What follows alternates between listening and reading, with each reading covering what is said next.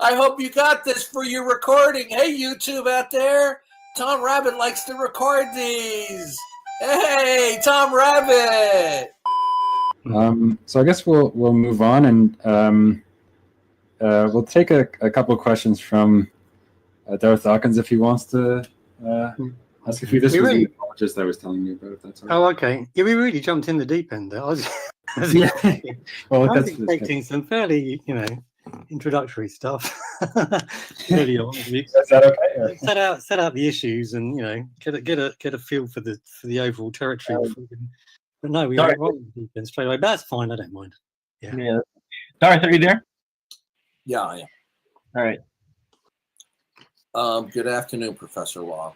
Are you the kind of atheist that denies that God exists as an eternal, ultimate creator? The kind of atheist that denies that God exists as an ultimate creator. I guess I'm one of those. Yeah. Okay. So how is it that God doesn't exist? Sorry? You disappeared. How is it that... I'm sorry, what? Sorry, there was a strange glitch. Okay. So why do I deny that God exists? Why am I a strong atheist as opposed to a sort of a weak atheist that merely fails to believe in such a being? Is that what you're asking? Yes. Right. Okay. Well, it partly depends on which God you're talking about. So if it's a good God, then I think the evidential problem of evil. Now, my question doesn't contain that issue. Okay. When I define God, I'm defining God as that which is ultimate, eternal, a mind, and is the source of all possibility and impossibility. Whether or not that God has extended properties doesn't concern me when it comes to the denial of God. So how does that God not exist? Okay. Well, that's not how everyone understands God. Well, that's a minimalist definition of God. Yeah. But then William Lane Craig says that once you've understood God as the greatest conceivable being, then moral perfection gets built in automatically. Well, I'm just simply defining God in a minimalist way that every atheist would reject. Do you deny that what is fundamental and ultimate to all possibility, and that it is a mind, that does not exist? Well, that's a much, much weaker claim, and I'm much less bothered by it, and I haven't spent a lot of time arguing against it. I've tended to focus most of my energy. So then you're not an atheist then. You just disbelieve in many gods. No, I didn't say that. So do you disbelieve in all God concepts? Including the one I just gave you? Yeah, I do disbelieve in all of them, but the reasons... let's be clear, okay? So often people, when they want to talk about the existence of God, will start off with a very thin conception, but then it turns out that actually what they're really committed to is a much thicker conception in which God is good and praiseworthy and deserving of our gratitude and worship and so on. And these are very different conceptions of God, obviously. And it seems that you really just want to focus on the very thin conception of God. No, you reject all God concepts. Is that correct? Well, not necessarily. I mean, if you want to define God as... So then you're not an atheist, then you just disbelieve in some gods, okay? Isn't atheism the denial of all God concepts? Well, it's the denial of the existence of gods, not concepts. Well, that's what I'm referring to, okay? So do you deny that what is fundamental and ultimate to all possibility is a mind, God? Do you deny that? I'm not even sure I understand what that means. Do I deny? Yeah. Do you deny that what is ultimate and fundamental and the source of all possibility and impossibility, and that it is a mind, do you deny that that exists? I don't. If you're a strong atheist, then you would deny that. No, not necessarily. You might. So atheists sometimes say that by saying there's no so and so, what they mean is I can't even make any sense of the idea. So are you a theological non-cognitivist? So if you were to say, there's a round square in the jungles of Brazil somewhere, I would certainly say there's no such thing. But by that, I wouldn't be saying, yes, there's this claim that there is so and so is false. I would be saying it makes no sense to talk about such a thing. So there are different kinds of atheists. Some deny the existence of something, say, oh no, the idea makes sense, but actually there isn't a so and so like that. And then others. I'm not hearing a clear answer to my question. Well, that's because your question is not clear. That's my point. My question, in all due respect, I think was absolutely clear. Do you? No, I don't really. I'm going to have to probably. What is unclear about asking you about what is fundamentally ultimate and the source of all possibility, and that it is a mind? What is unclear about that? Well, even what is fundamentally ultimate is extremely slippery. I'm not entirely sure I understand. Ultimate just simply means it is the source of all possibility and impossibility, the ground of all being, and that it's a mind. Do you deny that exists? I'm not sure that there is a source of all possibility. I'm not entirely sure what possibilities having sources even. Okay. Do you deny that exists? Be one, or why there would. Do you deny that exists? This seems to be a sort of script that you're working with, like if you want to move like on. like a double glazing salesman. You're working with a script. Why don't you just read out the script and let's see where it goes? Suppose I say, yeah, okay, I don't believe in your God, whatever it is. I can't quite get a grip on it. But you're not addressing my question. You're giving me a slippery response. I asked you a legitimate question. Do you deny that there is anything that is ultimate, the source of all possibility, and that it is a mind? Do you deny that such a being exists? I'm not entirely sure what it is that I'm supposed to be denying there. Okay, a being that is ultimate and the source of all possibility, and that it is a mind. Saying the words over and over again doesn't make it any clearer. Well, what is unclear about that? Well, words like ultimate are extremely slippery words. What's slippery about it? It's the source of all possibility. The source of all possibility. What does that even mean? I don't know. It means that for any dependent state of affairs, it derives and depends on what would be unconditionally non-dependent, absolute, and ultimate. It's a simple question. I ask this question day in and day out, every single day for years, and most of my atheist interlocutors don't have trouble answering the simple question. Well, maybe they're not professional philosophers that have spent a career thinking about and using this kind of language and realizing just how slippery. So do you believe such a being exists, or do you deny it? Let's say, for the sake of argument, that I deny such a being exists. Good. On what grounds do you deny that? On what grounds do I deny that such a being exists? Well, partly because I can't make sense of it. I'm struggling to get a grip on what it is that I'm supposed to be talking about. How does it follow that because you don't understand it, it therefore doesn't exist? Well, there are plenty of things I don't understand that exist. No, but if the reason that I can't understand it is that it involves some kind of conceptual muddle or confusion, and that really sounds like it does to me, then it is reasonable to conclude that there's no such thing. So if for example, on what grounds? If somebody says, I've discovered a round square in Brazil, we're not going to be mounting a very expensive expedition to Brazil to see if they've actually discovered such a thing. We know in advance because let me finish. Because those concepts put together in that kind of way, they just don't work. You're not really succeeding in describing some genuine possibility that we need to go out. You haven't shown what I've asked you is not coherent. I simply said, do you deny that there is an eternal being who is a creator and the source of all possibility? Do you deny, and everything else derives and depends upon that? Do you deny that exists? An eternal being, it's a necessary being, It's ultimate, it's unconditionally absolute, and it is the source of all possibility, and it's a mind. Do you deny that? If you're a strong atheist, then you would deny all gods, including that. Do you deny that? Yeah, I'm very skeptical about there being any kind of. No, do you deny that it exists? Yeah, you won't really let me say anything, will you?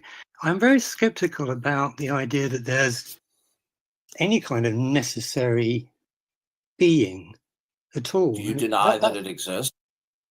Yeah, if I'm skeptical about it, then yeah, I'm saying I'm not sure. I didn't ask if you're skeptical. I said, do you deny that it exists?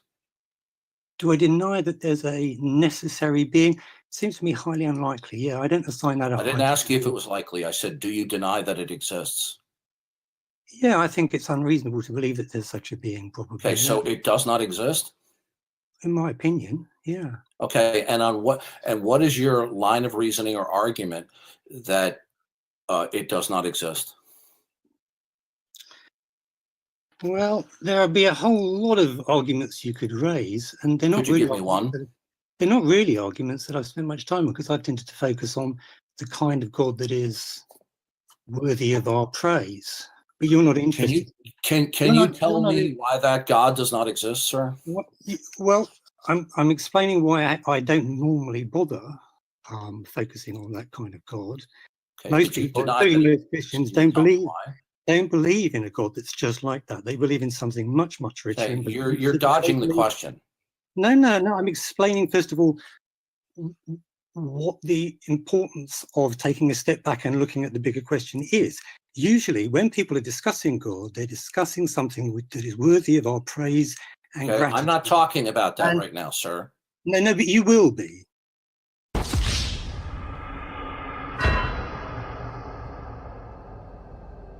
Later on, you will be, and that's why what I'm saying now is relevant. Most of the objections that I focused on in terms of believing in God focus on the kind of God that you do believe in, but you don't want to talk about now because you want to avoid those objections, and you're going to narrow down and whittle down onto something that's much thinner in order to try and give me as hard a time as you possibly can, and to get yourself entirely off the hook so far as these other objections are concerned. That is the game that you're playing right now, and we both know that. Now, I'm willing to play the game, but I want you to understand, and everyone listening to understand, that that is the game that you're playing, and I'm just going to play along with you if you wish. I think actually it's probably best that we move along. You haven't. Sorry, I think actually we're just going to move on from that.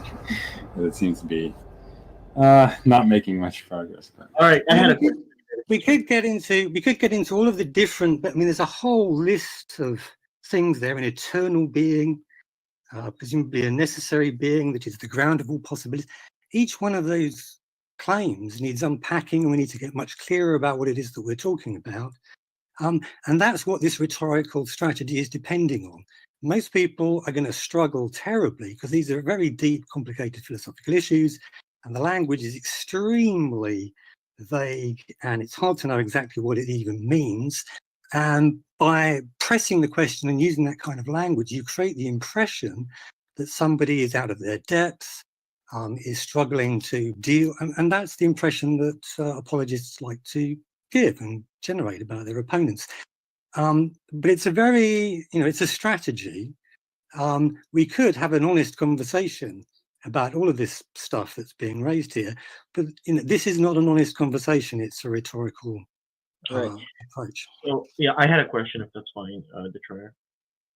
Yeah, we can move on, and if that's good. So I hope that experience was not like too disheartening, Dr. Law. I believe he was kind of like interrupting you quite a bit. But yeah, we had a couple of questions. So by the way, did you get that, Tom Rabbit? Hey, Tom Rabbit! I hope you got this for your recording. Hey, YouTube out there. Tom Rabbit likes to record these. Hey, Tom Rabbit! All right, without any further ado, he's my friend. He's a Christian. He's been following your work for, I don't know, maybe 10 years now. I'm not sure. He goes by Darth Dawkins as a moniker, and he would like to ask you questions on mic. Darth, take it away. Hi, Dr. Myers. You're well known for being an outspoken atheist. Is your atheism the kind that you deny the existence of God? Or is your atheism one where you're just unconvinced and you're neutral? Oh, it's somewhere in between those two. Yeah, I will deny the existence of any of the deities that have been proposed, because none of the believers have presented me with any of the evidence to support their very specific supreme being. I can't outright deny the possibility of, a guiding intelligence out there.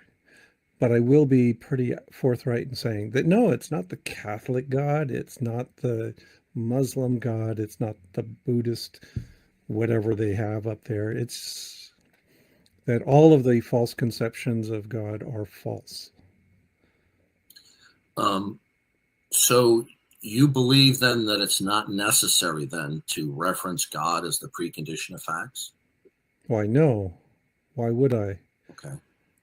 Well, since you believe that, that logically entails that God cannot logically coexist in that world. So then that entails your position is that no creator God exists. How would you defend what your position entails, that there's no God? That the way I would defend it is to, first of all, point out the whole question is sophistry. That I've heard this kind of reasoning before, and it's usually somebody who has talked themselves into some very narrow definition of how the universe must work, and think it's entirely logical how things must be resolved. And so, no, I don't find that convincing at all, and I don't find it even very interesting. What did I say specifically that was sophistry? The whole thing. Could you be specific? Well, you said the whole point the whole point you're making. Okay, go ahead. You asked me, but I'll let you finish. Go ahead. You told me that you believe that it's not necessary to reference God as the precondition of all facts, right? Correct. That logically and necessarily entails the falsity of the existence of God. No, God it does not. No, it does not. I will explain to you why it does. Okay. God cannot logically coexist. Well, do you want to hear it or not? I mean, do you have your mind already made up? I don't want to hear it because I don't find this line of argumentation at all convincing. Okay. Well, why don't you let me finish? No,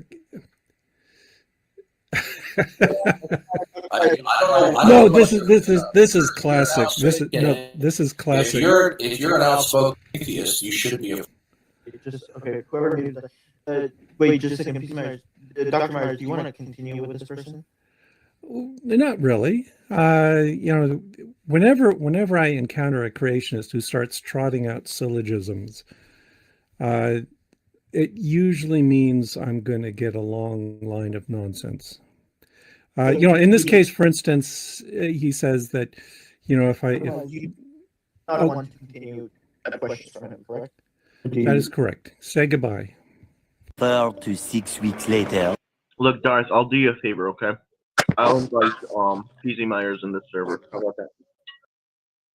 He's not going to come in, and if he does, if I do talk with him again, he'll flee like the coward that he is. No, but he'll come if I ask him.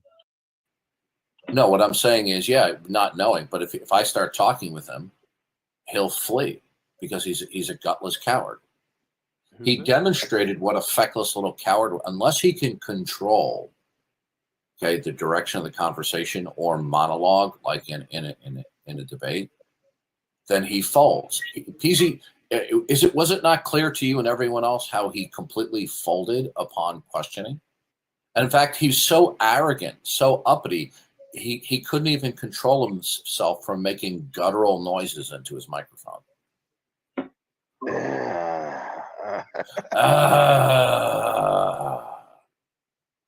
And And then I said nothing about my beliefs about creationism. Okay. I just simply questioned him about what he stated he believes and its ramifications. And immediately he got his panties into a twist. Not that I'm suggesting that he's a closet transvestite, but he did get his panties into a twist. Did you read him blogging about you? No, I didn't. He blogged about you. Wow, that must have really pissed him off. Where do you have a link? Who are we talking about? PZ Myers, the firebrand atheist who folded in less than 3 minutes of questioning. Wait a minute, he wrote about you? Yeah. Yeah, he blogged about Darth. Oh, this should be nice. We gotta check that Well, out. send me the link. I want to see what this jellyfish had to say. Here, this is it. Should I just DM it to you? I'm blocked, I think. Put it in Atheist Helpline. Well, let me. There. Darcy called you a logician. Okay. All right, let me read this. Okay, let's see. That's not really. I mentioned earlier that I've been on this philosophical checkmate Discord server. It was an odd experience. A few trolls, a rather eclectic assortment of auteur positions, a large group of people who politely lined up to ask questions. I went ahead and uploaded my copy of the conversation. So if you're rather hardcore, you can listen to an hour and a half of random Q&A. I wanted to single out one point, though. Early on and scattered throughout, there appeared to be a type, a kind of person I'm going to call, for the sake of putting a handle on them, logicians. I can't stand them. They appear among creationists and atheists and theists and skeptics about equally often. You know them. They're typically the debate me bros who have some gimmick that they can't wait to try to get out. This just shows you what a wuss he is. Okay, there was no gimmick there. I simply asked the question. Okay, do you believe that it's necessary to reference God as the precondition of all facts? And he said no. And so I simply pointed out what the entailment was. But because he did not want to acknowledge the entailment, which would put him in a position of having to defend positive atheism, okay, he wants to call it a gimmick. I mean, this is how immature this guy is. Ray Comfort is, for instance, so you know you don't have to be logical to play the game. His gimmick is a gotcha question. Have you ever told a lie? Then you're a sinner. You need Jesus. Lots of atheists play it too. Street epistemologists are worse. They have a set of pattern that's supposed to lead you to the logical contradiction between your claim, what you claim are your values, and what your values actually are, to get you to admit that you were wrongity wrong. And then, I mean, this is like the rantings of a teenager. Oh gosh. Let's see. Guess what? Okay. So basically, he's attacking anybody that seems to have like scripted questions. Well, what he just wrote is really just substantive less. Okay, you know, an angry teenager could have written that. Okay, we're already bundles of contradictions and incoherent views, every one of us. We have developed cognitive mechanisms for coping. Witness all the end-time fanatics who see the prophesied date of the apocalypse pass without a big kaboom and then struggle briefly to rationalize it before reaffirming their beliefs with minor revisions. We're not creatures of event. I've learned to recognize the logician. They come up to you with a smug tone in their voice, prepared with a clever syllogism, and that they're sure what will totally stump me. Typically, they start by announcing something obvious that they know about me, like, you believe it's not necessary. Okay, he's quoting to me. No, I didn't assert that. I simply asked him a question. Do you believe? Okay. So they announced something obvious to me, like, you believe it's not necessary to reference God as the precondition of facts at the 15-minute, 30-second mark in the video. I know instantly that they're about to unroll a canned script on me. When I say yes, as they know I will, they then try to launch into Act 2 of their script. Look how he tries to make himself sound. What's that? And so look how he makes himself try to sound so intellectual in this. Wow. Yeah, so far he hasn't said anything substantive. Okay, he's just simply trying to well, so far it's what are you reading? Poison the well, if you will. Okay. Okay. Act 2 of their script with a statement like that logically entails, which it usually doesn't. In the video, he obviously tries to trap me, claiming that because I acknowledge that I don't know everything, and acknowledge that maybe there's some cosmic force. See, now he's completely changed the topic.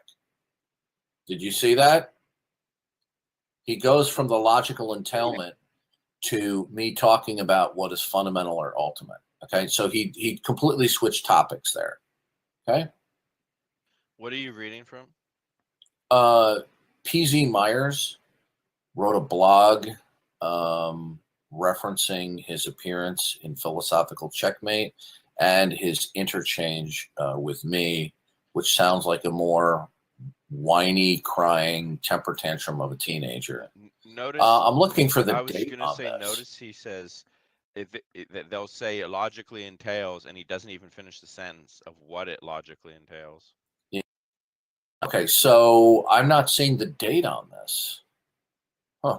It was right after the debate thing. Yeah, so it was on February 28th. February 28th. What? That's when the AMA was. AMA was a little bit before February the 28th. I think it was on the 26th. Okay, so he wrote this 2 or 3 days afterwards? Yeah. Well, obviously, he was so troubled by it that he had to blog about it. Okay. You know. Okay, let's see. Probably somebody sent him a link to. No, he has a recording. He has a recording of. No, I understand, but he probably somebody gave him a link to my commentary. Oh. Okay. It's just the audio. I put a painting of my nephew Michael Myers on it, so you'd have something to look at while tearing your hair out. Well, first of all, he didn't. I mean, wow, this guy. I mean, this guy is short fused. Wow. I mean, I guess that comes with the extreme arrogance. Okay. All right, let's continue here. I have to find the spot weird. Okay. In the video, he obviously tries to trap me, claiming that because I don't acknowledge to know everything and acknowledge that maybe there is some cosmic force out there I don't know about, that's a logical inconsistency with my rejection of his particular definition of God. I have no truck with that BS. I just sent him away. So in other words, he just declared that just a couple of questions was BS because he couldn't come up with a standard atheist cliche or catchphrase. I didn't hear him analyze what was said. He just dismisses it as BS. But you know, even if what I said was irrational, I wouldn't have been concerned. Go ahead, catch me in a logical. Well, wait a minute. Why would you even have to post that if it's BS, right? Yeah, because he knows it wasn't BS. Go ahead, catch me in a logical contradiction, and smoke won't come out of my ears, and I won't stagger off to meltdown and failure. Well, what do you call this blog? Okay. My philosophy is that we are human beings, and human beings are not intrinsically logical. We fail all the time, myself included. I'm unbothered. Bring up a good contradiction to my views, and I'll think about it because that's all you can ask of rationally flawed people. My perspective is that I personally am a bundle of disparate parts. I have biases. I have bits that I have assembled into a mostly functioning, shambling mess that I'm constantly patching, nudging, and revising, and that's okay. My name is Legion. Isn't that nice that he refers to the name of the demons in the Gospels? I contain multitudes. I was born the product of 4 billion years. See, here we go again, back to the dogma of evolution. Okay. More evolutionary creation story. 4 billion years of evolutionary forces that pushes my ancestors hither and yon. I was raised in an environment that shamed me aspects. We may have been correct and may have been wrong. And then I spent my adult life struggling to test and evaluate and fix my thinking. You want to tell me that one module of my personality conflicts with another? Well, fix What's that? what? I said fix what? Yeah, Fix I mean, this is standard. This is a train wreck of a response. I mean, this is. I just. Wow, this guy is just. Wow, he gets paid to teach. Wow. Woo. Why? What's so bad about it? You want to tell me that one module of my personality conflicts with another? I'll agree. It's probably true. Happens all the time. Okay. Well, but that's not what I said. I didn't say I didn't say one module of your personality conflicts with another. I said your claim of atheism commits you or entails you to the denial of God. Right? That's all. And he immediately got a massive hemorrhoidal infliction of pain. I think of my life as rather a battered old jalopy traveling from where I started to some destination unknown, a destination often redirected by circumstances and by growing enlightenment. I occasionally break down and need to stop for a while to make repairs. Enlightenment in an evolutionary world? Yeah. What is he talking about?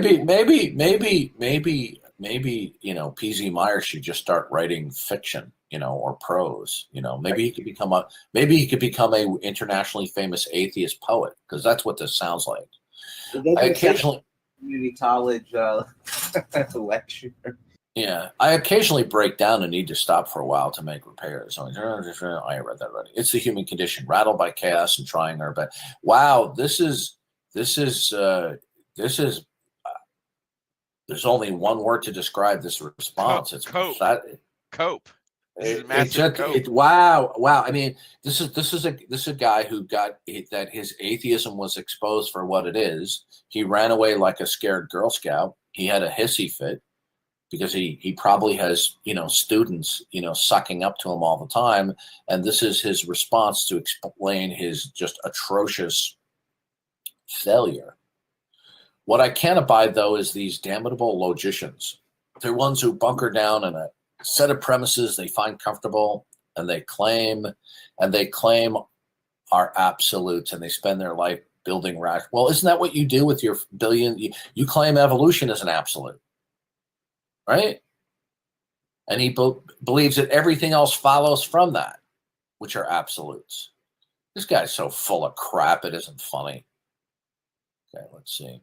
They're the ones who bunker down in a set of premises they find comfortable and they claim are absolutes, and then spend their life building rational defenses so that they never have to change, never have to face intellectual challenges, never experience the thrill of hammering a new idea into the rat's nest of circuitry. It's like he's talking about himself. Yeah. Instead, they prefer to pretend their ideas are all shiny and chrome, wired, perfect one day, and often with God. I mean, this is the ramblings of some guy who was royally made to look like a fool, not because it was a gotcha question, but because it was a legitimate question followed by an entailment that he refused to acknowledge. I mean, this is wow. I'm just dumbfounded that he actually penned this. I actually believe it's probably more likely that somebody kidnapped him and tried to humiliate him, and then wrote this. They kidnapped him, put him in a cabin, and then they got his password and they uploaded it to his blog in order to make fun of him. I mean, that makes more sense than he actually wrote this himself. Okay. Why is this a train wreck? Oh, it is. There's nothing of substance here. Nothing. Yeah, it's just like that guy who made me look like a fool. Well, you know what? He's the bad guy. He probably didn't make his bed this morning. He probably has a booger in his nose, and he probably has some earwax he needs to clean. I mean, what a train wreck. One other thing outside the bounds of the video, about a half an hour before he wrapped it up, my granddaughter called. I had to refuse to pick up so I could finish.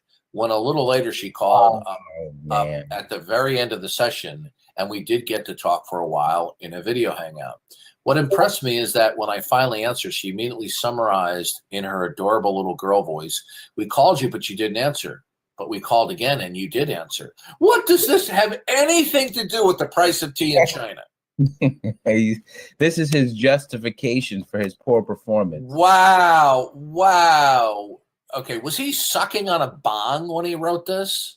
Ugh, her language is getting better faster. What I almost noticed, though, was that she encapsulated this trivial event with a narrative, a story with a conflict and a resolution. How human of her. What this anecdote fits is what I think that's what we all do all the time. We take a chance, chaos, and random events, tie them up in a sweet little simple story, and already she's a master. We just have to be wary of the thinking the story is the whole truth. Wow. Wow. This is... Isn't that what he's doing here? Wow. Wow. This is Darth, amazing. over there. Check out comment 23. There gets a little butthurt in comment number 23. I mean, I am just dumbfounded at I mean, his performance was a train wreck, but this even confirms more that he's just pissed because his position was shown not to be coherent. Okay. Right. It's not that, some of our ideas may, not seem to cohere there and oh my God. Okay. Let me just scroll down. Yeah. Comment 22. And then his response is comment 23. All right. I'm scrolling down right now. Give me a second. Comment 22. Okay. All right. I'm not going to suffer through the audio. I'm not sure what the guy means by necessary to reference God as the precondition of facts, but my guess is that it boils down to something like this. Facts are only true only if God exists. Yeah, that's presuppositional apologetics, aka the transcendental argument for God. That's the Christian fundamentalist way of flipping over the board. And oh my God. Hey, Parakeet, remember how we were talking about how when we don't grant them fundamental parameters, when they don't reference God and they have to establish it themselves, they think we're being subversive and dishonest because we won't grant them their most cherished fundamental beliefs that exist without God? We're turning over the board. Okay, we won't grant them their God. This is classic self-deception, if ever. Okay, that's the Christian fundamentalist way of flipping over the board, and everyone, religious or not, should be aware, and that's what it is. I don't have to play by the rules because the rules include the statement I've already won. This is so, I mean, there are teenagers that I have debated who have responded better than that statement right there. Aquinas would have made mincemeat of these guys. Okay. Meh. Aquinas has his own problem. They love evidentialists. Oh, of course they do. Art, had you ever an interaction with? Let me just finish here. Okay, let's see. Aquinas says the 5 ways are close to being proved, but Aquinas was okay. P.Z. Myers, yeah, the guy who asked the stupid question is known as Darth Dawkins, aka Darwin's deity. Okay, gee, how did he know that I'm Darwin's deity? Obviously, he looked me up. Okay, he's a presuppositional twit. Okay. Okay.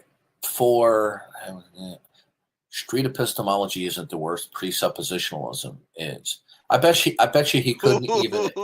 I bet you he could not even. Give a sentence or two explanation of biblical presuppositionalism. Okay. Yeah. So obviously, well, he was made. Look, how shall I put this? The question that I asked him as a firebrand, internationally known advocate of atheism was a legitimate philosophical question about his position, which he was completely blindsided by, right? And he knew that he couldn't give a coherent response, right? And afterwards, he's so upset about it that he had to write that rambling nonsense that I just read. Wow, I'm gonna save this. This is absolutely hysterical. By the way, did you get that, Tom Rabbit? Hey, Tom Rabbit! I hope you got this for your recording. Hey, YouTube out there. Tom Rabbit likes to record these.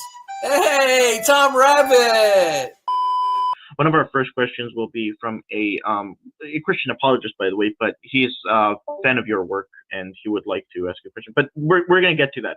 So, Detroyer, please take it away, and everybody, let's go. Welcome, everyone. Today, we are pleased to welcome Professor Massimo Pigliucci. He is professor of philosophy at the City College of New York, has PhDs in philosophy of science from the University of Tennessee, and biology from the University of Connecticut. A few moments later. So next, I think we had a couple questions. I think Darth Dawkins wanted to ask a couple questions. If he's a Christian apologist, and so if you want to move on at some point, just let me know. But if you want to ask your questions, you'll have to unmute. Professor, can you tell me how to? Hold on a second. I got to turn something off here. How do I pronounce your last name? Pigliucci. The G is basically silent. Pigliucci. Pigliucci. Pigliucci. Don't worry. Call me Massimo. It's much easier. Maximilian. Okay, I apologize for botching that. No worries. Sorry about that. I had to turn off some software. I understand that you're an atheist. Do you hold to the position that God as ultimate creator does not exist, or do you hold to the lack-theist position? What I mean by atheist, when I use the word atheist, I mean it literally in terms of the original etymology, that is atheists, without a positive belief in God. So an atheist, in my conception at least, is not somebody who says there is no God, because that's an absolute statement. That's falls into the 0% belief that I was talking about a minute ago, and I don't think that's a rational statement to make, because it's possible that there is a God out there, depending on how. Are you a naturalist? Oh yeah, I'm definitely a naturalist. But before we get to naturalism, let me finish that thought. So. When I say that I'm an atheist, I mean that I don't have sufficient reasons or evidence to believe in any particular kind of God.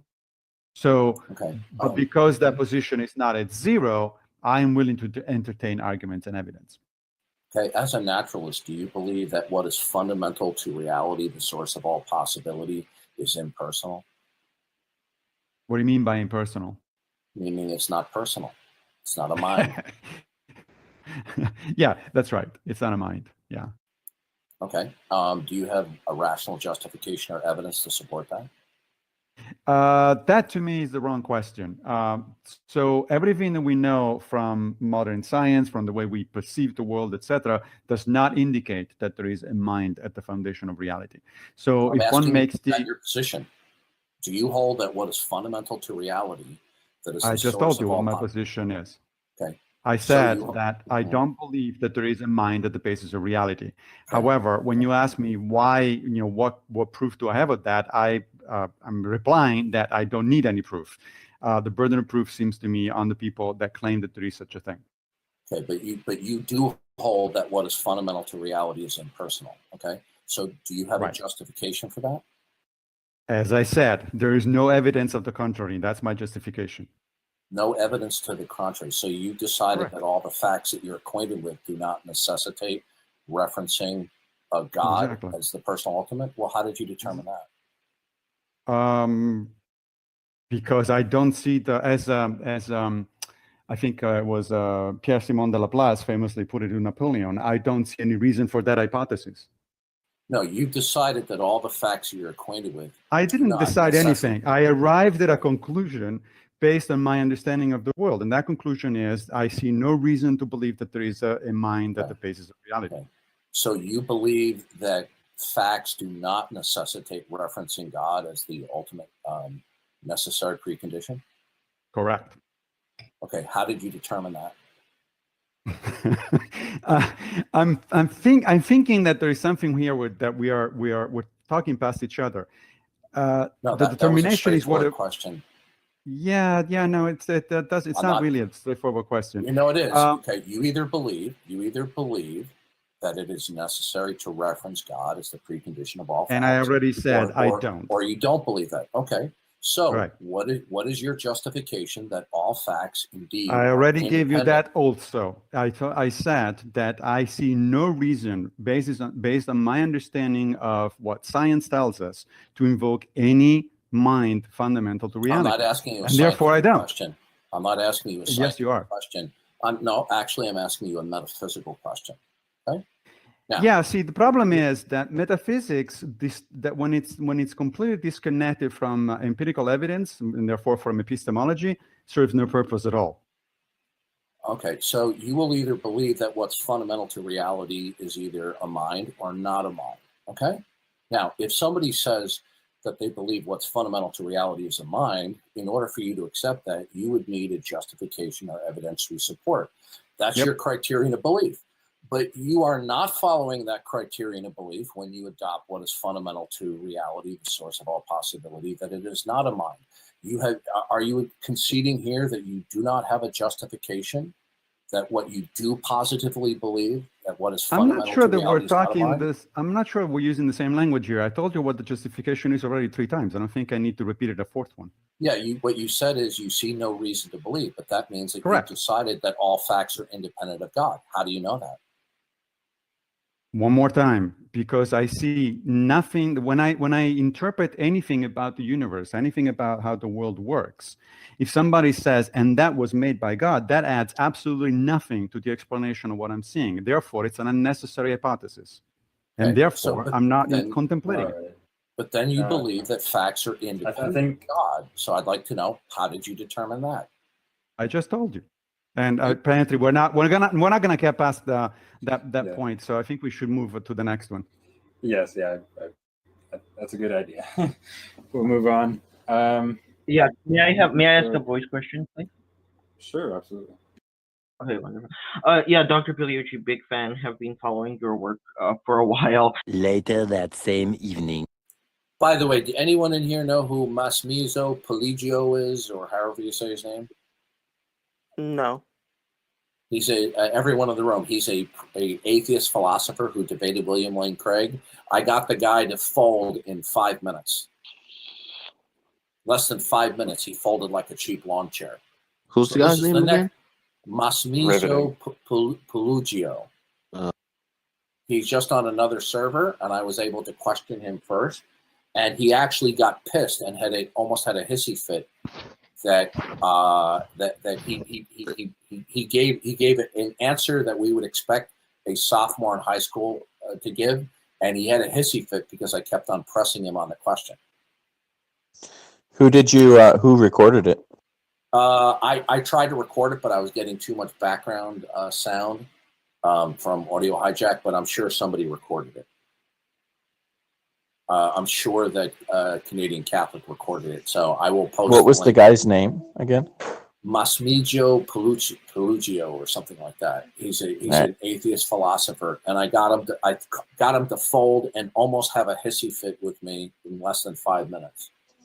Yeah, please post the link if you find it, please. Yeah. Let me message Canadian Catholic and see if I can get that. What was the nature of his folding? How did it take place? The same question I ask him all the time. I said, do you believe it's not necessary to reference God as a necessary precondition?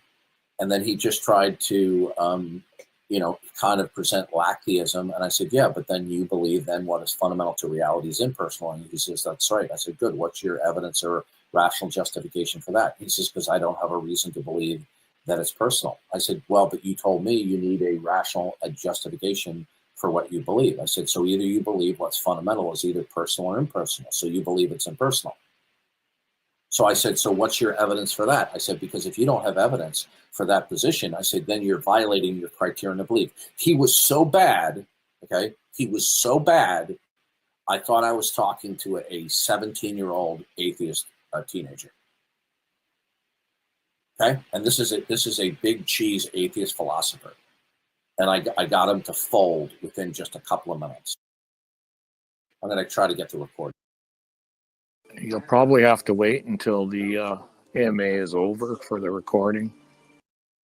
No, what he can do is whatever his app is, he can find a file and duplicate it and send that to me or provide a link. Did you listen to it? Yeah, I actually got a phone call right during it. He folded really badly. And this is a guy who debated William Lane. So when I asked him to justify his naturalism, okay, his only defense was, I don't have a reason to believe in non-naturalism, meaning God. That's how he did. Those weren't his exact words, but that was his. And because I'm familiar with the atheist responses, I didn't let up. And I said, listen, you don't believe what is fundamental is a mind. So what you believe then is what's fundamental is not a mind. What's your evidence for that? And he kept on coming back with, well, because I don't have a reason to believe that it's a mind. Say, well, then what's your reason to believe that it is a mind? You see how piss poor even these professional atheist philosophers are when you ask the right kind of questions? I mean, this is another, and by the way, it was so bad that he finally refused. He didn't want to talk with me any further. He completely folded. In fact, he had more, because I had him cornered, and he bailed out on the conversation as soon as he could. He performed vastly worse than teenage atheists do on a regular basis on Discord. Okay, this guy's an atheist philosopher. Yeah, I don't know anything about him. It's the first time I heard of him. But then I don't follow philosophers anyway. He's a professor of philosophy at the City College of New York. Well, we just owned a professor of philosophy. He totally wimped out like a scared Girl Scout. It's absolutely amazing how they fold upon just simple questioning.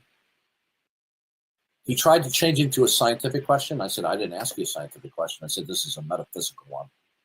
He tried to turn it into a science question. His name is Massimo Pilucci. The G is silent. Pileucci. Massimo Pileucci. I can't wait till I get the recording of that. So this guy's a fake and a phony and a fraud too. He wants to have a rational justification for what is ultimate when it's a mind, but when it's not a mind, he doesn't have a justification for it.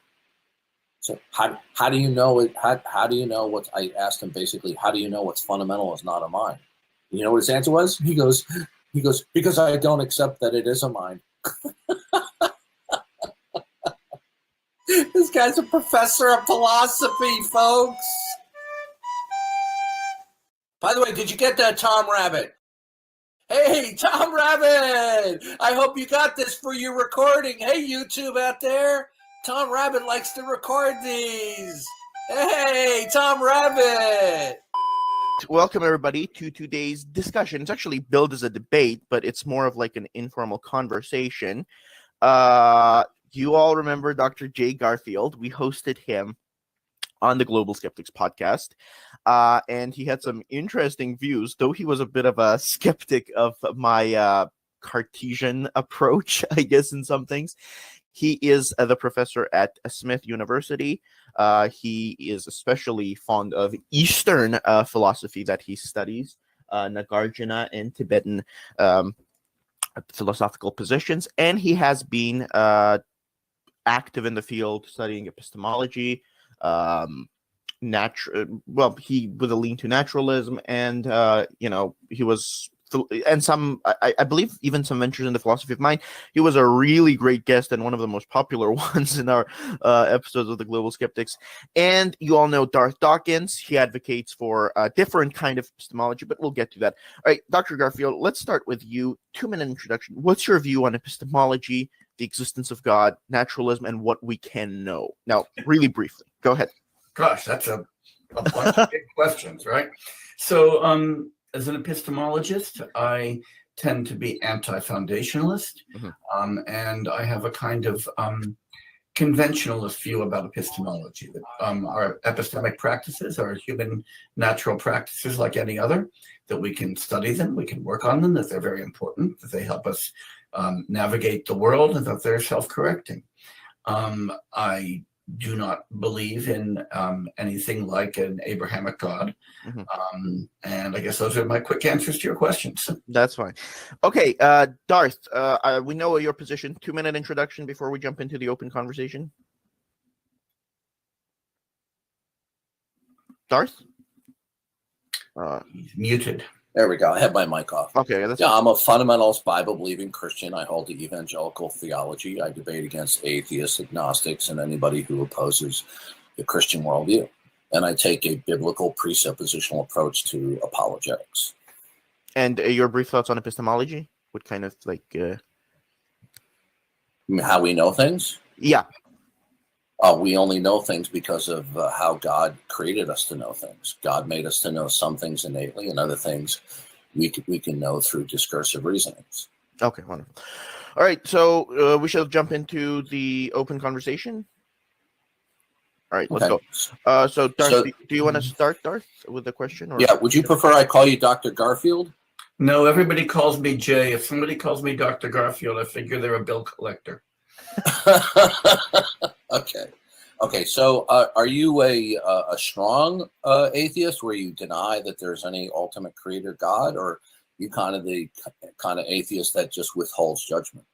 I'm an actual atheist. I'm not an agnostic. I do not believe that there's any reason to think that there is a creator God, and probably lots of good reason to think that there isn't. Okay, so what is your reasoning that there is no ultimate creator God? Well, for one thing, the best physics tells us that the universe began in a big bang and has been constantly expanding. If we believe that there was a creator God, we'd presumably find some evidence for that in the universe. On the other hand, we don't. Everything that science tells us about the world is utterly consistent with a universe that comes into being through natural processes and evolves through natural processes. I think that problems about theodicy and the consistency of the attributes of an Abrahamic God, that is omnipotence, omnibenevolence, and omniscience, are pretty catastrophic. So I've never seen a decent argument for the existence of a God. I don't generally believe in things for which there are no arguments. Okay, so your position is that there's no evidence for God. How did you determine that all the facts that you're acquainted with do not necessitate referencing the necessity of God? Have you determined what is ultimate and that it's not God?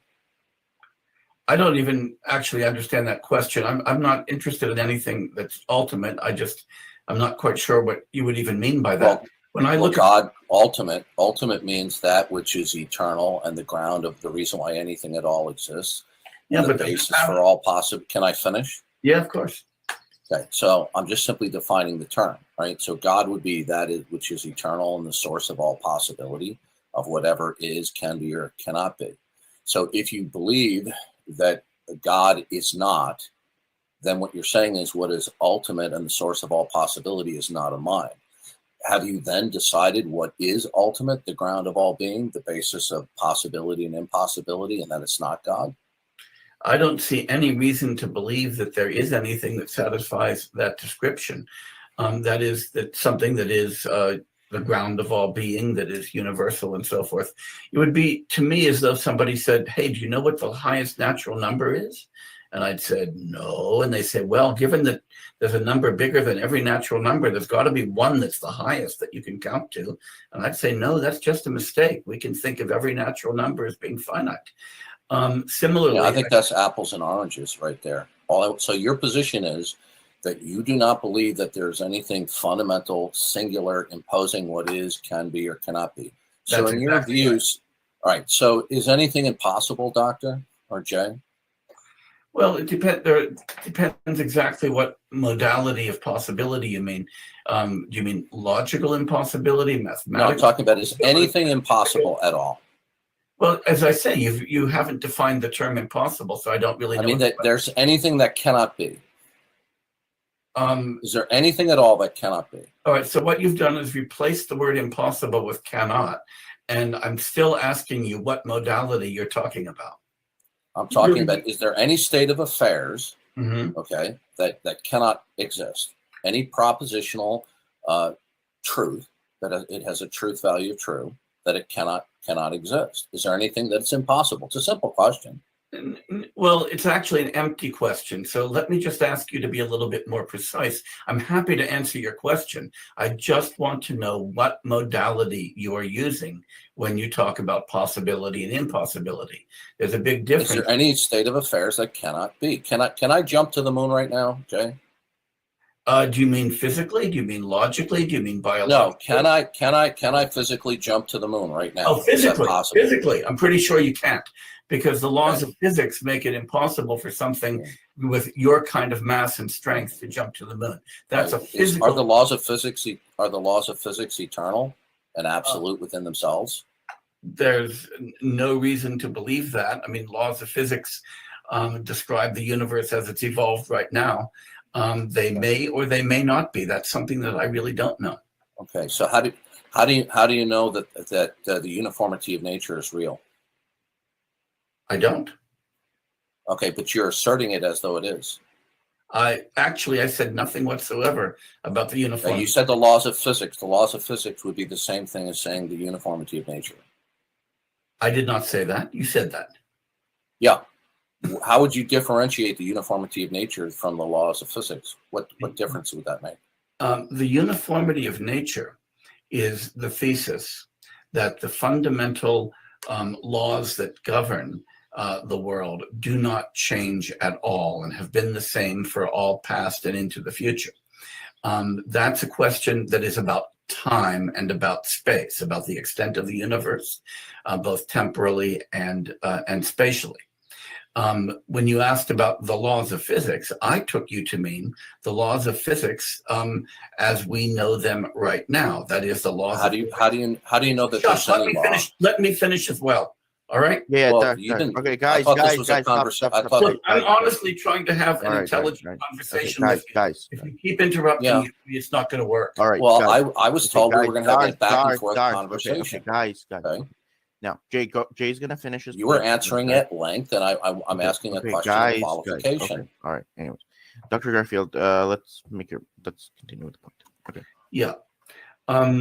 I will resolve not to interrupt Darth if he resolves not to interrupt me, because I'm not interested in a shouting match. I'm interested in a conversation. I'm not shouting. All right. So go ahead, Dr. Garfield. There is a distinction between talking about uniformity. When we ask if something is uniform, that's a spatial or temporal or a spatio-temporal question. So normally when people talk about the uniformity of nature, they're talking either about the homogeneity of natural laws across cosmic time or across cosmic space. On the other hand, when we ask what the laws of physics are, the presumption is that we're asking about what the laws of physics are in this epoch. Now, though they may be uniform across space and time, they may not be. I don't have an answer to that question. Okay, so what secures that there are laws at all? Where'd you get that from? Are you doing it inductively? The laws of nature as we know them are things that we discover empirically and verify experimentally. And that's what science is all about, actually. Verify. Okay, so are conclusions in science provisional, or does science prove things? Science, all conclusions, all empirical conclusions are provisional because they're all, in principle, able to be refuted by future evidence. And as we know, science is something that progresses. So things that we might have believed at one time, we come not to disbelieve and to replace at other times. That's because so everything you believe now could be falsified tomorrow. That is exactly right. Okay, so then your claim that there are just laws of physics isn't necessarily true. It could be wrong, right? Absolutely. I never claimed necessity. Only well-founded. Okay. So you still haven't demonstrated to me, okay, that you said you don't accept that there is anything ultimate, right? Well, how do you know that in fact nothing is ultimate? Are all events, including what you call laws of nature, spontaneous occurrences? since they're not being instituted and secured by anything that's singularly ultimate? How do you know that there's not something singularly ultimate? How do you know that? Because there's absolutely no evidence for anything like that. And if there was, presumably there would be some evidence for it. If somebody could provide me with any evidence for a kind of transcendent ultimate reality, I would be the first one to accept it. That's an argument from ignorance, Jay. Because something is deemed to be false until and if it could be shown to be true. You said there's no evidence, okay? So what you're saying is that all the facts that you're acquainted with, in your mind, you determine that they don't necessitate an ultimate. How did you determine that all the facts that you're acquainted with are independent of something that's ultimate? Have you determined that? Well, I have never seen any reason that anything that I believe about the world necessitates, implies, is explained by anything that is transcendent to the world. And it's not an answer to my question. What that means is that you're proposing effectively a fifth wheel, something with no explanatory force at all. You haven't answered the question. And with no evidence in its favor. Yeah. So for that reason. Yeah, can we have a conversation here instead of you lecturing me? Guys. Okay. Right. I was told that we were going to have a conversation here. Right? I mean, I certainly respect your academic credentials. Okay. But I thought we were going to have an interaction here instead of you just lecturing me. Now, you will either believe. Right. So, Dr. Garfield, do you feel like. Yeah, don't mute me. Okay, guys. Okay. Yeah, okay. If you're going to mute me, I'll leave. Okay. Right, I'm being very respectful. Okay. I just don't want to be a monologue to. I want to have a conversational interaction here. All right. Now, Jay. Okay, we will. But you, just a second. Dr. Garfield, how do you prefer to proceed? I'll proceed however you would like. Quite frankly, I would just like this to be a respectful, coherent conversation. Okay. And if Mr. Dawkins is capable of that, I'm happy to continue. If he's not, if you mute me again, I'm gonna leave. I'm being entirely respectful. What I've asked, I was told ahead of time that it would be a conversational interaction, not a Q&A where I get monologue. Okay. Now, Jay, you will either believe that all facts derive and depend on something ultimate, or you will not. You've expressed that you do not believe that all facts derive from a singular ultimate. Okay?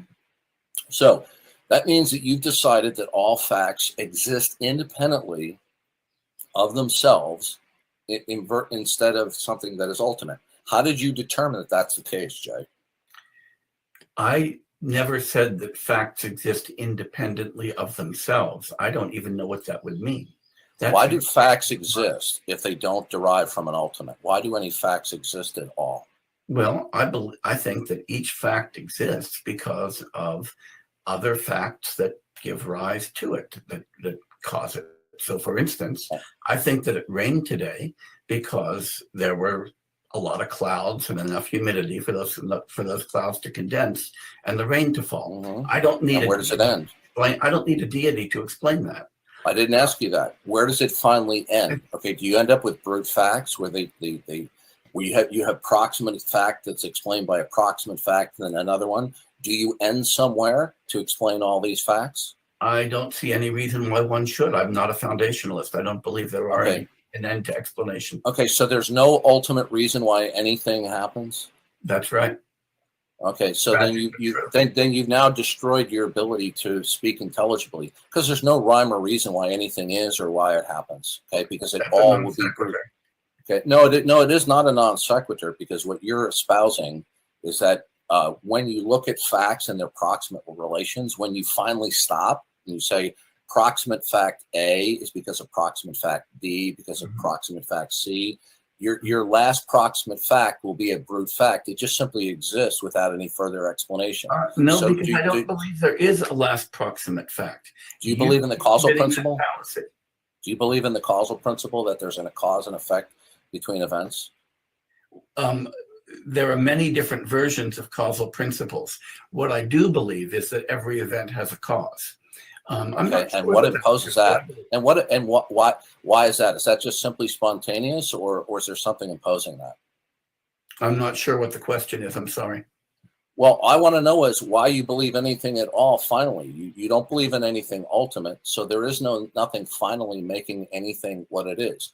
Now, your position is you gave me Big Bang cosmology. Why there's no God? The Big Bang is just simply the latest popular paradigm. Big Bang cosmology does not get you that there's no God.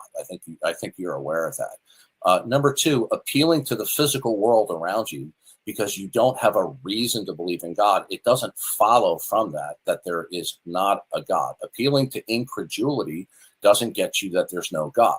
Now, if you're going to say that there's no God, you're going to have to defend one of two positions: that you know what is ultimate and that it's not God and that it's impersonal, or you're going to have to tell us how you know that nothing at all is ultimate at all. Do you know either of those two scenarios, Jay? Look, let me ask you a question, Darth. Which God am I supposed to believe in? Is this Shiva you're interested in? Okay, so now what you're baiting and switching. Okay, when I talk with atheists and I ask this very same question, they bait and switch. You're baiting and switch. I'll repeat the question again. When you say there's no God, we're talking about a mind that is ultimate, the source of all possibility. If you're going to say that that does not exist, you have to give one of two possible answers. Either that what is singularly ultimate is not a mind and you know what that is, or that you know that nothing can or is ultimate. Now, can you defend either one of those two scenarios? I have no reason to believe that there is anything ultimate. And so no reason to believe. That's an appeal to incredulity. No, it's not. No, it's not. You know. Yeah. Excuse me. Do you think it'd be possible for me to finish a thought before Darth interrupts? Yeah, I'm not talking. Yeah, Darth, I'm muting you because it's time for Dr. Garfield to finish. Okay, Dr. Garfield, continue. Okay. It's a pretty fundamental principle of reasoning that if you've got something that for the existence of which you have no evidence and that explains absolutely nothing, either in reason or experience, that there's no reason to believe in such a thing. That, for instance, is why I don't believe in Satan. It doesn't follow that there's not a Hey, God. Darth. Sorry, Dr. Garfield. We're having a conversation here. Okay, but no, you can't interrupt. Okay, go ahead. I'm not interrupting. Okay, go ahead, Dr. Garfield. I think that we've just lost. No, we haven't lost him. I've just put him in timeout. Go ahead. Okay, thank you. If you do that again, I'm just going to. Oh, sorry. Continue. I apologize for that childish behavior. He really is childish, and I'm thinking it would be nice to talk with somebody who would behave politely and reasonably. Yeah, Darth, this is your last chance. Are you willing to stop interrupting? Yeah, this will be your last chance. If you need. Sorry, Darth wouldn't behave. So, anyways, I hope this experience didn't put you too much off. I mean, I hope you don't feel like your time was wasted. I don't know. I mean, I have plenty of time. I just hope your viewers' time wasn't wasted. I'm sorry. Yeah. We had a bunch of viewers. I apologize. I mean, I hoped that this was go well, and the viewers want to ask questions. All right, so we'll move on to the viewers' questions. So let's see. By the way, did you get that Tom Rabbit?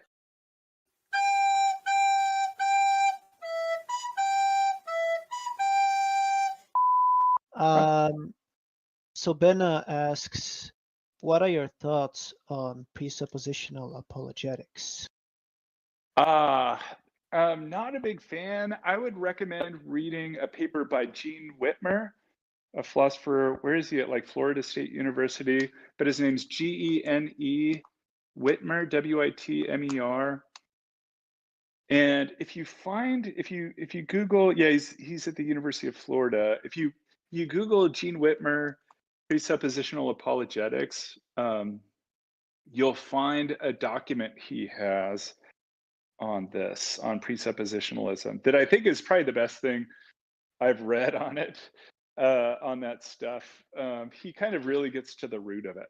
Now, there is a more sophisticated kind of presuppositional apologetics, which is, let's face it, Alvin Plantinga's Reformed epistemology, which says that belief in God is properly basic, which he developed almost his whole career, and came to mature form in terms of this proper functionalist, externalist account of epistemic warrant. That account is way more interesting and plausible. So I actually think he's right that some kind of proper functionalism is correct. Full disclosure, I went to UC Riverside, and my dissertation advisor was Peter J. Graham, who's an atheist but also a proper functionalist about epistemic warrant for perception, for example. But he gives a naturalistic evolutionary account. So I think that Alvin Plantinga's sort of proper functionalism is kind of at least a cousin of presuppositional apologetics. And as a Dutch Reformed Calvinist kind of person, Alvin Plantinga was influenced by that kind of stuff. And you can see his view as sort of like, what's the most plausible way I can spell out this kind of thing? This sort of thing that, it's not quite a transcendental argument, but he says, well, I'm a proper functionalist about warrant. That is, beliefs produced by properly functioning cognitive faculties like perception, memory, and so forth, reason, functioning in epistemically congenial environments or congenial epistemic environments, whose design plan is aimed at truth, and who is successful at that, right? The reliability is above 1/2. So he gives this account, and then he says, beliefs formed according to this sort of design plan, when those beliefs are believed with, the degree of warrant they have is directly proportional to the firmness of the belief. So properly functioning faculties plus high degrees of belief equals high degrees of warrant. Properly functioning faculties produce a belief with low degree of firmness equals low degree of warrant. So that's his account. I think it's subject to devastating counterexamples. I think probably the most powerful one is that it makes his views sort of self-referentially incoherent, because then God has faculties and they're supposed to function properly, but they have no design plan, let alone a design plan aimed at truth, in which case none of God's beliefs have warrant. So if none of God's beliefs have warrant, we shouldn't have any reason to think that if God designed us, he designed us competently to produce true beliefs. So I think that ultimately Plantinga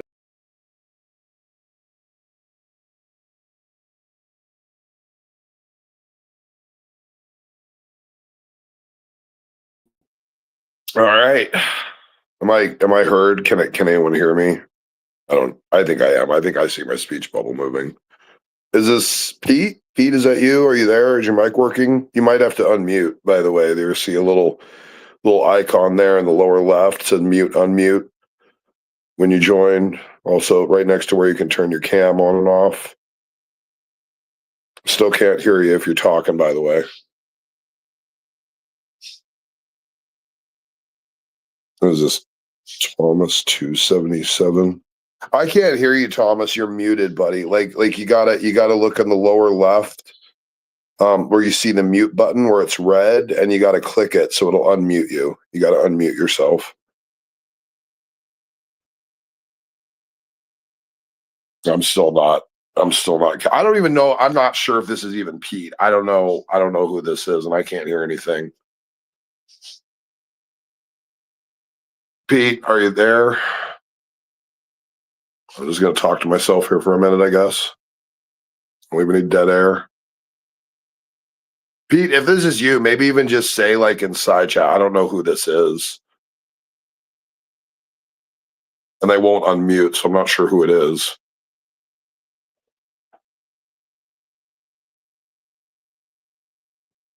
Pete, if you're there, I'm here. Like, if this isn't you, Pete, I don't know who this is, but if this isn't you, Click the link, come in the room, JG will let you in.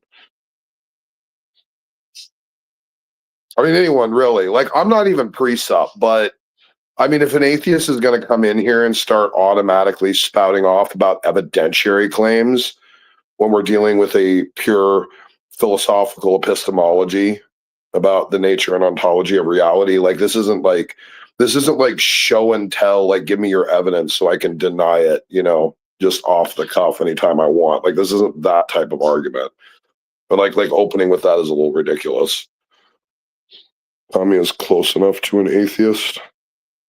Tommy. Is this Tommy? Is this Tommy here? Because I can't hear him and he's not unmuting. So maybe he stepped away or something. I don't know who Tommy is. I don't even like pre-sup. But I mean, oh, it's Saint Tommy? Oh, is it Saint Tommy? Oh, okay. You know what? Yeah, I think got outed. I got outed. Okay. Okay. Did you step away or something? Because I was like calling out to you, and I thought maybe you were the guy in the chat I was arguing with. I don't mean to be unkind by not speaking. Yeah. No, it's fine, Tommy. I just didn't know what was going on. I didn't know who it was. I was let in the room, and I figured maybe a little precept debate was going to happen. That's all. I didn't know you were Tommy. That's all. Well, some people have a Tommy aversion because of their own tender butt hurt. I've never avoided you, Tommy, not once in my whole life. Thank you, Smoke. Thank you. I mean, you'd agree with that, right? Haven't I always been happy to have a conversation with you? I think I have. You rage quit one time when I was trying to minister to some rascal who thought he was a Satanist. Oh. You remember? I don't remember. No, I don't remember that. But I didn't hold it against you. It's okay. All right, well, that's fine. Is this Pete? Pete, are you there? Yeah, I guess so. I don't know. Awesome. Yeah, we can hear you. Excellent. Very cool. Yeah, excellent. Good to see you. How you doing? I'm an old blonde-haired guy who hadn't even combed his hair. I'm not turning on the camera right now. It's trying to see if I can use an avatar. I have a really cool avatar. Oh, appreciate it. Yeah. Well, I don't know how to do it yet. I'm kind of looking around here. I've never seen this before. Have you never joined a StreamYard before? No. Okay. Yeah. I called a guy, young Eric, one time, but that didn't, like I said, it didn't end well because nobody was prepared for the subject and what have you. Right. This is actually pretty common. StreamYard is pretty common, especially for like rooms like this, because you can kind of just let people, show up and, talk or throw down or debate or whatever it is. So it's pretty popular. This is on a lot of channels. The other show. Should I go out and get rid of that? Oh yeah, exit out of your YouTube. Yeah, don't have your YouTube open because you'll have echoes going. Yeah. Okay, hold on a second. All right, I think this is it right here. Let me see. X. Get rid of that. Get rid of that. Yeah, you always want to close your YouTube after you join. Excellent. I think I just did it. Looky there, you taught me something already. Proceed. Okay, outstanding. All right. So one of the essences of wisdom is the ability to know what you don't know. Well, I would agree with that. I think that's very so. Yeah. So I just want to crack down to it. And by the way, I'm not a pre-supper. I'm not. In fact, I generally talk about how I don't like Darth Dawkins, Van Tillian, Bonson pre-sup. I think it does, personally, me kind of muddle an ontological and epistemological claims together. And I think it kind of almost demands the acceptance of an ontology without an argument for the ontology, which I don't like. That's me personally. But you kind of had a different approach to it. You kind of brought in like evidentiary stuff at the beginning as if to kind of just say, well, there is no evidence for God. And it's not really an evidentiary argument. It's more of like a philosophical ontology argument. But I just wanted to see like what your take on is pre-sup, if I could, kind of clear the waters up a little bit. Wow, that was a lot. Well, take your time. You can have as much time as you want. I'm not sure about Darth Dawkins. I've heard people talk about him on their stuff before. But the pre-sup stuff, what do you want there? I'm not a pre-sup presuppositionist. I'm an atheist. No, I get it. I'm not really either. I used to be Christian. I was Christian for quite some time. Can I ask, just out of curiosity, was there a reason you kind of left, or just kind of figured it wasn't for you anymore? Or like, was something in atheism really extra convincing or something? I'm just curious. No, I found atheism quite after I figured out that what was in the Bible was not true or accurate or valid in any way. I mean, it was the Bible that led me from the Bible. I know Christians have this tendency, and I've heard a lot of it. Well, somebody hurt your feelings, or the preacher slept with your wife, or whatever. I don't know, but that's not it. There's no evidence for it, and people are giving their lives, their monies, their time. They're giving up family relationships. There's a lot of bad things that happen because of religion. Well, you also admit, though, that there's a lot of good things that happen because of religion too, right? I will tell you the one thing, and the one reason that I went for so long, and that was the community. There you go. Right. So we could at least admit that in that regard. Without God, I don't need God for community. There's other communities that people can go to. Well, yeah. I'll agree with you. You don't need God for a certain type of community. But for a certain kind of community that is leveraged towards altruism and benevolence with an actual foundational justification is different than someone who agrees to do altruism just for their own personal selfish desires. Can I tell you a little story? Yeah, go ahead. Sure. Yeah. No, I'm open. We're here to chat, man. So let's break it down. I mean, we don't need to talk about precept because, frankly, I think precept is boring anyway. But I mean, go ahead. And how many times do we need to hear the same arguments over and over again? Well, I don't. Well, I parse it. Well, I like arguments, and I like to listen to arguments, and I like to listen to people's, histories and stuff, and kind of figure out, how their epistemology led them where they're at. So I'm always interested in that stuff. So go ahead, take as long as you want. Go ahead and tell me your story. See, I'm even having to catch up on the verbiage. That's fine. No, if I use a word and you're not super clear on it, just ask me. I'll get it. I'm not an asshole. I'm not going to sit there and be like, hey, oh, you don't know this, you're an idiot. I'm not like that. I'm not that guy. So I wouldn't let you. Churches have their own vocabularies. I mean, not just churches. Any group of any individuals is going to adopt their own vocabulary. And it's just been a while since I've listened to some of the vocabulary. That's all. That's fine. No, go ahead and yeah. And It's been at least 10 years since I've been in church. Okay. Before I left church 10 years ago, I better said. Is it offensive if I ask your age? I'm 60, in my early 60s. Okay, I'm 42. Don't want to nail it down too soon, That's fine. I don't mind. I'm 42. I'll just let you know I'm 42 if that helps you. Yeah. But go ahead. I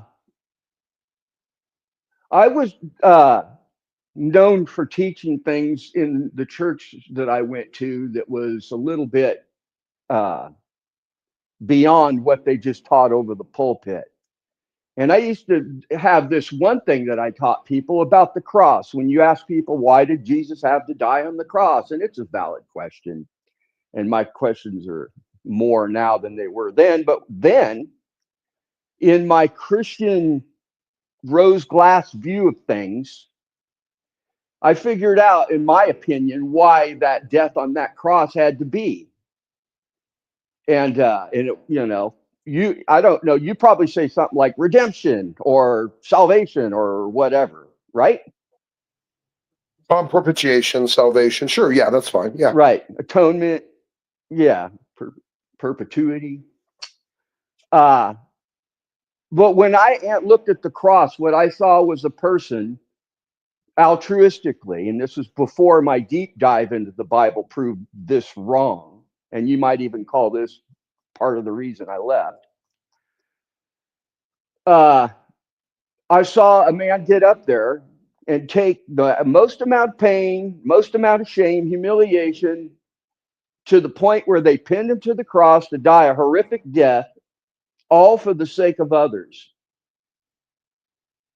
And that it was an example that we should be willing to take any pain or any shame or any whatever for the sake of others. And that was the way that I died approached my Christianity. Oh, Christ on a cracker. You're fine. Take your time. I'm You're listening. going to hear some sounds.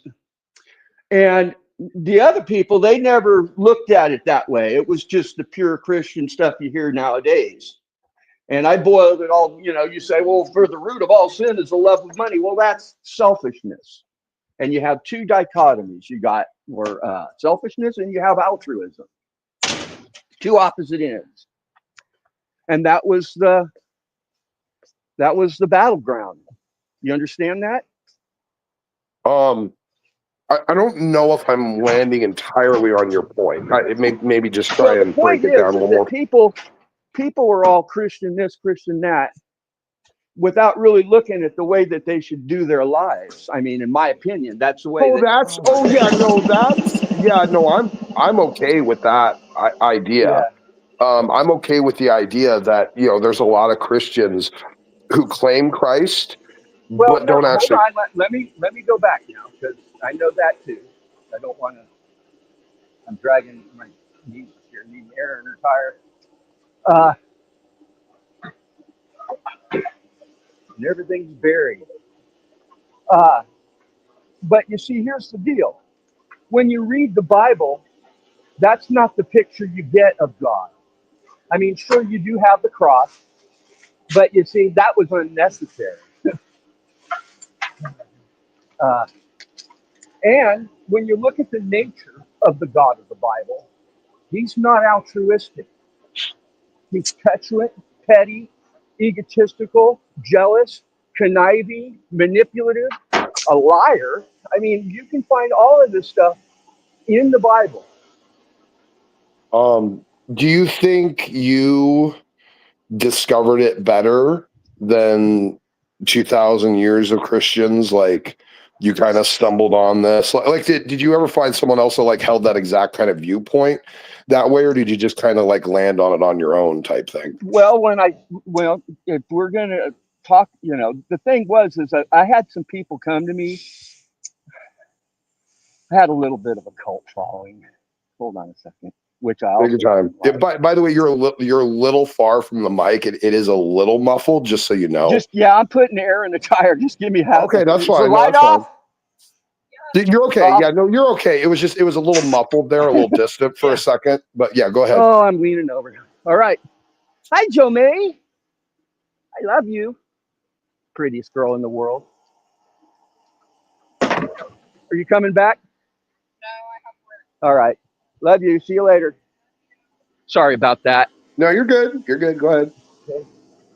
You put the air hose away, and I'll go back to the house. And the thing is, the Bible is the one that made me this way. Because when the Bible talked about truth and believing truth, I took it seriously.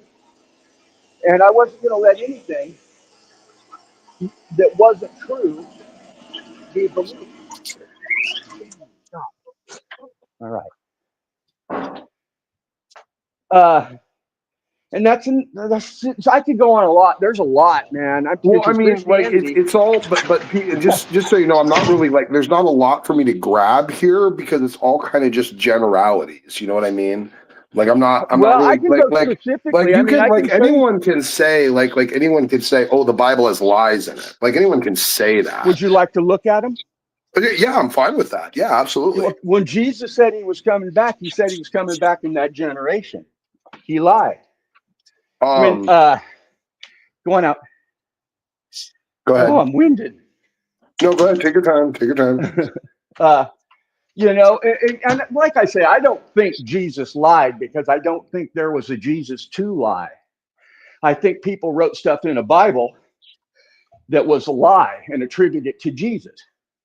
Now, Paul believed that Jesus was coming back in that generation. Jesus, in every single messianic prophecy, or you can't really call it that, when he proclaimed, I will be back, he said it was in that generation. Well, He didn't that's come not back. really technically what he said, but I get what you're saying. I Would get you that like that to is read I it? get that that is a interpretation. No, read the words of Jesus and No, don't no, go I for this know. stuff that's Well, not truth. Jesus, well, if it is. Jesus Well, actually, it is is. speaking truth, if Jesus is supposed to be the font of truth, then you shouldn't have to interpret. You shouldn't Oh no, have you to have to squint interpret at it. everything. No. You have to interpret everything. Everything. Oh, of course Like every you piece do. of literature That's requires interpretation. words are that of interpretation. That's what words are for. I Well, understand that, what I'm but you saying, what can't I'm go to saying the is that extreme. You can't go to the extreme of, oh, it needs interpretation. When no, it well, yeah, you doesn't. Just read the can. damn Yes, you scripture. can, because some things do require interpret. Everything requires That interpretation. doesn't. Jesus said, Like there are I those can. standing here that will Well, not hold on. taste death until they see me coming in the clouds with glory and the angels, and Israel will rule the world, Pete, it's and starting to all of sound this like you other don't stuff. actually want the answer. You just want to kind of keep No, go believing what ahead. you're believing. I mean, because like every time I even try to answer, I'm like you sorry. don't Go even ahead. listen to the answer. You just automatically say I'm wrong Well, you have and to just start. understand how many times I've heard the answer. I'm so sorry. I'm not trying to be a dick. Okay, so what answer have you heard about that one? The whole Jesus. What you're giving me, the interpretation. Well, I Let's didn't give you. read I the didn't give you the scripture. interpretation yet. I didn't give No, it to you yet. Okay, go ahead. I'm sorry. I apologize. Well, no, but you said you heard it, right? You've heard them all. Well, let's see. Well, no. If you heard it, I don't want to waste time repeating it. If you heard them, oh come on.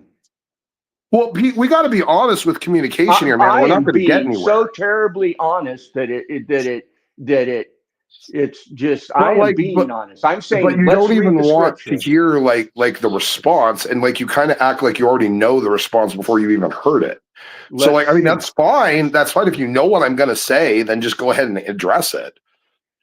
There's many different arguments. You're starting out with the interpretation argument, which is astounding to me because the words are extraordinarily clear in several different passages. Is it really clear to you? Is it really clear to you that Jesus is talking about two different events in a singular section of text? If he did which is the return, which is basically his return, because remember he's asked two questions. You know, what is the sign of your coming, and what is the sign of the end of the age? There's actually two questions in there if you go back and read it. And so when Christ is speaking and talking about this, he's actually in the process of answering two questions at the same time. And some of his statements apply to the near future and some apply to the distant future. And by the way, this is standard for all typical prophecies and how they're typically delivered. You get a message of something that's nearby or soon to happen, or the deliverance of some sign and wonder to basically validate who you are. And then you have faith that the things you're saying about the far distant future are actually true. So, I mean, really, Christ is following. It would be weird for you to expect that Christ isn't following the standard method of prophecy and scripture. It would be weird to think he's doing something, divergent and different than what he inspired his prophets to do the entire time. That's what I'm talking about, interpretation. See, like you're interpreting it in a way that forces Christ to be incongruent with his prophets in terms of the delivery of prophecy. Have you ever heard that argument before? To be found. Well, just curious, have you heard that argument before? Yes. Okay. And what's your response? I mean, you've worded it quite eloquently, but if you go back and listen to what you've said, you haven't really given me the interpretation. Well, no, I have because I said it's actually. I'm talking sorry, about, I missed it. Would you hand it to me again, please? I'll do it again. Yeah, that's fine. Okay, so Christ is delivering a message about two events because he was asked two questions, right? They said, where does it say that?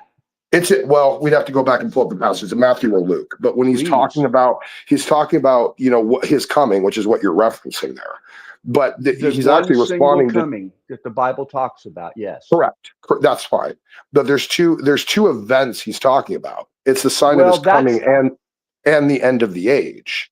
And I'm sorry. Go ahead. Well, I'm saying like he's answering two questions. He's answering a question regarding his coming, which is when he actually does return. And he's also talking about, the end of the age, which is basically the sacking of the temple in 70 AD.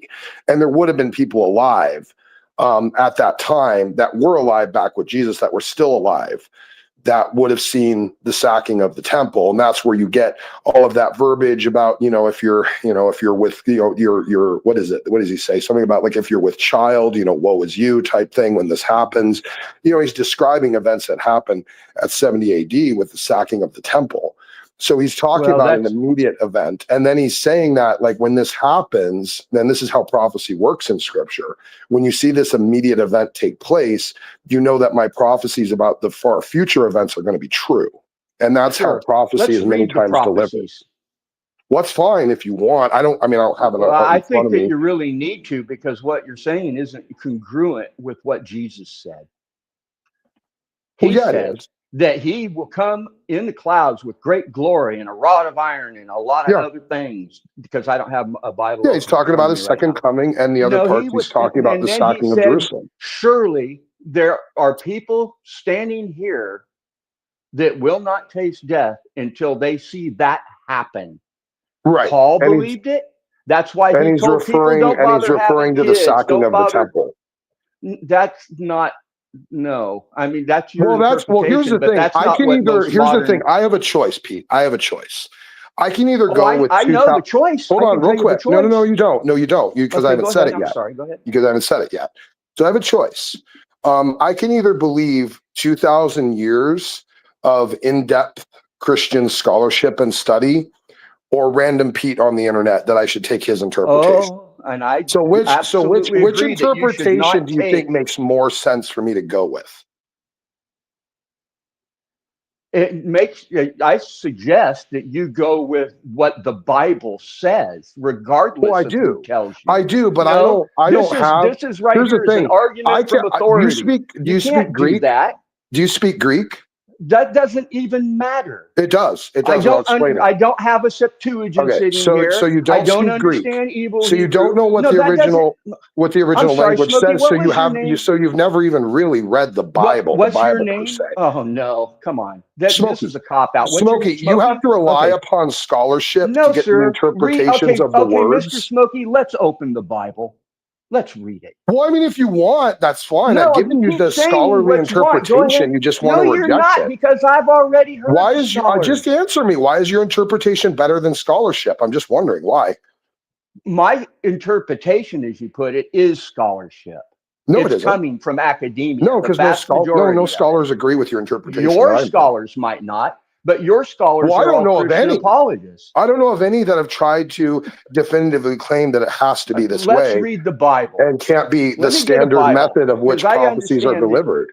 You guys why do you think Christ would do something so radically different than the way all of his prophets delivered prophecy? I don't understand that. Because he never fulfilled a single Bible prophecy. And the ones he said he fulfilled weren't even prophecies. They were made up. In fact, there's 300 prophecies in the Gospels that he fulfilled. And not a single one of them was fulfilled. Yeah, they were. They all were. Hold on, let me get a Bible here. In fact, actually, even if you were to claim... Listen to me, we're not going to get anywhere with this. We're going to read the Bible. Well, because you don't want to listen, Pete. You just want to express your opinion. So your argument now is, trust me, bro? No, I'm saying, why should I choose your interpretation over actual scholars? Let's go with what Jesus said. Yeah, and by the way, for every single Smokey, for every scholar you can bring to bear, I can have several there too. Okay, but my point is, like if you have an option, if there's these two options, right? There's these two interpretations, and you choose one over the other. What is the justification? Like, it could be, say, literalistic hermeneutics. You could say literalistic hermeneutics. Easy. I believe exactly as it says, with no room for interpretation. That's fine if that's the stance you hold. But when then your whole point is dead on arrival.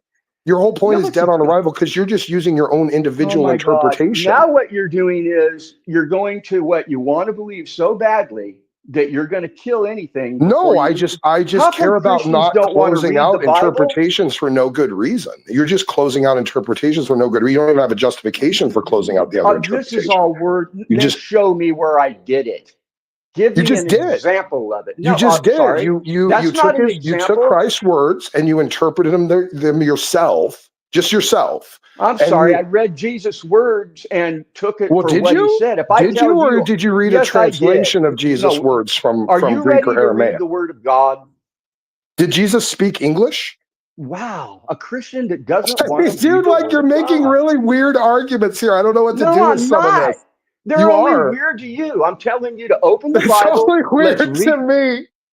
Oh, now this is a Smokey. What you're doing now is a total psychological buddy, you're getting frustrated. cop-out. You're getting frustrated. It's a real simple question. Hold on. Let's get back. Let's get back to the question. Because you're frustrating me. It's fine. With Let's get back to the question. Childish cop-outs. Let's get back to the question. Christ. Why have you chosen the interpretation you chose of this passage? Why? Let's read the Bible and you tell me what you think it says. Now, and here comes the nervous laughter. Here Dude, comes it's not nervous. You're funny. You can't even answer a question. If there's other people listening to this, dude, it's a simple question. Why do you pick the interpretation that forces it to be false? Like, why do you just give me the reason? Because it's false, and I can prove it with all the other scriptures. Because this isn't a lone scripture. There's 10 scriptures that talk about Jesus and when he's coming back, and they all disagree with you. You can't show me a single prophet. Not that you'd open the Bible. Let's try this. But you can't show me one single prophecy that he fulfilled. Not one. I can. You say there's 300. Grab one. Grab one. Oh God! Off the top of my head, I'm not even in front of a Bible right now, buddy. I'm like doing things around the house. I'll tell you what. You tell me the verbiage of the prophecy, and I'll tell you where it's at. All right, well, I don't carry them around off the top of my head, buddy. Honestly, this is not vague scholarship. Here's the thing. I'll tell you what. Let's do this. Oh my God, let's do this. Smokey, I'll tell you what. This is a cop out. But no, it's not a cop out. I'll tell you what. I can prove that the prophecies are valid without even mentioning a prophecy. Do you want me to? Sure, I can do it. That'd be fantastic. You do something that nobody's been able to do for 2,000 years. So no, remember your ad populum argument earlier? No, what I didn't give one of those. Did I give an ad populum argument? What did I do? It sort of. It was a reduced version when you said, "Who should you believe? Some other person's interpretation or mine?" Well, yeah, just some random guy on the internet that says, "Well, this is what the words mean to me." That doesn't mean anything. You do what the Bible says. Yeah, but I'm not some nuda scriptura heretic. Like, I'm not a guy who thinks you can just sit and read the Bible and come to all correct revelations on your own. I don't believe that. So why do we even read the Bible at all? Well, to sharpen ourselves, but it doesn't mean that we take interpretation. And I'm ready. We can read the scripture. We can go where you want to go. Do you think Christianity calls Christians to ignore all teaching? Is that what you're claiming? No. Oh, okay. I'm trying to get you taught right now. I'm trying to get you to take the blinders off and read these scriptures for what they say. And if you will be honest and read these scriptures for what they say, at the very least, you're going to say, huh, I wish you would have worded that a little differently. Yeah, I don't know if you really understand like my point about how fallacious your argument is. And every time I try to point it out to you, kind of just start. There's nothing fallacious about my argument in the least. The only thing fallacious is you using the word. I mean, you're accusing my arguments of being fallacious without showing me they're fallacious. You're telling me that I don't know what I'm talking about without showing me. You haven't even let me hardly talk or even get an argument out. I think you really need to go back and listen to this again because I've given you a lot of time to talk. Okay, but you don't even know it. Like, you keep interrupting me and I say, hey, wait, don't you want to hear the argument first? And then you're like, oh, okay. Like, you just keep running your mouth. Like nonstop, like before you even get the answer to the question. Listen, you go ahead, go back and you re-listen to this, and I'll be out there and available. No, don't run. Don't run. Don't run. You're not even answering a single question. Don't run. You haven't asked a simple question. I have. I asked you very simply, how do you decide your interpretation is correct? How? By using the words that are in front of me on a page that but the Bible doesn't tell you that that's how you should interpret scripture. And Jesus didn't speak English. Oh, I know. So I don't know what you're doing. I know he spoke Aramaic and he didn't even speak Hebrew. Now the thing is that wait, he was a Jew that didn't wait, hold on. He was a Jew that was raised in the temple but didn't speak Hebrew? Well, we'll see about that. Everything we'll see about that. Would you like me to tell you or not? Well, no, I want you to back up your claim that Jesus didn't speak Hebrew. I was doing that. Okay. How did Jesus not speak Hebrew? It might have been a little bit of an overstep to say that he didn't speak Hebrew at all, but every single time Jesus, oh my God, you're not going to listen, are you? This is a Christian for you. You're a mess, Christians, man. You're all I'm over not the a mess. place here. I am following your lead, dude. Okay. Did Jesus speak Hebrew or not? Whenever he drew any type of Old Testament into what he was doing in the New Testament, he drew it from the Septuagint, not from the original Hebrew. And how do you know that? Because every single time he talks about anything in the Old Testament and the New Testament, it's drawn from the Septuagint. But how do you know? Because the Septuagint says stuff that the Old Hebrew does not. Like what? I mean, I don't know what you're talking. The Septuagint is just a Greek translation of the Old Testament, so I don't know what you're talking about. A very religiously motivated Greek. Okay, yeah, it was written around the time of the Hellenistic Jews. Okay, so there's Hellenism in there. That's fine if you want to claim that. There's the whole entire Bible is plagiarized from other religions. Every single line. Oh, and now you're going to jump to cuneiform parallels. There's a really great book by David Turin that talks about the polemics of the Old Testament and how to steal. So here's the thing. We're going ancient back cultures. Well, hold on. Let me answer because you said something. So you're talking about cuneiform parallels, and you made a claim. You made the claim, dude. If you can't back up a claim, then shut up and don't say it. Well, okay. I mean, if you just want to gish gallop with points that you don't want to actually have to deal with, this is a waste of time. Every single one of my points. You haven't. You just go back and listen to the tape, and you, in the truth of Jesus, man, I've already spent way more. You're not even addressing even a simple question. I asked you what. You haven't asked. Go ahead. I'll ask it again. I'll ask the original question again, the one you still haven't answered. Okay. What is your justification to take the interpretation you have taken over all others? What is the reason? Okay, first off, your question is fallacious, but I will answer your two-part question. Are you ready? The first thing is that I have a dictionary, and I live in a world where everybody speaks this, well, not in a world, but in my area, we all speak English. Therefore, we all have accepted understandings and definitions for English words. We have a Bible that's written in English, the King James Version. It's written in English. The Bible written in English. What is wrong with you? Oh my God, Smokey! I'm not talking about the original. Do you even know how language works? Do you even know fundamentally how language works? Like, really, Smokey? You're not. How do we translate? You are not an honest debater if we have a Greek word, what you are is a person who is only interested in fucking. Dude, you have no arguments. You just have a bunch of noise and emotions and angst. You won't open the Bible. You're just angry at God, man. You have no arguments, not one. Yay! Angry at God. You are. You're just angry at God. I don't know why. Like you got, show me on the doll where God touched you. I suggest that you show me on the doll where God touched you. All right, listen. You succeeded in chasing me out because no intelligent individual is going to talk. Come on, man! You can't answer a single question. Not even the most basic. Every one of your questions, dude. No, you haven't. Yeah, I just you're talking about it's written in English. What are you retarded? The Bible's written in English. I'll see you later, bud. The Bible's written in English? That's what you're going to leave us with. The Bible was written in English. Oh, man. Coward.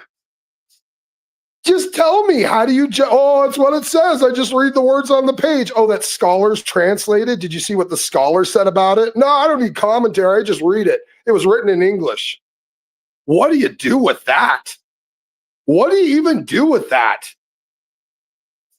Oh my God. And he doesn't even want to listen to an answer. There you go, folks. You know what does it say in Proverbs? Where is it? Proverbs 20 something. Was it? A fool takes no pleasure in understanding, but only delights in expressing his own opinion. There you go, folks. He doesn't actually want the answers. He doesn't actually want the answers to the congruency of Scripture. And by the way, I'll give you guys that quick argument that he would never in a million years let me get out of my mouth. Here, let me give it to you guys real quick. Here, hold on a second. Hold on. Let me give you a really good argument about the prophecies. And by the way, you don't need to get in the weeds with the prophecies and the Gospels that Jesus fulfilled. And let me tell you why. because of the seemingly supernatural mechanism of those prophecies to even be itemized in the Gospels. So, and remember, back then, Scripture was in scrolls. We didn't have chapters and verses. You had the Old Testament and the Septuagint and these big, long tomes, and you had to know where stuff was. Like, you had to, to be competent in Scripture, you couldn't just go to chapter and verse. Like, you had to know. Prophet Isaiah says, you had to be really, really deep. Like, I would almost argue, supernaturally deep in Scripture to do what the apostles did. What the apostles did is they combed through Scripture and they managed to find 300 different prophecies that Jesus fulfilled and inscribe all of them. Now, you could claim that it's all a fabrication. You could claim that it's all just made up, that Jesus didn't really exist. By the way, is about the most absurd thing you could say. The fact that he came in here and even said that Jesus didn't even exist shows that this man is not operating with any reasonable rationality. I mean, even secular scholars, secular historical scholars don't dare make such audacious and ridiculous claims as to say that Jesus didn't even exist. Jesus mythicists are insane, and they don't even follow scholarship at all to even make that claim. It's ridiculous. I mean, it's at least more cogent to believe in the historical Jesus. But anyway, I'm getting off track. Sorry. So the main point is to be able to go through all of these giant tomes and collect 300 different prophecies relating to the Messiah, incorporate them into a quote-unquote fabricated story with congruency and consistency. And to do all of that from 4 different angles, from 4 different writers, all maintaining that same consistency, and each one referencing specific properties, and to have all of this collaborated and coordinated to be consistent, to bring up these 300 prophecies out of these massive amounts of tomes, that right there, in and of itself, even if it was a fabrication, would be a fabrication of near supernatural levels. I mean, you get 2 people in a room, and you certainly can't even get them to agree with everything, let alone having 4 people, each writing their own individual testaments of Christ and his life and his ministry, being consistent and coherent all throughout, and all individually working to reference the individual prophecies all throughout the Old Testament. That is a fabrication that is beyond the capacity of a human being or human beings in general, especially back at this time. Maybe if you had some supercomputers and can load all the text into it, maybe you might be able to do it. But this is before that time. This is, even if you want to claim that the Gospels and the prophecies in the Gospels are fabrications, you have to essentially admit that it's a fabrication of near supernatural proportions. You don't even really need to reference the prophecies. You can just reference the fact that human beings are fallible. They rarely agree with everything. They certainly don't stay coherent and cogent with each other, completely.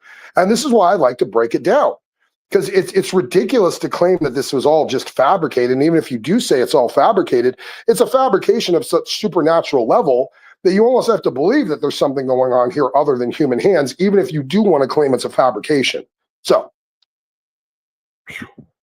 really got all that out. I hope that made sense. Did that make sense to everyone? I hope it did. Does anyone else want to come in? I mean, I kind of wanted the precept stuff, but then we got on to epistemology and what the Bible said, and I'm my own pope and I interpret it, and because I'm my own pope and I interpret it, I decided it's false. I mean, this is noise. I mean, this is dumb noise. I'm waiting. Anyone else? I'll probably bow out, JG, if no one wants to come in. I'm sad he ran away. I just wanted to answer that question. What was the reason? Why is he so confident in his own powers of interpretation over all of scholarship? This isn't it's weird to expect Jesus to do something atypical of the very prophets that he sent. Bizarre. It's bizarre. It's bizarre to expect that and to use that bizarre perspective to try and interpret scripture completely contrary to what the norm and the standard and the consistency is. Isn't that weird? Isn't that weird to expect Jesus to deliver prophecies in an atypical way to the rest of the prophets that he had sent? Does that make any sense to anyone? Why would anyone take an interpretation that's that internally ridiculous, right off the face? Like if the claim is that like the Bible and the ministries and stuff are all consistent and cogent, and then you come in to say, well, it's false because I'm assuming Christ's delivery of prophecy was different than the way that the rest of the prophets delivered it. That's weird. I mean, you can already tell, you should be able to tell if you even have two working brain cells, that's a ridiculous claim. Maybe that's a dumb, I mean, you would never interpret scripture like that. Even if it was, Harry Potter. You know, even like if Harry Potter has I don't know, characters in there have some ability of prophecy and they deliver prophecy in a certain way, you know, it'd be weird to suddenly have something pop up, you know, where like all of a sudden they're doing prophecy in a completely different way. And it's not coherent to the story. So a prophecy pops up. If Harry Potter has a certain type of prophecies and stuff that pop up, and then someone comes and gives a prophecy in a completely radically different way that's incongruent with the norm, a reader in the text centrally would look and say, well, maybe that prophecy is weird. Maybe that prophecy is off. Maybe that prophecy is, you know, false because it's not fitting along the line of the way the rest were delivered. Even in a fantasy novel, you might come to that conclusion. But here in the Bible, he wants to say the most reasonable interpretation is his interpretation, which makes no sense in light of congruency and consistency with Scripture. And you're going to adopt that to make Jesus a liar, the position that makes no sense, the interpretation that runs contrary to the consistency of Scripture and how prophecies are delivered. And then I'm going to ask you, well, why? You know, what's your good reason to believe in this kind of self-defeating type of interpretation? Oh, well, I just read what's on the page. That's not an answer. I mean, every text, every piece of literature, certainly ancient literature that's written in a different language, needs interpretation. He's reading an interpretation on the page when he's reading the English Bible. He's reading an interpretation. Someone went through, read the original languages, interpreted them into a different tongue and put them out there. And he's saying, oh, I don't need interpretation. Dumb asshole, you're reading an interpretation. What do you mean you don't need interpretation? You're taking your own interpretation out of someone else's interpretation, then invalidating the people that gave you the interpretation. The hell is this? This is modern atheism, folks. It's just anger and angst and rage. There's no rationale. There's no justification. There's no logic. There's no good reason for anything. There's a bunch of noise. Just a bunch of, I'm mad at God. God's a big meanie. God doesn't do things the way I think God should do things. So therefore, there is no God. You know how dumb that argument sounds? You know how stupid that sounds to anyone with a working brain? Oh, God doesn't do what I want God to do, so therefore he must not exist. Clowns. You guys are clowns. Modern atheists are clowns. And I dare any of you to prove otherwise. Your arguments are terrible. They're garbage. They're all emotional pleadings. Oh, I want this to be true, therefore it is. Oh, I want God to do things the way I want, so he must not exist. You don't even realize how dumb you sound. All of you sound so ridiculous. Truly. Oh, atheism is a catastrophe. What the hell is wrong with you people? Why do you want to believe things just for emotional pleas? Would you not like examine yourself and think, wow, do I really have a good logical justification, or am I just angry? I get it. I was angry. I was angry at God for a hot minute, but I didn't engage in this ridiculous sophistry with no justification. I didn't dig my head in the sand and say, I'm not going to listen to cogent arguments or listen to how I might be wrong. And that's why I got back to the faith, because I'm not an emotionally leveraged idiot. I have the ability to consider logic and rationale and good justifications for beliefs. I consider these things. I actually want to believe true things. Unlike the atheists who lie, they don't want to believe true things. They don't care about truth. They want to believe what they want to believe. They want to believe what feels good, what tickles their itching ears, which validates their self-righteousness and their belief that really at the end of the day, I'm actually a pretty good person. Ridiculous. It's all emotion. It's all angry. And you could see he doesn't want to have a logical conversation or even listen to what the contrary position is. Claiming he doesn't need an interpretation by just reading the words, not realizing the words he's reading is an interpretation. Radical, dumb stuff. Oh my God, I'm glad I got this started with my morning this morning. This is better than coffee. Hell yeah. All right, JG, well, I guess I'll bow out then if there's no one else to take a challenge. I ran it here probably for a hot minute. I don't see anyone else wanting to come in. No, anyone challenge me in side chat on their way? No, no one. No. No. Okay. All right. Well, appreciate it. Thank you for letting me in, JG. Sorry it didn't pan out more. I did try. I mean, I was listening to the guy. I wanted to hear his story, his epistemology. I just wanted to stop him when something didn't make sense. And he got all worked up about it. Doesn't want to answer a basic question.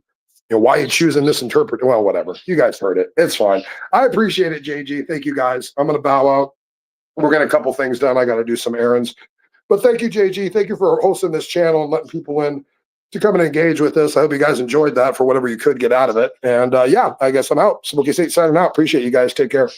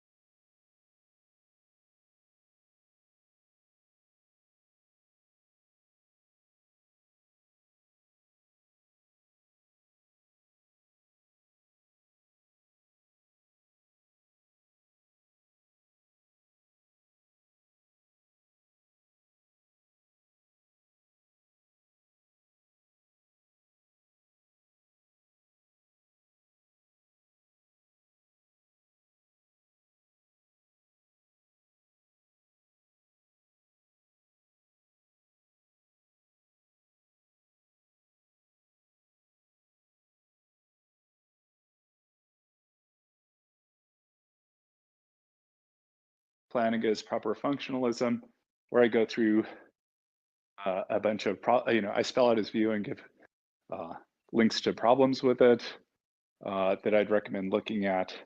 But I think that kind of sort of offshoot of presuppositionalism is the best sort of view to look at. But ultimately, I don't think it's successful. Okay. Thank you for the answer. Mm-hmm. Okay. Yeah, Dog, just yeah. One second.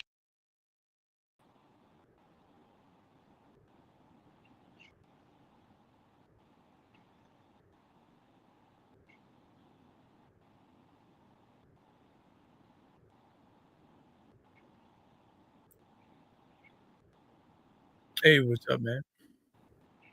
Hey, what's up? How you doing? I'm good. So I was just on YouTube and I saw that I guess you guys are talking about like atheism and religion and stuff. Somewhat. I just kind of play some videos and invite people to come in and have discussions if they want to. I don't usually have time to do too many discussions, but what do you have going on? No, just hanging out. I mean, I am an atheist, so I don't know if you wanted to start with that, but Yeah, well, have you watched any Darth Dawkins in the past? I've heard of him. I saw that he got banned on, I guess, like the Line and like the atheist program and stuff. I think you got something going on with your audio. It sounds like it's making burpy, farty noises or something. Yeah, I'm not sure. Is it better now? No, it's like every time you talk, it burps. Yeah, you got to be able to do something about that, or maybe you just come back another time. But anyway, I was just going to let this play, and I mean, you can see if you can fix your audio, and yeah, and then yeah.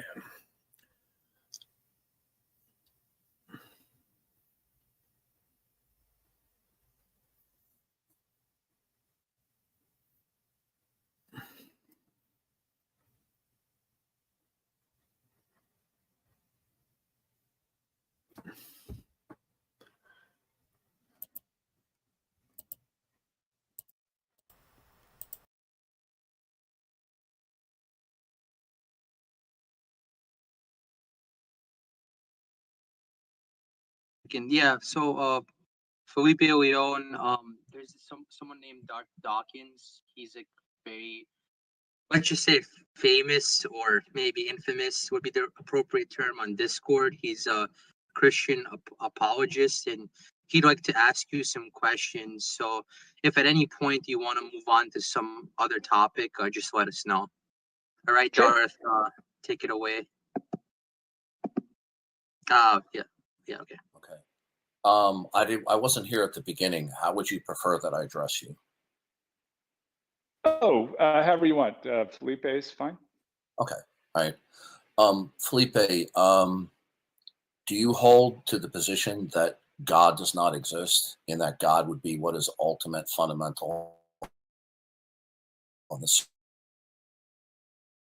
source?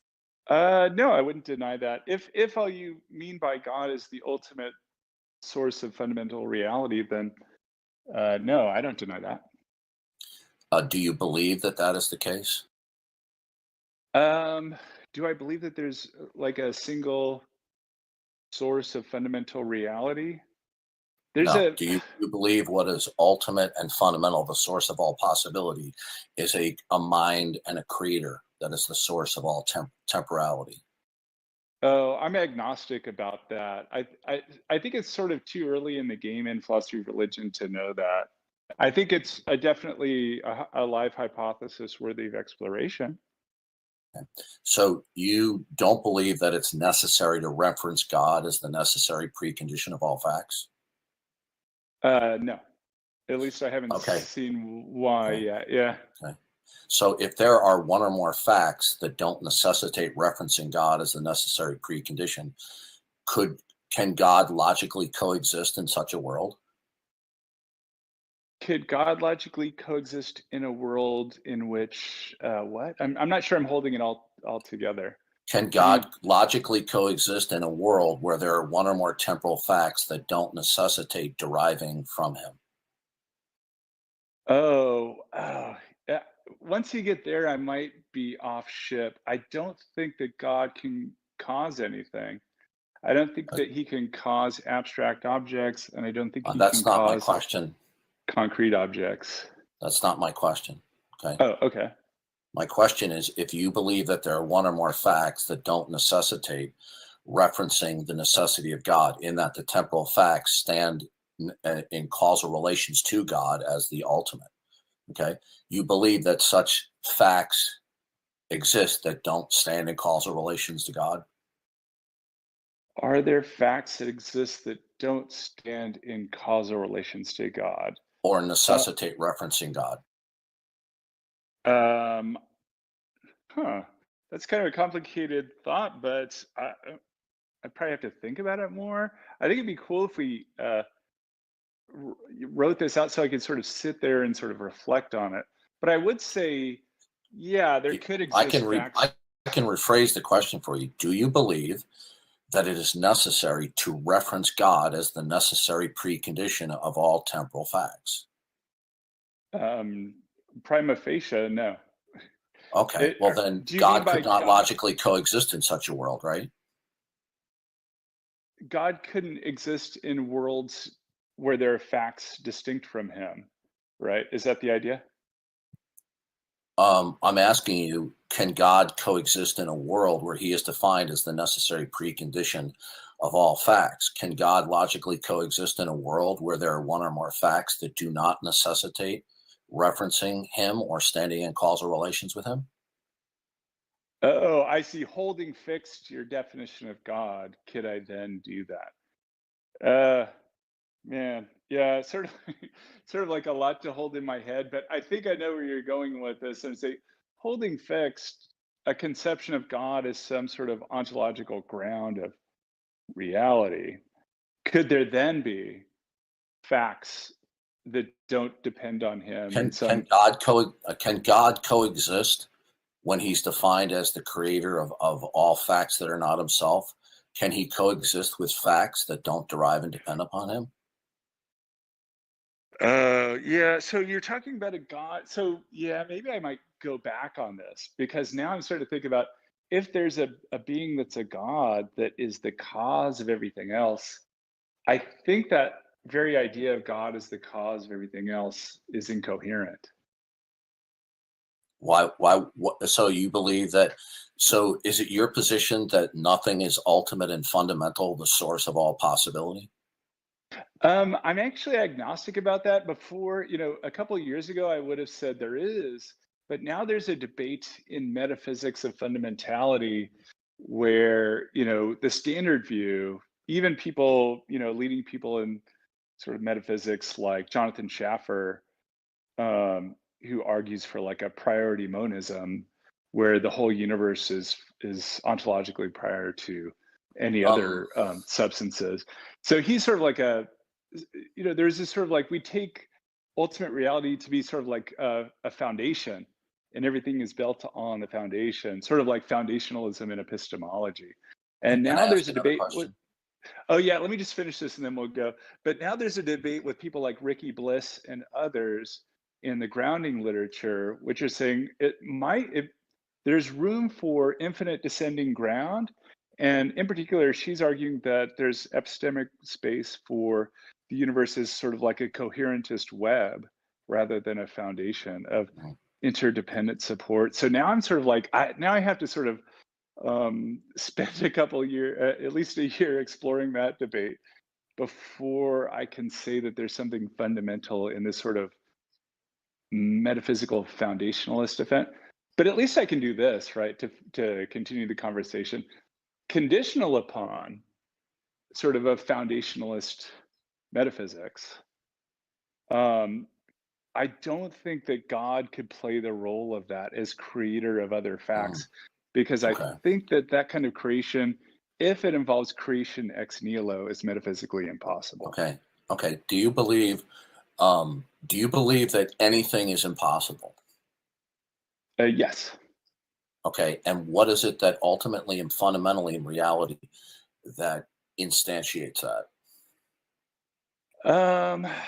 So I guess what instantiates... And the reason why I asked that, because it's going to be related to my question about your atheism. So what is it that is fundamental and ultimate? I should say I'm not an atheist in the broad sense. I'm an agnostic. So I'm sort of like, I don't know, these large-scale hypotheses are tricky. Maybe something like Protestant evangelical Christianity, I think. No, I'm still waiting for an answer to my question, and I'm truly not trying to be rude. Okay, what I asked you was, I want to know is, in your view, what is it that is ultimate and fundamental that institutes and secures what's possible and impossible? Oh, I think the data's still out on that. I'm kind of agnostic. It's such a okay. it's So such a then, deep if you issue don't, all right. So you don't know then? Yeah, I don't know. It's okay. too, Since you don't know what is ultimate and fundamental, then on what rational grounds can you say anything is impossible, including God? Oh, sure. I think that we can say that some things. I think there sort of takes sort of a defeasible prima facie kind of view to claims about possibility and necessity. So you could say, well, on the face of it, oh, what makes anything possible? No, I said, what makes anything impossible in your worldview?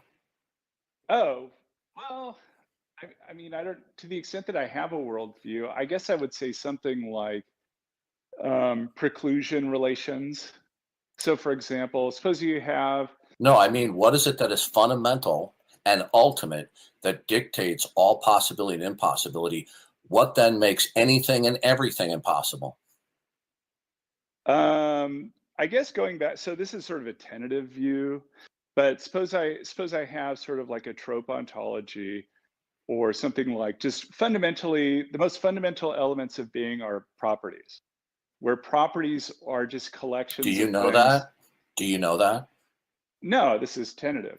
Okay, well, I'm asking you, do you know what is ultimate and fundamental that institutes and secures what is possible and impossible? Do you know what that is?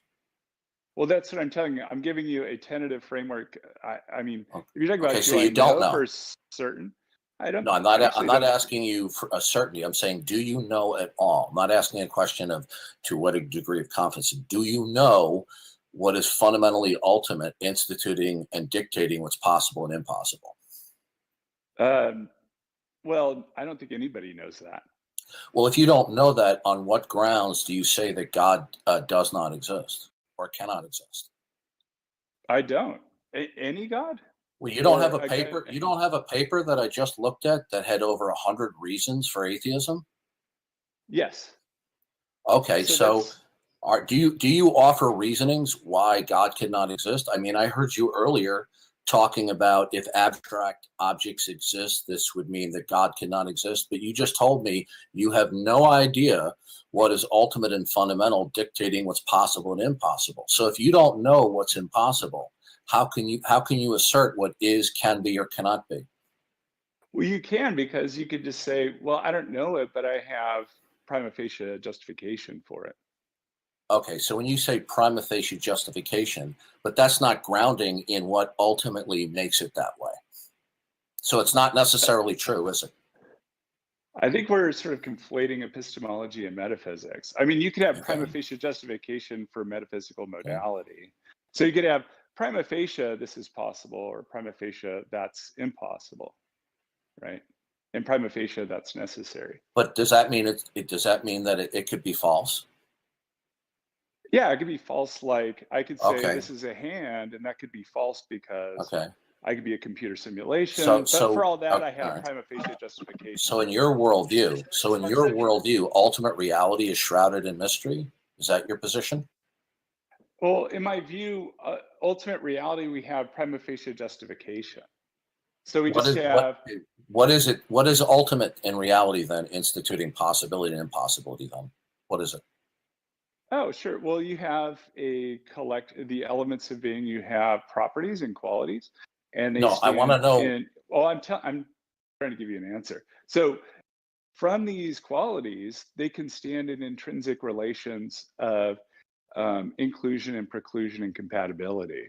And that would be on this hypothesis, the ground of possibility, necessity, and impossibility. So for example, you have the property of being, suppose we're talking about two-dimensional closed plane figures like triangles and circles and squares.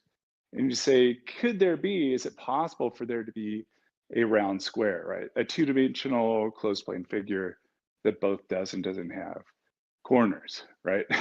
At the same time, in the same respect, in the same inertial frame or something. And you'd say, no, prima facie you can't, because the properties of one preclude the properties of the other. And so that would generate prima facie a claim that that's impossible, right? And so the ultimate foundation of modality would be sort of intrinsic relations between qualities or properties. Same thing for logic. So for example, you could say for logic, same thing. What's the ground for logical truths? It's inclusion relations between qualities. So if something is red, then it's colored, right? What grounds that logical truth? Well, the property of being colored is included in the property of being red, and so that would be the ground of entailment. So you can get, from a distribution of qualities, you can get modality, and you can get logic, and so forth. Unfortunately, the problem is you just told me, and everyone here, you don't know what's ultimate and fundamental dictating what's possible and impossible. So whatever you say is possible, I mean, then it can't be impossible. But you don't know what's ultimate dictating what's possible and impossible, do you? Well, I'm saying I'm prima facie justified. Okay, when you say that prima facie justified, could you be wrong about that? Well, yeah, insofar as okay, so it's not. I'm holding hands in front of my face, then yeah, I'm prima facie justified in believing I have two hands in front of my eyes. So I have sort of defeasible burden shifting evidence that I do. And you might even say I'm licensed to say that I know that. But suppose it turns out, I'm in the matrix, or I'm hallucinating. You put some acid in my coffee and I'm hallucinating. I have hands when I don't have hands, right? Then that would defeat my knowledge claim. And so sort of a standard view in epistemology is that sort of knowledge is defeasible, sort of you're prima facie entitled to say that you know or justifiably believe something, unless or until somebody has sort of burden shifting evidence to undercut or rebut that kind of evidence. Yeah, I just wanted to ask you. One second, Felipe. Do you want to go to some other questions, or do you want to continue with this person? I think in the interest of time, we go to other ones. But yeah, if you want to send me, if the person talking before wanted to send me something, I'd be glad to pursue it further. But I think in the interest of time, what time is it? Oh, over here it's 2:10. Yeah, we should probably go on. No, it doesn't matter that you don't hold it explicitly. You see, now you're being deceptive and evasive. No. Your position entails the falsity of God. Hang on. Now, I want to know. Okay, you know what? You are a total waste of time. Okay? Hey, Darth. You're sitting there. Shut up. Don't tell me what to do. Okay? No, Darth. Did everybody see my? Hold on. Did everybody see my at everyone message? Philosophical check. Yes. Yeah. Yeah. It looks like the coward Randolph Richardson can no longer run. Uh-oh. Well, he's not a coward. He's really nice. He most certainly is. You don't know what the hell you're talking about. He's a coward.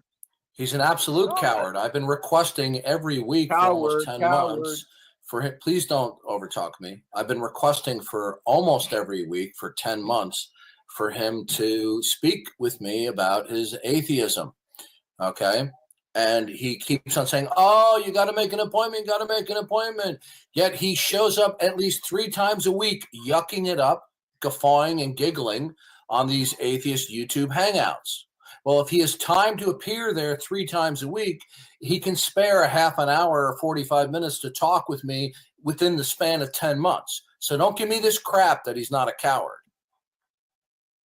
Grandma is. Oh, he's now declining. He says, oh, we can schedule something in the future. Here we go again.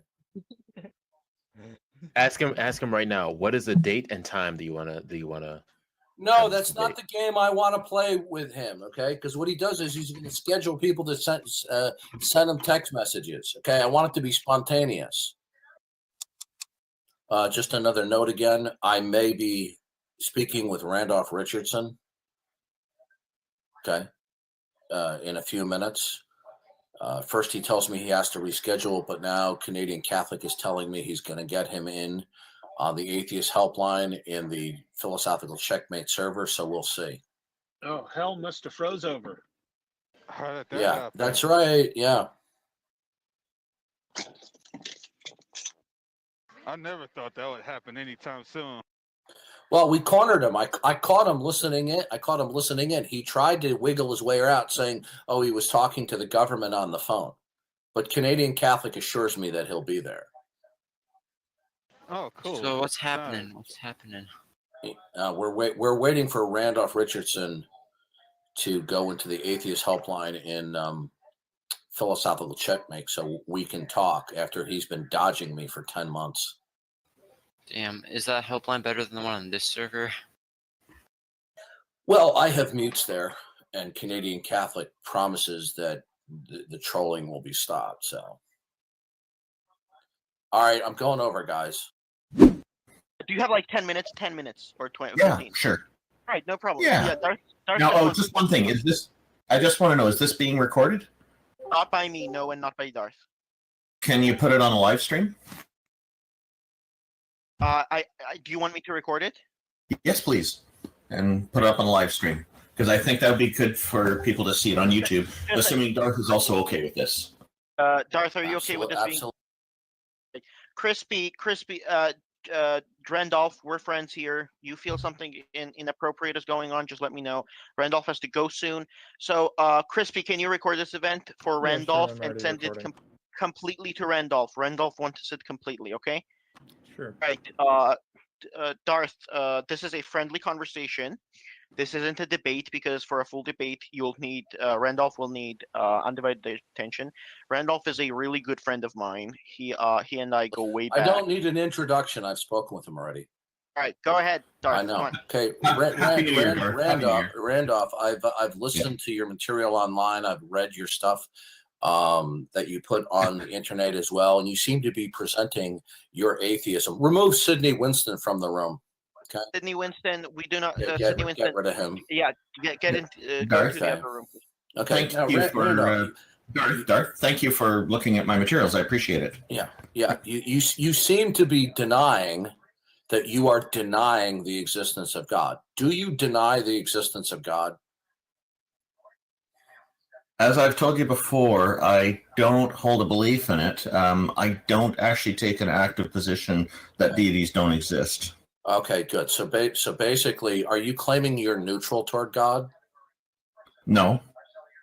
Okay, if you're not neutral, there's 3 positions that you can take towards subject matters in the. Okay, and then I'll elaborate on what I mean by that. Either you affirm God's existence, you deny God's existence, or you take a position of neutrality where you neither affirm nor deny God's existence.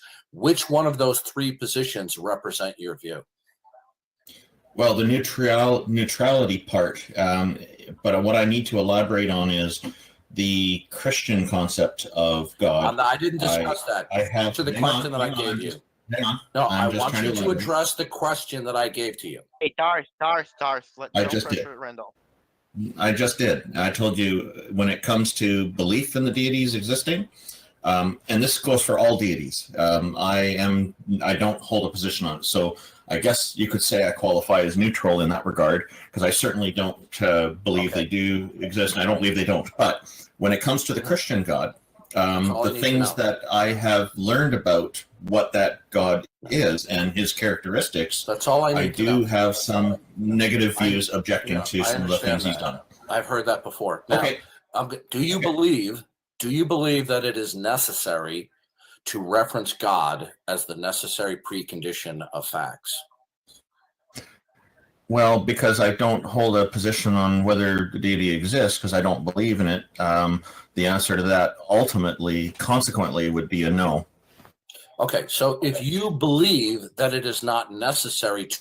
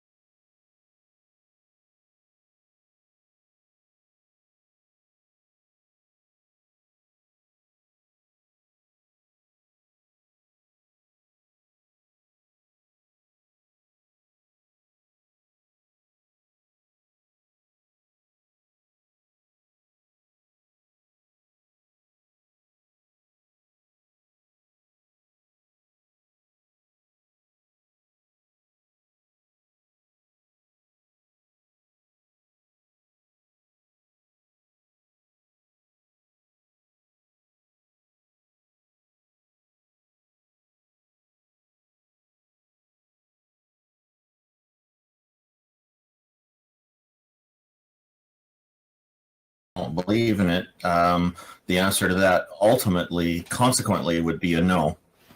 Okay, so if you believe that it is not necessary to reference God as the necessary precondition of facts, then you believe that facts exist without the necessity of standing in causal relations to God.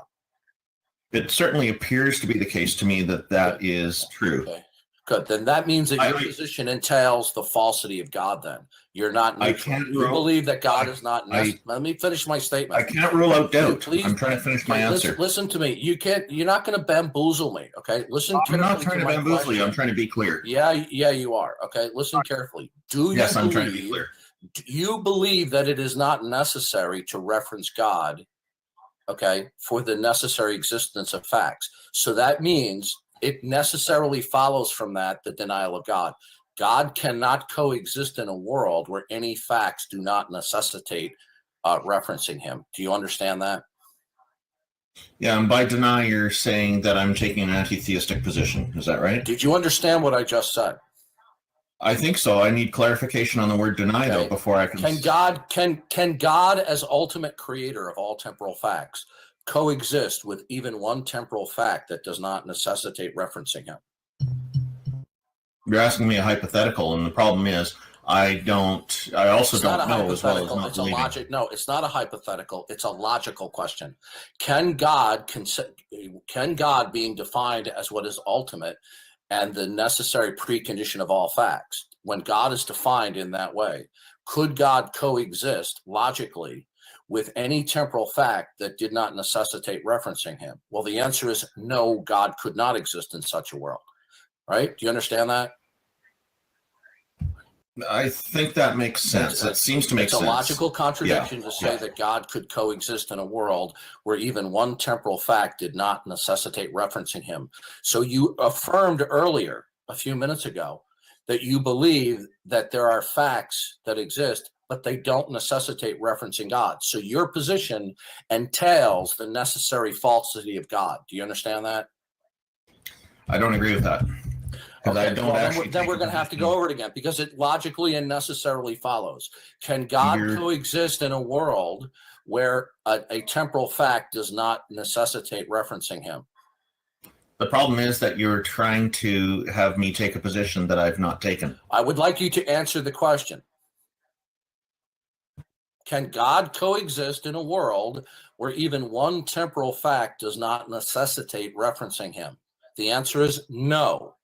You believe that there are temporal facts that exist and possess intelligibility without the necessity of referencing God. Is that your position? It depends on the characteristics of this God. Okay, well, first of all, we're not talking about any higher level or additional attributes. All we're talking about is God as ultimate creator and a mind and as the source of all possibility and impossibility. Do you believe that there are one or more facts that exist without the necessity of referencing God? I don't believe that anything is dependent on God because I don't believe in the God. Then God cannot exist in that. If that's true, then God cannot coexist in that world. So your position is an indirect denial of God. Do you realize that? So you're talking about implicit versus implicit kind of conceptions. That's right. Here. You can explicitly or implicitly deny God. You are implicitly denying God by invoking that there are facts that do not necessitate referencing God. Your position necessarily entails the falsity of God. Are we clear? Yeah, and it entails also having a clear understanding of defining this God. Okay, I already defined it for you. Now, Yeah. what we're talking about is your atheism. Okay, I didn't mention about what I believe. We're talking about your atheism. Now, before we proceed, Please don't personalize that. Are we clear that your position entails the falsity of God? I don't agree with that because I'm not taking an anti-theistic position. I'm more neutral. No, I didn't say anti-theistic. Okay, now. Do you believe that there are one or more facts that exist without the necessity of standing in causal relations to God? Well, that's how it seems. So, sure. Okay, good. Then your position entails the falsity of God. Then it necessarily follows. No, it's not necessary because it necessarily follows. Because these facts could still be independent of a God existing. You're not understanding. Okay, God cannot exist in a world where even one temporal fact does not necessitate referencing him. Okay, do you understand there's only two worlds? World where God exists and where all temporal facts necessitate referencing him, and another world is where facts do not necessitate referencing God because God could not exist in that world. Okay, so there's only two worlds, Randolph. Now, you have chosen that the world that you're in is that there are one or more temporal facts that do not necessitate referencing God, okay? It necessarily follows that God cannot exist in that world, Randolph. You're attempting to limit the scope to two possible worlds. I'm not convinced that I gave you a true dichotomy. I gave you a true dichotomy, Randolph. It's a true dichotomy, okay? Either facts necessitate referencing the necessity of God, or they do not. That is a true dichotomy. Okay? It's one with limited scope, though. Randolph, is it a true dichotomy? No, because you've limited the scope. Okay, Randolph, if I say A or not A, is that a true dichotomy? Generally, yep. Good. So we're saying facts either necessitate God or not. That's a true dichotomy, Randolph. Yeah, you're talking about, but the scope that you've limited is to say all facts. Randolph, I have given you a true dichotomy. Okay, Are we clear now? Oh yeah, I'm clear. Okay, so there's not a third option. Now, I'm objecting to that. Okay, okay, if I say A or not A, what's the third option? Oh, but that's a dichotomy there that doesn't have a limited. If I say facts necessitate God or not, what's the third option? Some facts do and some facts don't. That's a dichotomy right there. No, because hold on. Because you're specifying facts in plural. Randolph, you can't have a world where some facts reference God and others don't. In a world where God is, because God is defined as the necessary precondition of all facts. It's definitional. You cannot have a world where some facts necessitate referencing God and others don't. Either all facts would necessitate referencing God because of the way God is defined, or no facts would necessitate God. I have given you a true dichotomy. I've explained it now clearly 3 times. The third option that you try to defeat the dichotomy, say that some facts necessitate God where others don't, that world cannot exist under how we have defined God. If you're talking about a God, if you're talking about a God who is not ultimate and the necessary precondition of all facts, that would be a different subject, but that's not what we're talking about. Okay? So we have a true dichotomy here. Are we clear, Randolph? I disagree with it being a true dichotomy. Randolph, what's the third option? Because the last time you gave an option, I rebutted it and you didn't give a counter rebuttal. Because you were talking. And the thing is, Randolph, what's the third option, Randolph? Darth, you'll have to stay quiet for him to answer. Go ahead, Randolph. so you're talking about multiple facts, not just a single fact. So it can't be a true dichotomy when there's multiple things that may or may not be dependent on that deity. So Yeah, you're not understanding, Randolph. I'm understanding. You're trying to limit it to... No, you're oblivious. Randolph, either all facts necessitate referencing God or not. Can God coexist in a world where God is defined as the necessary transcendental starting point for all facts? Could God coexist with one fact that did not necessitate referencing him?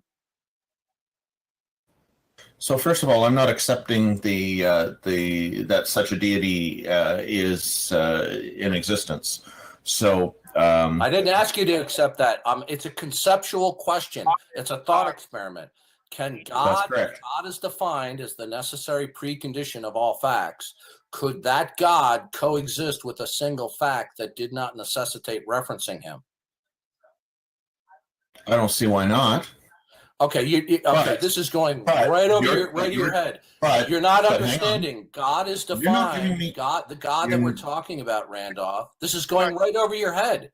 You're the head. You're not giving me. You don't understand. You're cutting me off. You're cutting me off when I try to answer. Randolph, I'll have to. I apologize, but it's to the problem. Darth, don't talk when you're muted. Basically, you have to give time for Randolph to respond. Okay. Okay, Randolph. Listen carefully. 3 positions. The 3 options you gave. Okay, go ahead. I've already explained to you that when we're talking about God, we're talking about that which is ultimate, a mind, and the necessary precondition of all facts. Can the eternal mind, God, that is the necessary precondition of all facts, coexist with a single fact that doesn't necessitate referencing him? The answer is no. Yeah, and I'm not accepting that such a deity is real. Okay, wow. Okay, now I didn't ask you to accept that deity was real, Randolph. I'm trying to explain to you the problem. Okay, so conceptually, I'm giving you a true dichotomy, Randolph, and you're the true dichotomy. Conceptually, with those conditions, the answer would be yes. Okay, so but you believe that there are some facts that do not necessitate referencing God or standing in causal relations to God. Then God cannot logically coexist with such a fact. It necessarily follows, Randolph. So your position entails the falsity of God. Are we clear? Well, yes, we are clear on that, but I'm not in agreement because this position also would require me to rule out the possibility of multiple deities as well as none. Okay, no, Randolph. Wow, I am truly dumbfounded that you are not getting this. Okay, I am not demanding that you believe that God exists. What I'm trying to show you is that your position necessarily entails the falsity of God.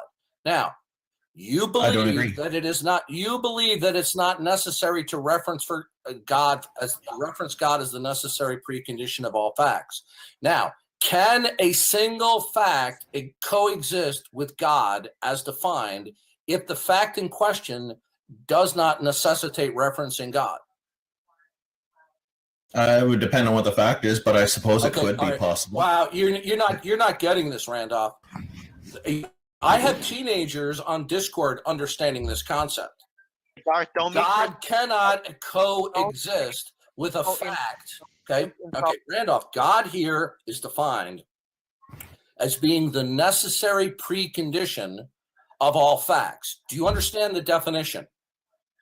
Yeah, that's how you're defining a male deity. Yes.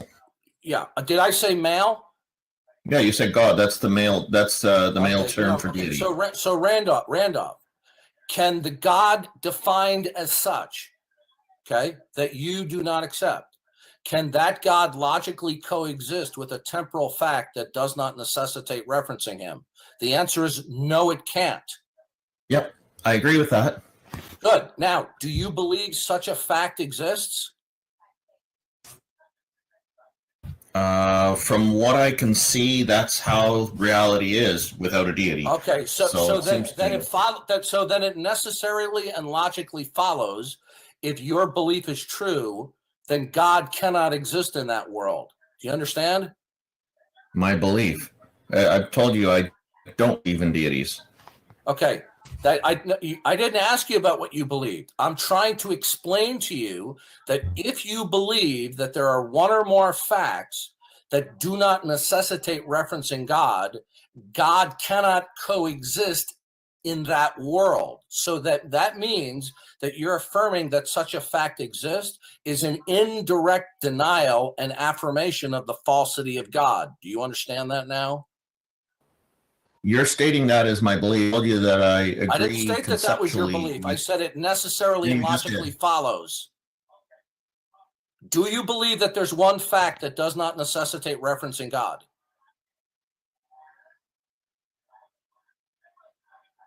Do I believe that?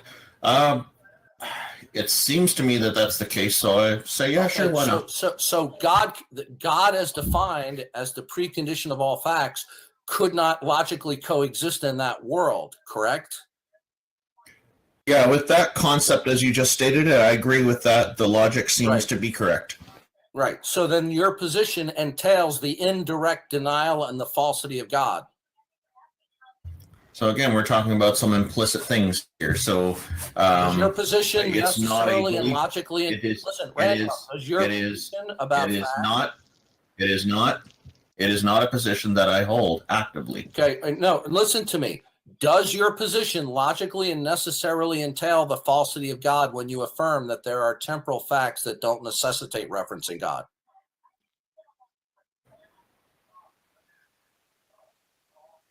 That would be the implicit consequence. Okay, so your position entails the falsity of God, correct?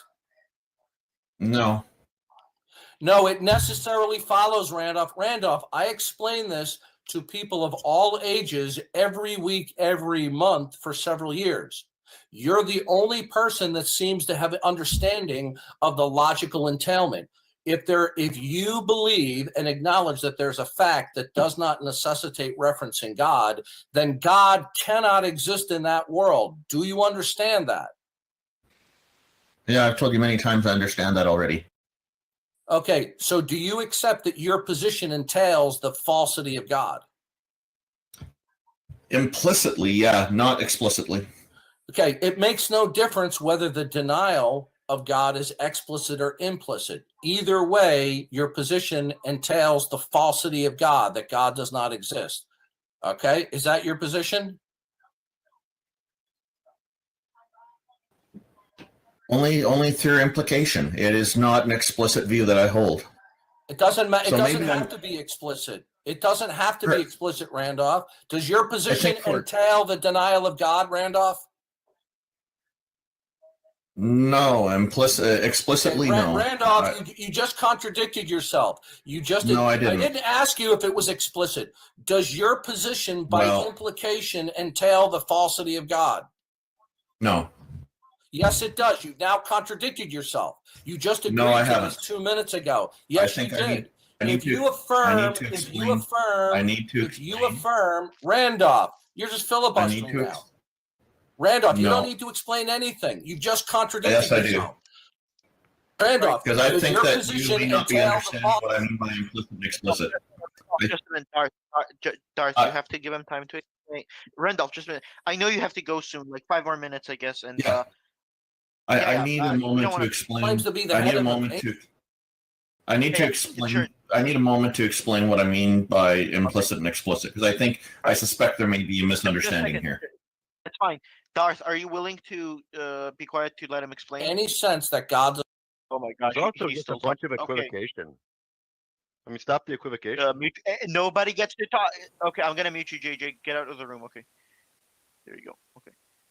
So Darth, the are you falsity willing? of Oh my gosh, what the hell is going on? I don't think. Okay, Randolph. Let's just wait until he realizes he's muted. Yeah, I just need a moment to explain what I mean by implicit and explicit. I'll be very quick. Yeah, don't mute me again or I'll never be back here again. Randolph, it doesn't matter, okay? Your position entails the falsity of God in some sense. Is that correct? I'm going to just take a moment to explain what I mean by implicit. I'm asking you a simple question. Does your you just asked me and I just answered. Yeah, does your position entail by implication that God does not exist? Yes, it does. And I want to explain what implicit and explicit means. That's all I wanted to know. That's all I need to know. Your position entails the falsity of God. Now, can you please explain to me how it is that God does not exist? After I explain what I mean by implicit and explicit, I will do that. Please make it quick. Okay. When it comes to not holding a belief in something, an explicit belief would be, or an explicit, holding that explicitly would mean that I have the capability of holding an opposite view to that, or a contradictory view to that, such as a theistic view that deities do exist, or even an anti-theistic one that deities specifically don't exist. An inanimate object, such as a rock, would be implicitly You're wasting atheistic. my time here. Would be implicitly You're wasting atheistic. my time, Rich Randolph. I'm halfway through explaining. I'm almost done. I've given you a lot of time. I asked you to be quick. So an implicit saying that an inanimate object like a chair or a bucket of water is an atheist would be implicitly correct, because those things are not capable. Randolph, you're completely off topic here. You're running the clock out like you did on Math's channel. You will allow me to finish this, because I'm trying to give clear answers here. Yeah, no, And you're so filibustering. I'm not. I'm almost done. You are. No, I'm almost done, and this is also for the benefit of the audience. So, okay, I hope you'll implicitly, inanimate objects would be not believing in deities, but it's only implicit. It's not explicit, because inanimate objects are not capable of holding any kind of belief. This is completely off topic, Randolph. So this is why I said you're wasting my time. This is completely off topic. I've given you a lot of time. Okay. I've given you a you're lot of wasting my time. You're dodging the issue. All right.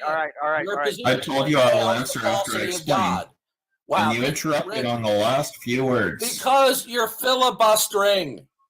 No, I'm not. Randolph, your position can your affirmation that there is one or more facts that don't necessitate referencing God, does it logically and necessarily follow that God cannot coexist in that world? Yeah, again, as I told you, it's not a view that I hold. But okay, no, I didn't ask you if you hold that view. I said, does it logically and necessarily follow?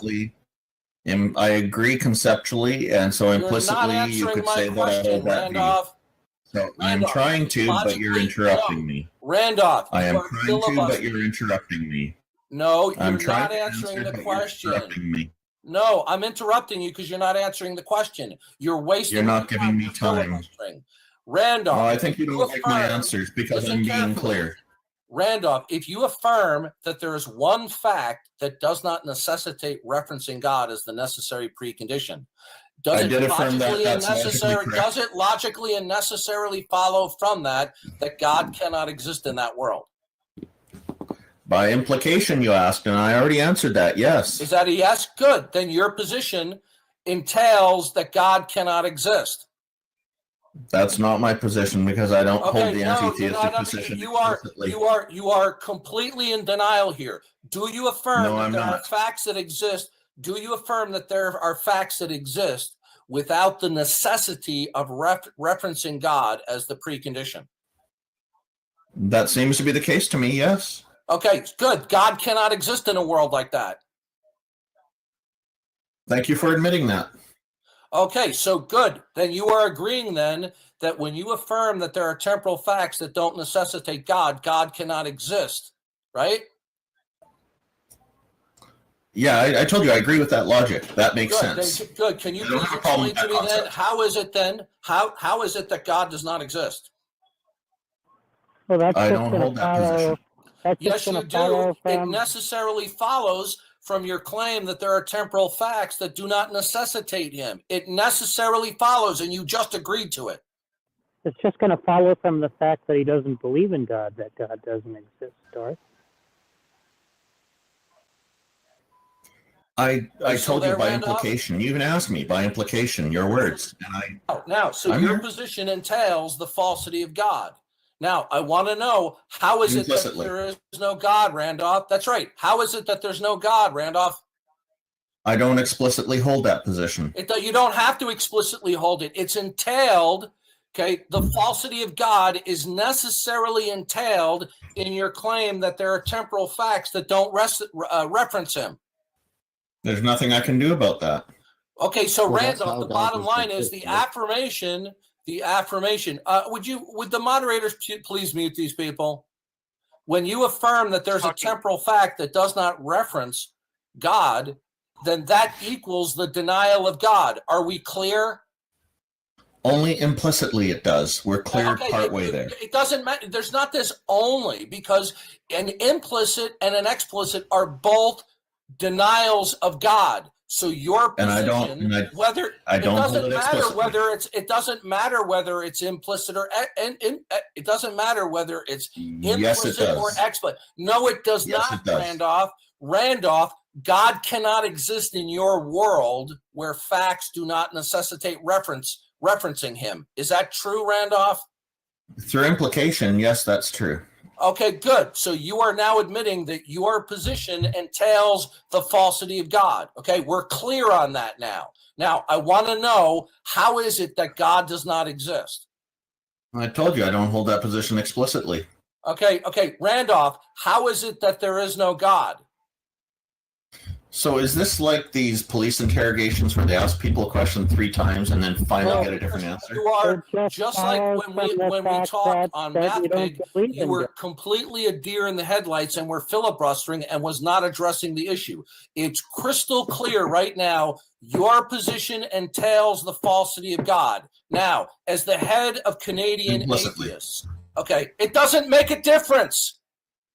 Now, I want to know how it is. No, it does not. No, it does not, Richard. It's a distinction without a difference. It makes no difference whether it's explicit or implicit. Very big difference. Randolph, does your position? Okay, Randolph, you are making a distinction with no difference. It makes no difference that it is implicit versus explicit. They both entail that God cannot exist. Are we clear?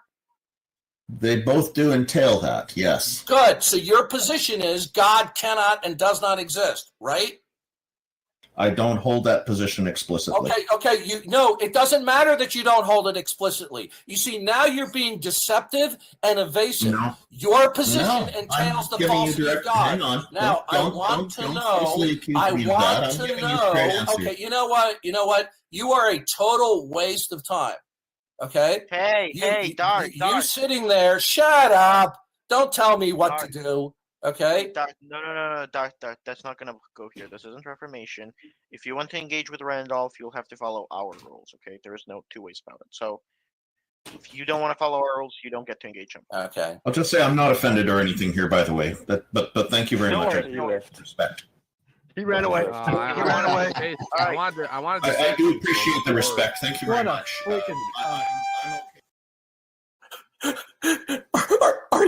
Are you comfortable, Mr. Silverman? Can I give you a back rub? Can I give you a massage, Mr. Silverman? Are you feeling uncomfortable? Yeah, that's pretty ugly. Have an ultimate foundation as a frame of reference to place facts. I don't even know what that means. Do I have an well? Look, we are all perceiving this universe together. And we are all perceiving things to a certain level of knowledge and a certain level of comfort. I know. I don't think you're understanding the question. Okay. Why are we doing this now? Come on. Just a second. Dave, are you comfortable continuing this inquiry, or would you prefer to move on? Oh, I'm not here to debate the existence of God. I've done that so many times, and I'm not really interested in doing right now. But I'm happy to talk to it. I mean, yes. if he's telling me, as you wish, Dave. Do you want me to let him continue this inquiry? Whenever you want, we want to make you as comfortable as possible. Do you want me to unmute him? No, continue. But please, okay. but please, let's get into what something useful is. Let's talk about something useful here. I mean, if we're talking about the frame of reference, yes, of course, everything is relative. If you don't have an objective knowledge of the universe, of reality, we have a framework of reality that we operate in, and you and I operate in the exact same reality, and we operate in the exact same filters. The only difference is that you're just attributing credit that I'm not, and so that's kind of the only that's the only real answer to your question. You and I have the same framework. Okay. The only difference is that you have this other framework, this super framework that your religion has kind of invented, and say, this tells you what you're not addressing. Why do you keep on muting me, Canadian? Dave, it's your call at this point. Do you prefer to continue this, or should we move on to the next question? Oh, we can keep going. We can end this. All right. We will be moving on to the next question, which is. Real quick, Canadian. I just want to ask Dave a question. When you said, so we're moving on to the next question. David, the question. A few moments later. David finished rambling incoherently, not addressing my question, and I clarified the question. I was then muted again. After I responded for a fourth time that he wasn't addressing the question, and I wanted him to address the question. He started talking about morality and all that kind of stuff. And the question I asked him was, since you reject the concept of God as being ultimate and the ground of all being, what is your ultimate frame of reference so that you can place and interpret facts? He never addressed the question, and Canadian Catholic completely protected him. He bent over backwards to protect David Silverman. Yeah, I'm surprised you're even still over there. I mean, I was literally shocked at the level that Canadian Catholic went to protect me from even having a brief interaction. As soon as I got my question out, I was server muted. Okay, when David Silverman finished bloviating, not addressing my question at all, he just gave a mini soliloquy, and I said, "Well, I don't think you understand the question." I said, "You are without God when you invoke facts. I want to know what the ultimate framework is. That's a grounding for these things." 3 to 4 times in a row, he gave this completely deer in the headlights, clueless monologue, having nothing to do with my question. But that's not why I'm just breaking in here. Canadian Catholic bent over backwards in the most disgusting form of censoring me to make it look like he would let me question David Silverman, but he wouldn't let. He goes, "Are you, David? Are you comfortable with these questions? Do you want to continue? Are you feeling uncomfortable, David?" Yeah, he was kind of trying to prod David into moving along. Yeah, he was. I mean, I am dumbfounded at shocked at the level of obsequiousness that he showed toward David Silverman. Canadian Catholic is an abomination. What happened is Canadian Catholic actually ran moderator interference to insulate David Silverman from being humiliated. Darth, honestly, did you expect anything less? As bad as Canadian Catholic is, I did not even expect him to run protection for David Silverman. I'm dumbfounded that somebody would be that obsequious to David Silverman. Okay, that he literally was leading David Silverman on by a leash. Are you uncomfortable with this line of questioning? Do you want David? Do you want to move on? Do you want to move on? And then after the third time, when I said, David, I don't think you're understanding and you're not addressing my point. Okay.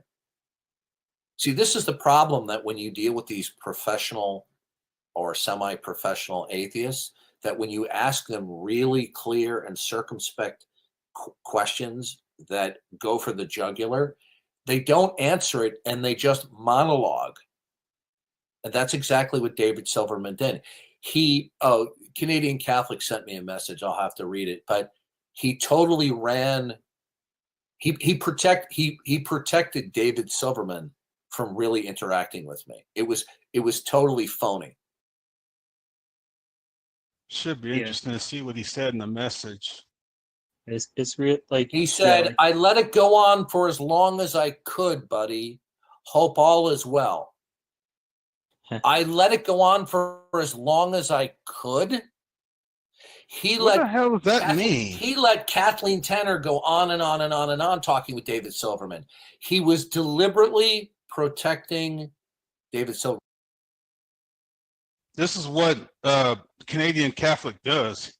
He just always bends over for other people. He tries to get so many people like him, including these vicious atheists. He knew that if he allowed any more interaction, that David Silverman would have been humiliated. Okay. He deliberately stepped in. David, are you feeling uncomfortable? David, I was just surprised he didn't get down on his knees and unzip David Silverman's pants. Yeah, Canadian Catholic is either a total phony or he's mentally deranged. I don't know which it is. Well, he let Godless talk, and didn't try and shut her up. He let a number of people interact with him. He would not allow me to interact with David Silverman, even for a short period of time, other than to get a question out. And after David Silverman completely monologued twice, being a total deer in the headlights, not answering my question, and just giving one of his boilerplate mini speeches, and the third time around, I said, you're not understanding the question, okay? If you're without belief in God as the ground of all being, and as a frame of reference to place and understand and interpret facts, what is the ultimate nature of reality? Okay. Oh, are we having a God debate? Are we having a God debate? Is that what's going on? Do you see what a clown David Silverman is? He's been a clown for years. That's why we have to find a way to get him in here. I mean, I don't want to throw that around too much, but David Silverman really is a clown. He is a clown atheist. But you know what, though? At least he is what he is. Canadian Catholic is an absolute fraud. Okay?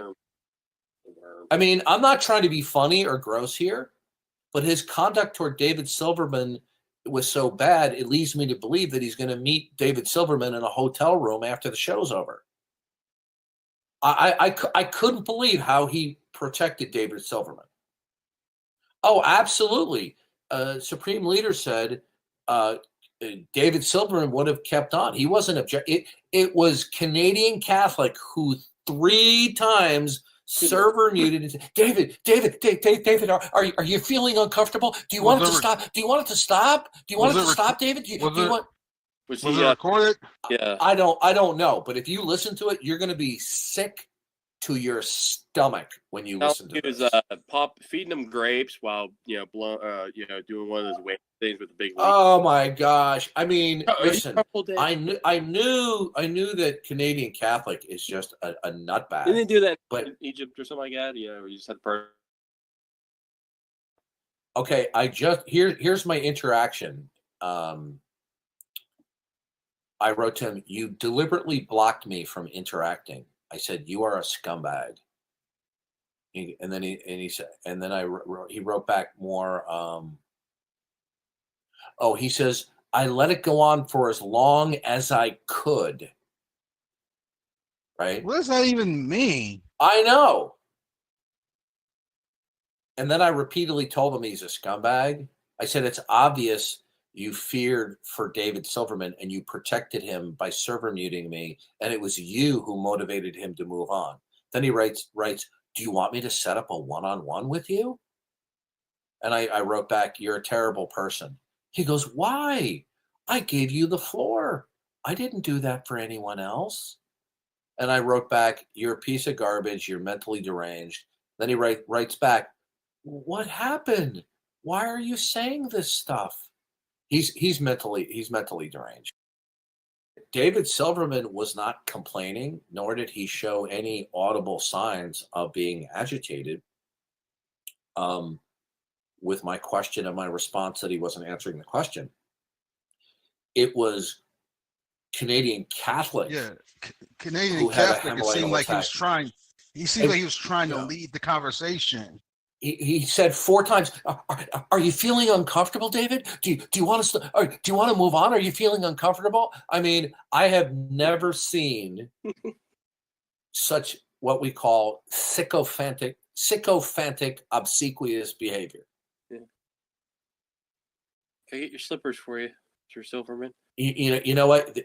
Look, I hate to use this term, okay?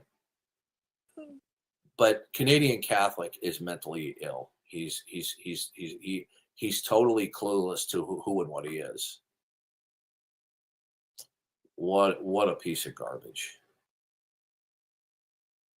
Yeah. One thing I learned is that when you ask precise theological and philosophical questions, whether or not they understand the question, they're just going to respond with one of their atheist monologues that they're accustomed to giving, right? Cliche remarks. That's exactly what he did. And I said to him 3 times, you're not understanding the question. I said, since you do not accept that God exists and is ultimate and the ground of all being, I want to know what the ultimate nature of reality is. Now, he finally started answering it where he just said, nobody knows, right? And then Canadian Catholic knew that I was going in for the kill. Yeah, and that's when he got rid of me and motivated David Silverman to move on, because he knew once Silverman admitted he doesn't know what the ultimate nature of reality is, he has no grounds for facts. He was wearing an SCC costume, Canadian Catholic. To save the day. He wasn't just protecting David Silverman. Okay, no, Silverman is not an honest human. You're delusional, Barry. What Canadian Catholic, because he's heard me in so many conversations and questions, he knew that Silverman was going to get slayed, and he protected him from getting slayed. Right? What does this tell you? Okay, do you really believe Canadian Catholic believes in God and he behaves this way? He's a sick young man. He's mentally twisted. What is it? I mean, these guys are defecating on Christianity any chance they get, and this guy just sucks up to them like he was getting paid. You know, just nauseating what he just did. Just absolutely nauseating. Listen, I'm truly shocked that he even stooped to this. David, are you? He literally was saying, David, are you feeling uncomfortable? Are you feeling uncomfortable, David? David, David, we wouldn't want anyone to make you frown. Are you feeling comfortable, David? But that constant breathing you was doing in between sounded like a dang dog looking at like a nice tree. Oh my gosh. Talk about a bootlicking lackey. Are you comfortable, Mr. Silverman? Can I give you a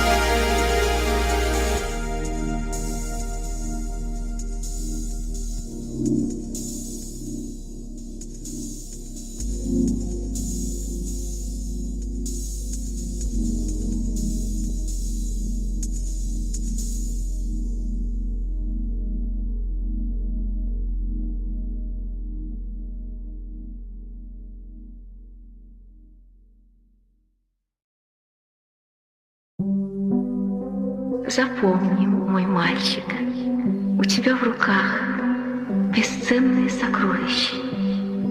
Синяя птица, синяя птица, синяя птица, синяя птица. Синюю птицу нельзя купить или продать. Ее можно только подарить. Только подарить. Только подарить. Только подарить.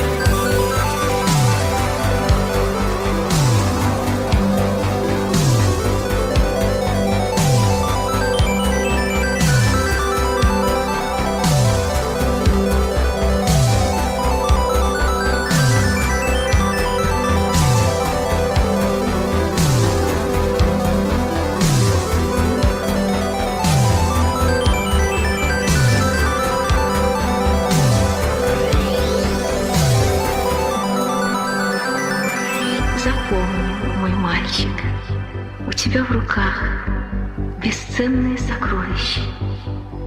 Синяя птица, синяя птица, синяя птица, синяя птица.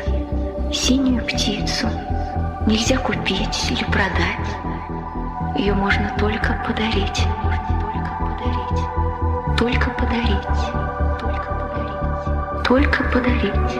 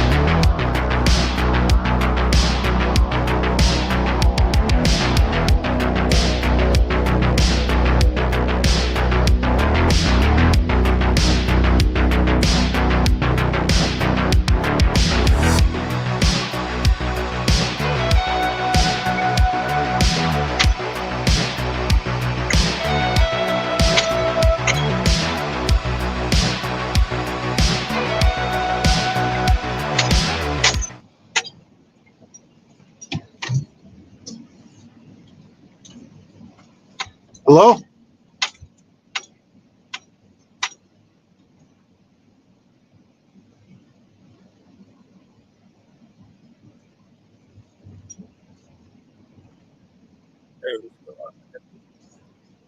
Hello? Hey, what do you got going on? Just driving back to the office at work, and just your channel came up on my feed. I think I heard a little bit earlier you debating an atheist or something like that. So I just figured nothing was going on. I'd just see if I could jump in and see what's going on. Yeah, it wasn't me. I was just playing some Darth Dawkins, unless you're referring to a couple other gentlemen on here earlier.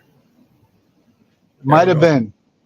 Yeah, I run the channel, but I don't typically debate too often.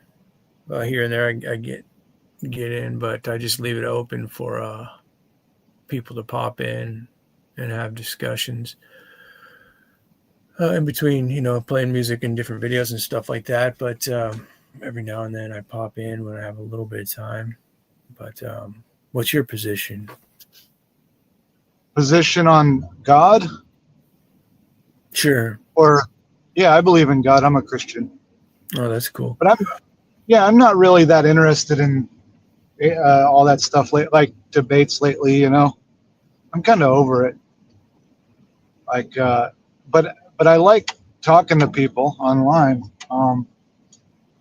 Have you ever heard of Paul Vanderklay? No. Well, I didn't mean to bother you if you were doing something else. No. I can talk to you for a few minutes, but who's Paul Vanderklay? Paul Vanderklay is this YouTube guy. He's a Christian Reformed pastor in Sacramento, and I'm not Reformed, but I like his stuff, and he kind of has this community of YouTube channels that like streams often, and so I've been kind of hanging out in that group lately. I didn't know if you were part of that, but I guess not, But it's a very kind of ecumenical, kind of almost experimental religious community, I would say. I guess that sounds kind of weird, experimental, but it's kind of like people are pretty open there, and we have like people from all sorts of Christian traditions, even some Zionists, even some atheists, and like mystics or whatever, But yeah, and yeah. Sorry, did you say Paul Vanderklay? Yes, sir.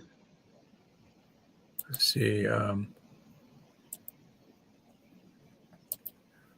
Yeah, I can subscribe to his channel and maybe check it out there. Or just looking at it while you're telling me that. Usually on Fridays he has like a pretty big live stream.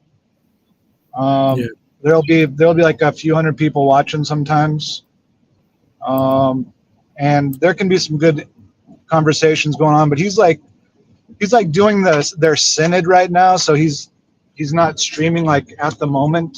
But yeah, but anyway, it's kind of an interesting thing. I've been kind of following different streaming channels. It's like with all the content online, it's almost more interesting to just watch live normal people stream than all this produced content, sometimes. Yeah, I know what you mean. There's a small community around here, and a lot of people do that. They'll just, instead of like watching TV or Netflix, they'll have like a select amount of channels and see who's live and pop in. Sometimes people just like to stay in the side chat. So, right. But we there's a couple channels around here that go back and forth. Like, we tend to get into discussions or debates with like the universalist guys, even more than the atheists. But I'm trying to get into discussions with more atheists. The universalists are the God saves all camp. Yeah, there's definitely a universalist contingent in that sphere I was talking about. Yeah, for sure. Well, they can't all be right. That's kind of the problem. Yeah. The Buddhists and the Hindus and the Christians, there's distinctions there, right? They're not all right. Right. But yeah, I think there's some truth. It's like there's some truth in different traditions, but the whole truth is in Christianity. Yeah, if you got to be a Christian, you got to own it. You can't be like, well, I guess Hinduism's okay too, because then you would be allowing idol worship, a different god or gods altogether. And that's not going to work. But just you can come back here whenever you want. Like sometimes you'll see something going on, and sometimes you just hear music, maybe something playing. But typically, I'm running the stream at different times every day, so you might find something that you want to engage with, or somebody in the side chat you want to talk to. But yeah, you're welcome to come back whenever you want to. Nice. Yeah, well, I'll subscribe. What's your name? My name's JG, and I see your name is Mark. There. Yes, sir. Yeah. Yeah, thanks. That's cool.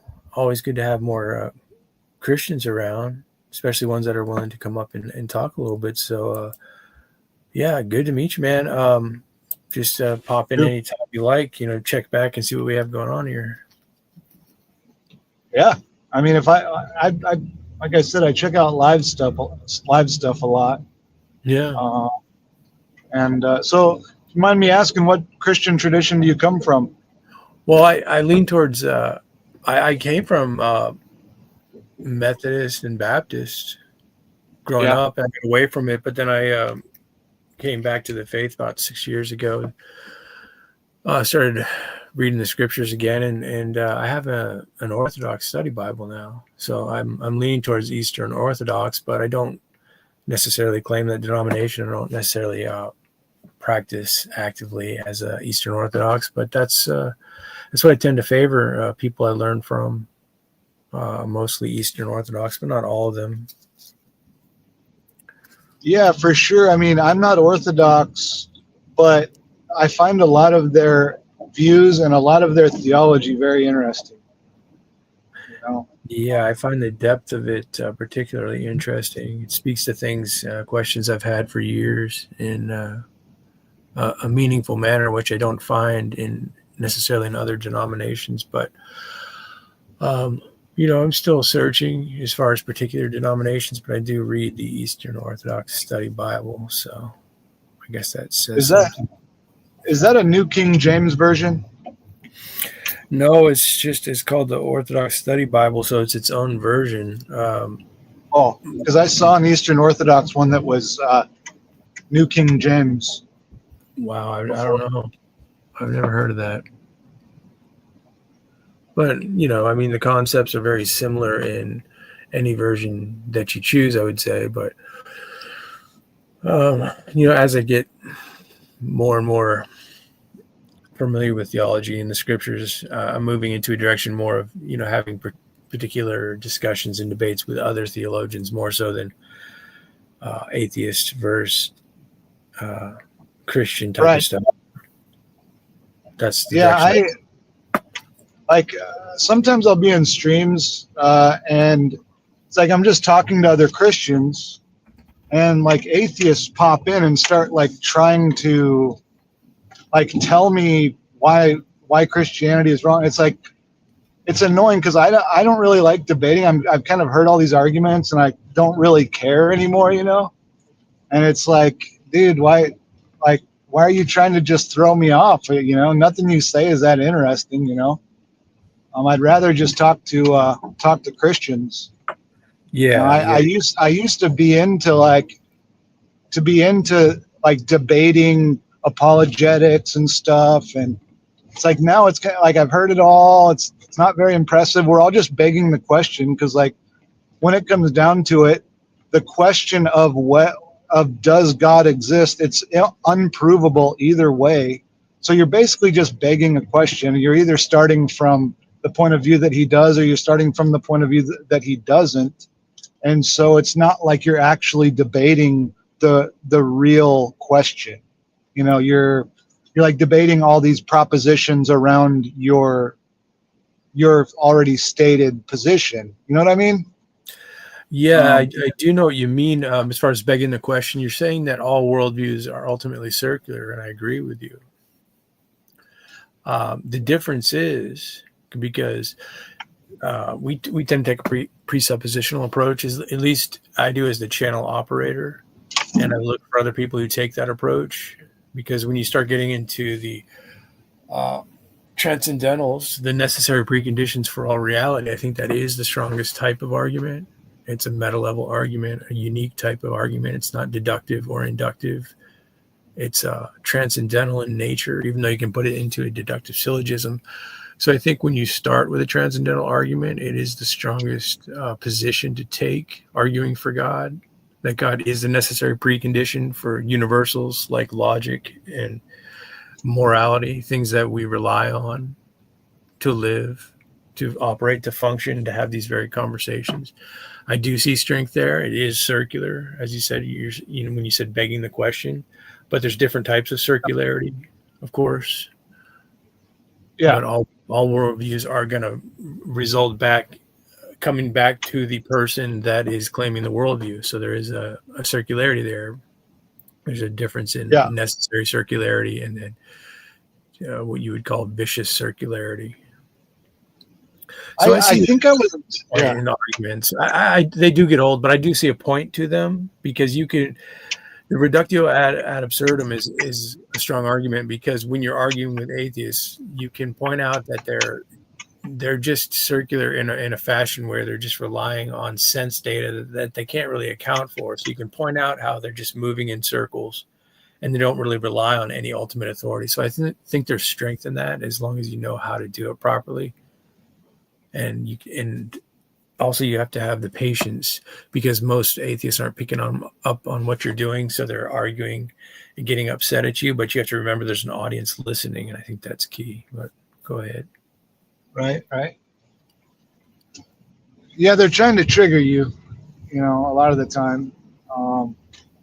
But with me, it's like, I'm not a logician or a philosopher. You know, it's like I don't need to know all these things. Like, I can understand enough to know that we're all just, you know, like the question over whether God exists, like what is the cause? It's undebatable, it's unanswerable or unarguable. So to me, it's not a what, it's a why. You know, the why is the real question, and if there is a why at all, then there's probably a God. That's the way I see it. You know, it's like, since we can't really debate the what. Well, the problem with that is, how is it going to lead you to the Christian God? Well, how is anything going to lead you to the Christian God? Why? Because because the Christian God explains everything, because the cross is everything, you know? I mean, people are led to the Christian God through different ways, don't you think? Yeah. I mean, ultimately through the word. I don't disagree with you. I think it's a little bit ironic, though, that when you have discussions, that you are entering into the arena of debate, so to speak. So you can't really avoid it, even though, you know, I can see what you're saying. You like to have more of a discussion with certain assumptions involved, rather than debate to the core of why you believe what you believe, how you know what you know, and why you behave the way you behave. Because I see it as metaphysics, epistemology, and ethics, which are the traditional pillars of philosophy, are key. The nature of being, the nature of knowing, and the nature of behavior. The three are interlocked in a way that are inseparable, and people tend to try to divorce one from the other. And I think when you can argue from a position where they are not divorced, and you know how to navigate the conversation, there's strength in it, because you're not just saying, well, I think God exists because it seems probable or likely, or like, because how else would things be the way they are? Because there's a lot of atheists that are quite logical, that are not going to be receptive to that. They're not going to be receptive to that type of witnessing, because I feel like that's an unfulfilled question that they have, that you're just assuming it. But on the other hand, the difficulty of navigating a conversation about transcendentals, the preconditions necessary for reality, that they need to be God, and the Christian God in specific has its other problems as well. People get lost in the philosophy more than being a witness for God. So there's a tricky balance here, and I think that you're kind of seeing that, or you're pointing that out in your own way. Yeah, and I mean, in the end, he either calls you or he doesn't. You know, you respond to the call or you don't. You can tell yourself whatever you want. You know, you can convince yourself, but you know, either you respond to the call or you don't. You know, take a leap of faith or not. And there's only like the logic involved. I don't know. I kind of consider myself a postmodern fundamentalist because I believe the Bible is literally true and everything, but I think there is a lot of relativity in all of this, and I think that logic can really only take us so far with these questions. You know, logic itself is just going to be a tool that we use to navigate for consistency, right? It's not going to have any explanatory power in itself. We use the classical laws of, you know, the law of non-contradiction, law of identity excluded middle, to navigate a conversation fluently and consistently. But the logic itself isn't anything that gives us causality, meaning, or teleology or purpose. Those things are a priori, you know, before the fact. The logic is a tool in place. But to say that, when atheists say like we're logical and we're using logic, they mistake it many times with something that has an explanatory power to describe reality itself, which it doesn't. So it's helpful to be able to point those things out, because you have atheists navigating with these presumptions that they can't really explain or they can't account for when you point that out to them. So it's a starting point in like breaking down what they think is a secure and a worldview that makes sense. Saying, okay, maybe you're not going to understand Christianity today, but today you can at least understand that what you've been navigating and what you've been using doesn't even make sense. It can't even explain itself. So I think it's a good start, even though it can be a painful conversation for them if they start to realize what you're saying. Kind of chip away and at the foundation. Well, anyway, I got to get going now. But it was nice meeting you and good chatting with you a little bit, and I'll probably be around. All right, brother. Good to meet you, and we hope to see you again. You take care. Bye-bye. All right, thanks.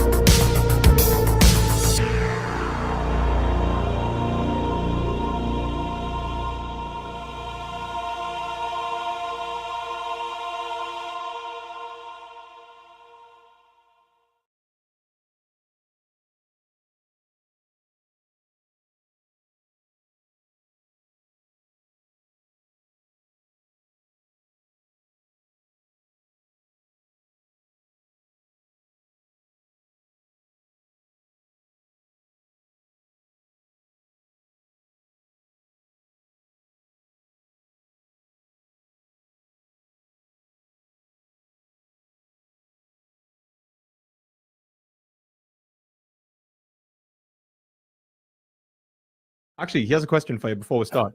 Why are you called Darth Dawkins? I used to call myself Duncan Dawkins with the floating head of Richard Dawkins and a hot cup of coffee.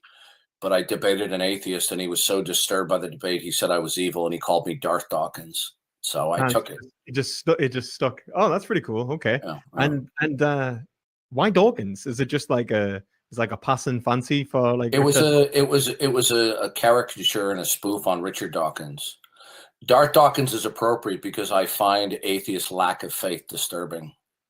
Yeah, that's cool. I like it. I like the Star Wars reference, man. Star Wars, everything is good. So I can definitely agree there. Welcome to the channel. It's the first time we've really had a proper discussion. We had a very brief encounter once before, I think it was. So it was I think it was about a year ago, and it was about a 20-second interaction. So we didn't have a real conversation, nothing really substantial. So so I'm going to make the argument here that actually, here's the thing.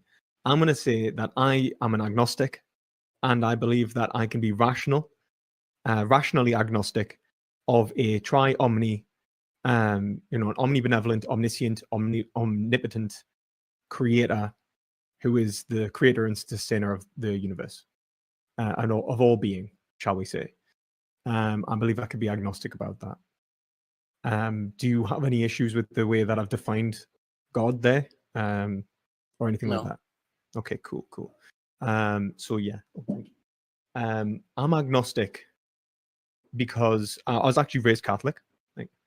I was raised Catholic, but I'm agnostic because I believe that the existence of an absolute perfect being defies the capacity for understanding of a human, and we would have to attribute non-perfect characteristics to that being in order to create any justification for its existence. So in other words, I would have to be able to point towards the metaphysical reality of a God, and being able to do so would mean I would have to conceptualize of that reality and understand it, which would diminish its perfection. So I'm taking something that is close to the akin of via negativa, of why we cannot know God. And in saying that, I believe from that point, if I cannot know God, then there is relevant falsehood from a Gettier position, and so there is no need to believe or disbelieve necessarily, and so both positions are equally as rational. So that's my position outlined. Okay. Are you maintaining that you're neutral toward the existence of God? I'm maintaining that it's not about a belief in the existence of God, but in the knowledge of God. I'm neutral towards the knowledge of God.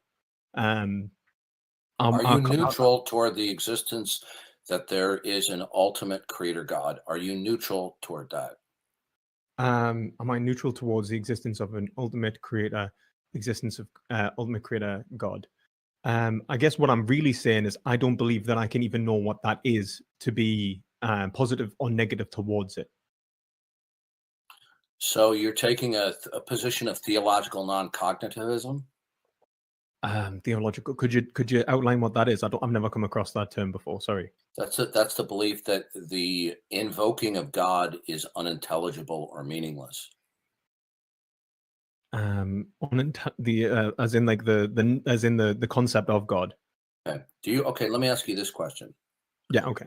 Do you believe that there is something that is fundamental and ultimate in reality that dictates what's possible and impossible? 1 second. Apparently, there's a horrible echo coming through. Let us know, chat, if the echo has went away.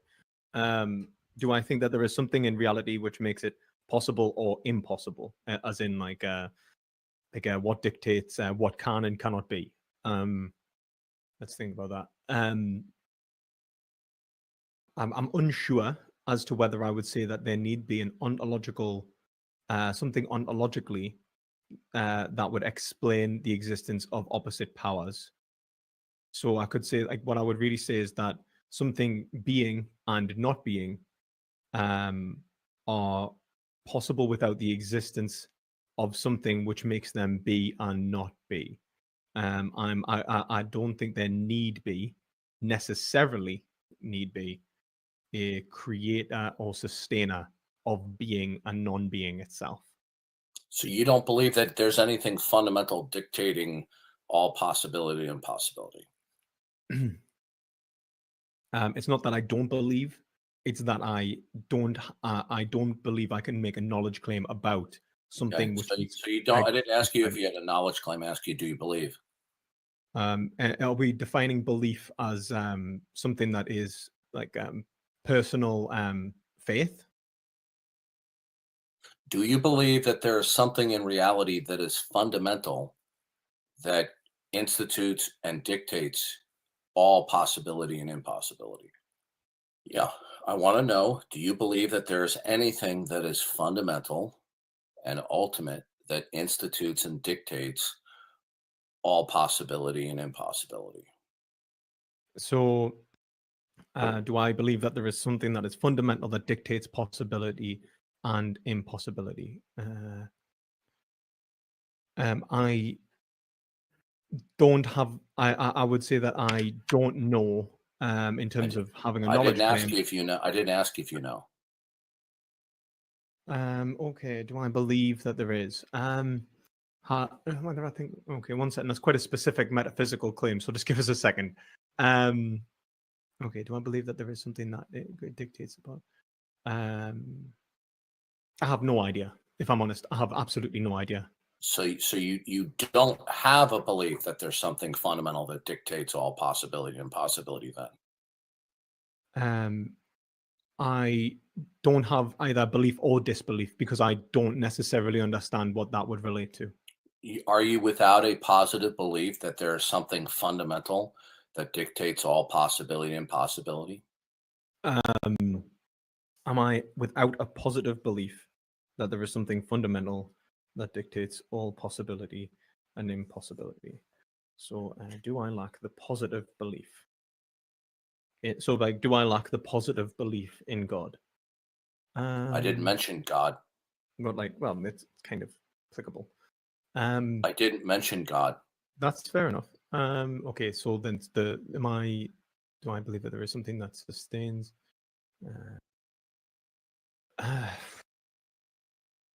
Am I without the positive? I would say I'm without the positive belief because I don't think I can characteristically say what that belief would be if it did exist. Okay. So you don't know, or excuse me, you do not believe that there is something that institutes and secures any and all possibility and impossibility. So did you say I don't know that? Sorry. No, I misspoke. I said you don't believe. Okay, so you are without that belief. Now, can you please explain to me, therefore, since you cannot, and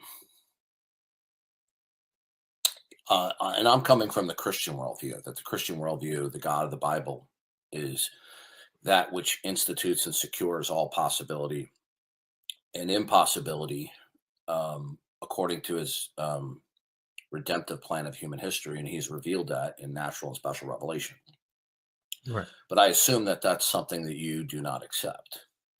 So I want to know, since you do not believe that the God of the Bible is necessary ontologically for anything, and you don't believe that he's required for intelligibility of the world around you, then my next question is anything impossible?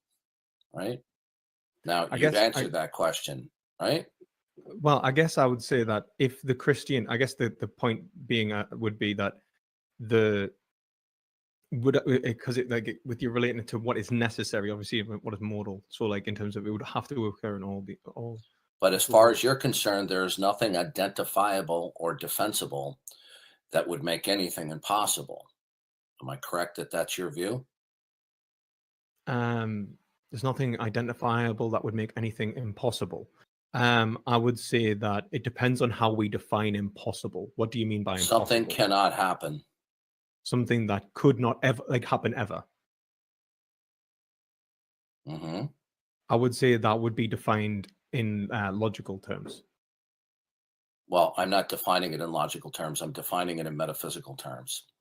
Do you believe that anything? Do you believe that anything is metaphysically impossible? Do I believe that something is metaphysically impossible? Yes. anything. What is impossible? What is impossible? That which defies the laws of logic. Okay. So a being which is not equal to itself would be an example. Where did you? Okay. So do metaphysical do the laws of logic prevent me from jumping to the moon? Do the laws of logic prevent you from jumping to the moon? It would be. I would say that somewhat, yeah. How? I would say that logic exists in being, and being essentially prevents you from it forces you to conform with a certain natural principle, natural laws which exist within a material. The laws of logic just simply dictate that for any entity, it is what it is in a given time index, and it cannot equal its negation. The laws of logic would not instantiate the uniformity of nature. What? No, I think I would. Sorry. How would the law of identity prevent me from jumping to the moon, or the law of non-contradiction? How would the law of identity prevent you? Well, the law of identity would allow you to would instantiate the foundation of all the other laws in terms of normativity in relation to what matter. How would the law of non-contradiction prevent me from jumping to the moon? Well, I would say that the law of non-contradiction would prevent you from jumping to the moon, because it would allow for the establishment of identities, which is the fundamental normativity that exists in the laws of physics. And so the laws of physics would be the laws that prevent it. So it's the laws of physics that prevent me from jumping to the moon. Yes, and they're underpinned by the laws of logic. Okay, is there something that is fundamental and absolute that institutes and secures that there are laws? In terms of laws of logic, or in terms of? No, I'm talking about laws of physics, the regularity of nature, the uniformity of nature. Is there something fundamental and ultimate that institutes laws of nature? They very well may be. I'm just not aware of it. I didn't ask you if they may be. I said, does it exist? Is there something that institutes and secures the actuality and the perpetuity of the regularity of nature? Anything that establishes the regularity of nature.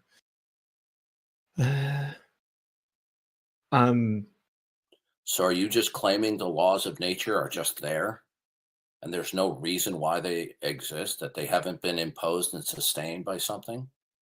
I'm saying that they very well may have been imposed, or they may not have been imposed. I'm not asking you maybe questions.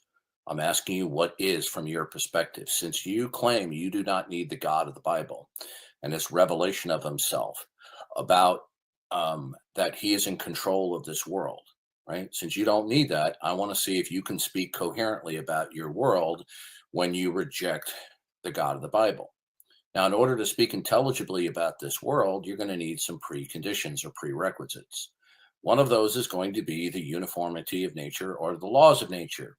You said, I can't jump to the moon because of the laws of nature. And I ask you, has something instituted, put into place that there are laws of nature and sustains it? Okay. Is there something that has done that? Well, this is the thing. I could refer to the regularity of nature without being able to explain sufficiently the regularity of nature. And so I could say nature is regular. And then how do you know it continues? How do you know that the future will be like the past? I don't. Well, then you can't say it's impossible for me to jump to the moon. I could say that it's. Is it impossible for me to jump to the moon? I could say that it's impossible given the. Is it impossible for me to jump to the moon in the next 10 minutes? I would say that it would be highly improbable. I didn't ask you that question.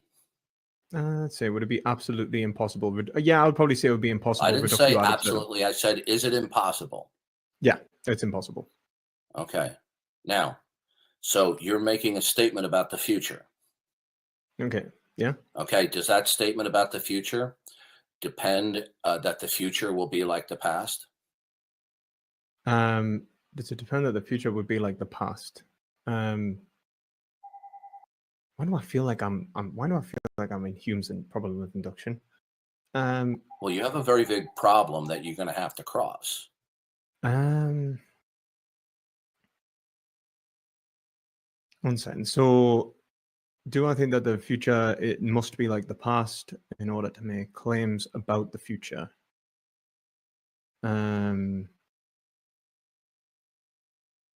Yeah, because if I went Humean, then I would say no. There's no reason to that. I'm just forced to believe it. Well, you're making a claim that it's impossible in your non-Christian world, a world that is not attributed to the God of the Bible, that it's impossible for me to jump to the moon because of the regularity of nature, and that the future will be like the past. Okay, will the future be like the past? Do you know that? I guess there comes to a point when whether I can make a knowledge claim about the future in general, without because it's an unverifiable statement. Do you have a justification that the future will be like the past? So what I would say is, yes, I think that you can make a justifiable argument in relation to the future being like the past. What is it that institute? We're not talking about probability because that's not necessarily true. Will the future be like the past?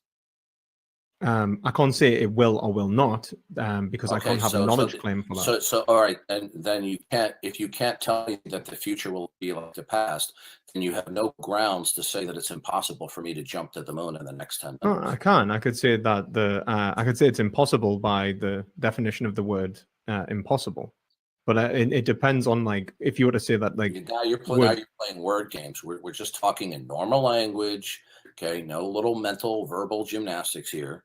Is it impossible for me to jump to the moon in the next 10 minutes? You said yes. I said, why? And you said, well, there are laws of nature, physics.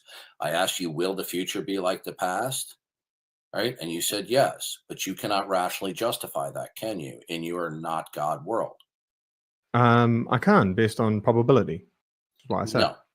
Well, probability depends upon background information. That background information is going to include what is static in the past, the present, and the future, and what is dynamic.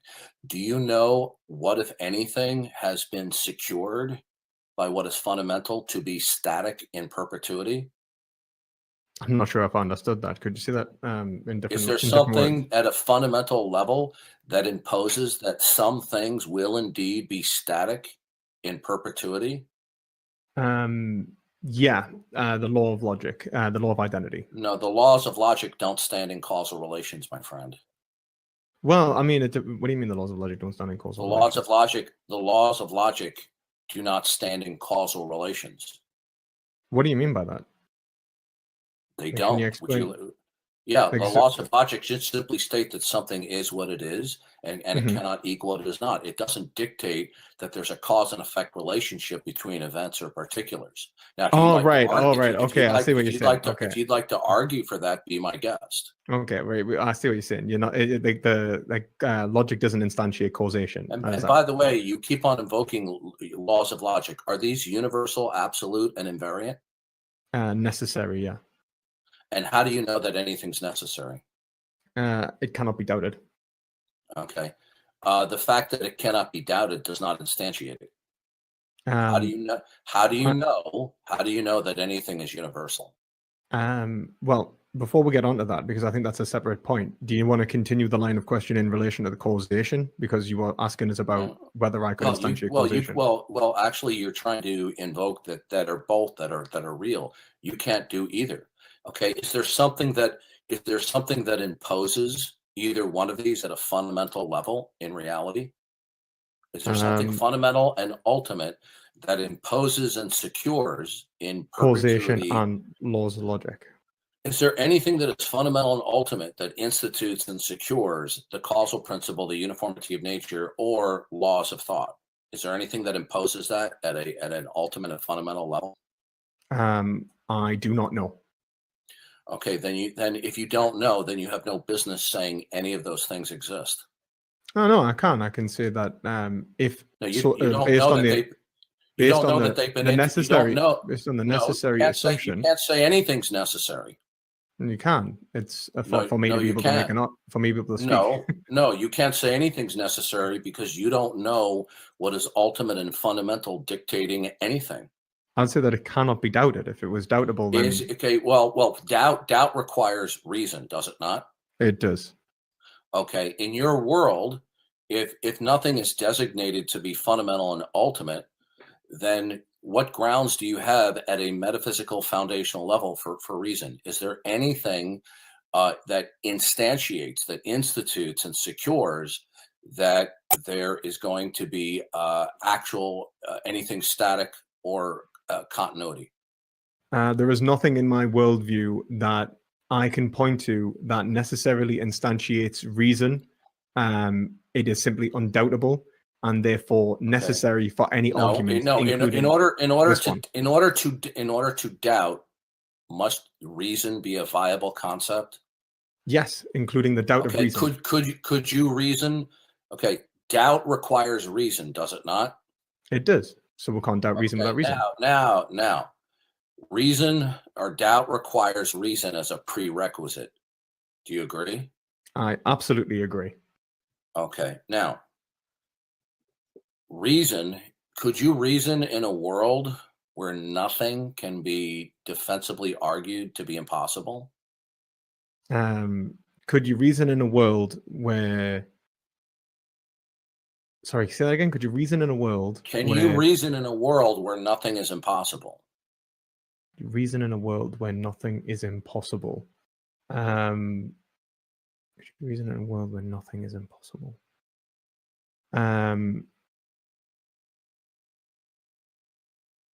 If it this is a how are you defining impossible? Does it include the so could something be impossible?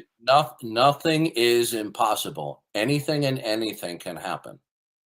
Anything and anything can happen, including something that which for example, me scratching my nose, okay, could produce 4 Eiffel Towers. Is that impossible?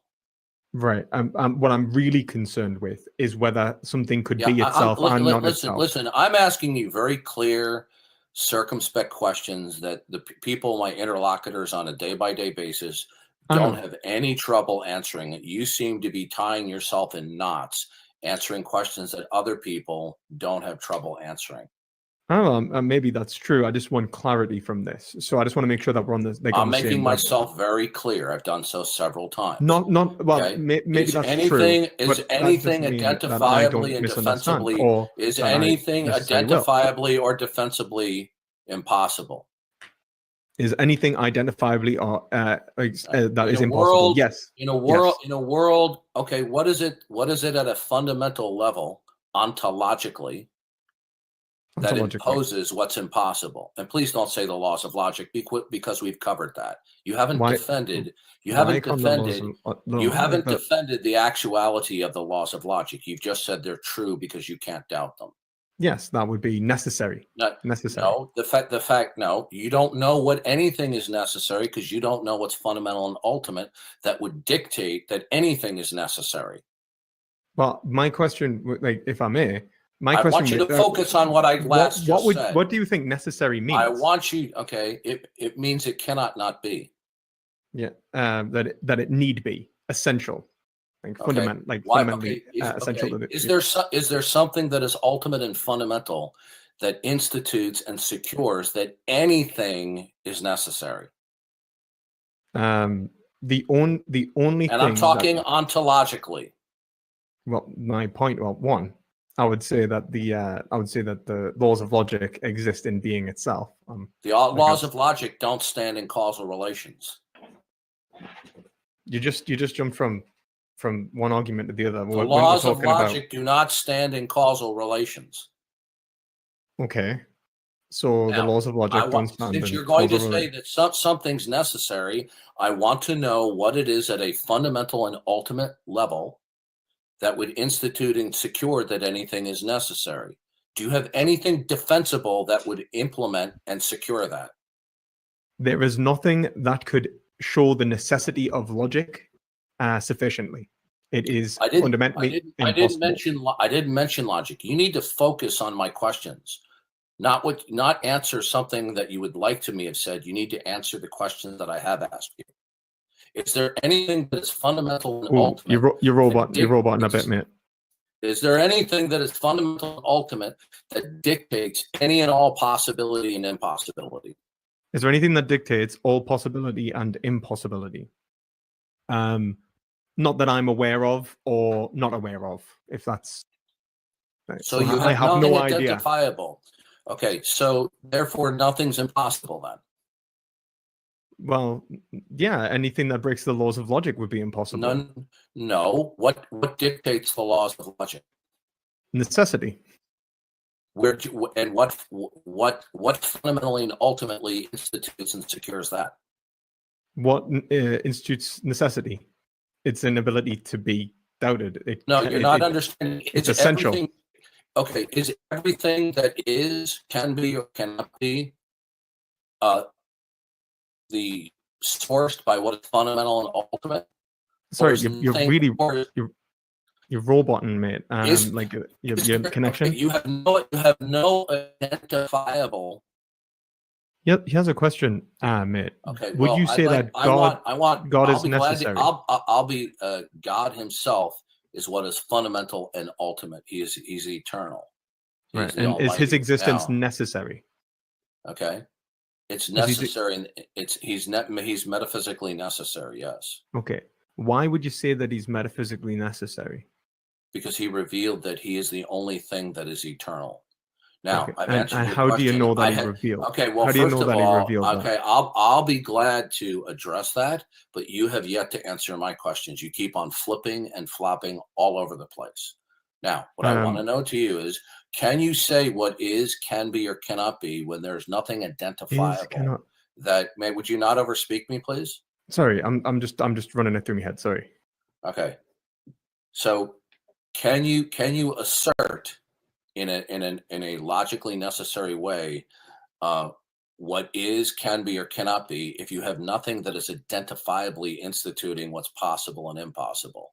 Since you don't know what, if anything, is fundamental or ultimate, and you have no defense that there's something dictating what's possible and impossible, then you're not going to be in a position to say what is, can be, or cannot be. You keep on appealing to the laws of logic, but the laws of logic are abstractions about the nature of all particulars.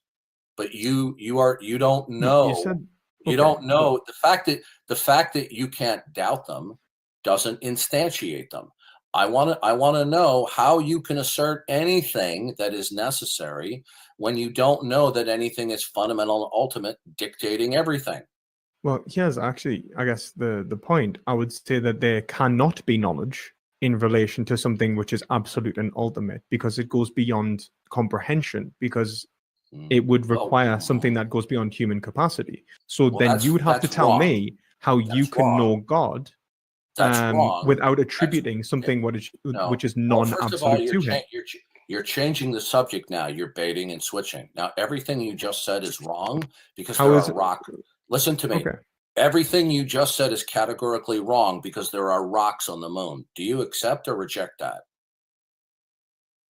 Wait, what? Everything you just said is wrong because there are rocks on the moon. Do you accept or reject that statement? I have no idea what that means in terms of how it's relevant. There are rocks on the moon. Therefore, everything you've said is false. Do you accept that? No, I do not accept that. Okay. Well, how would you rule that out in a world where nothing is defensibly impossible?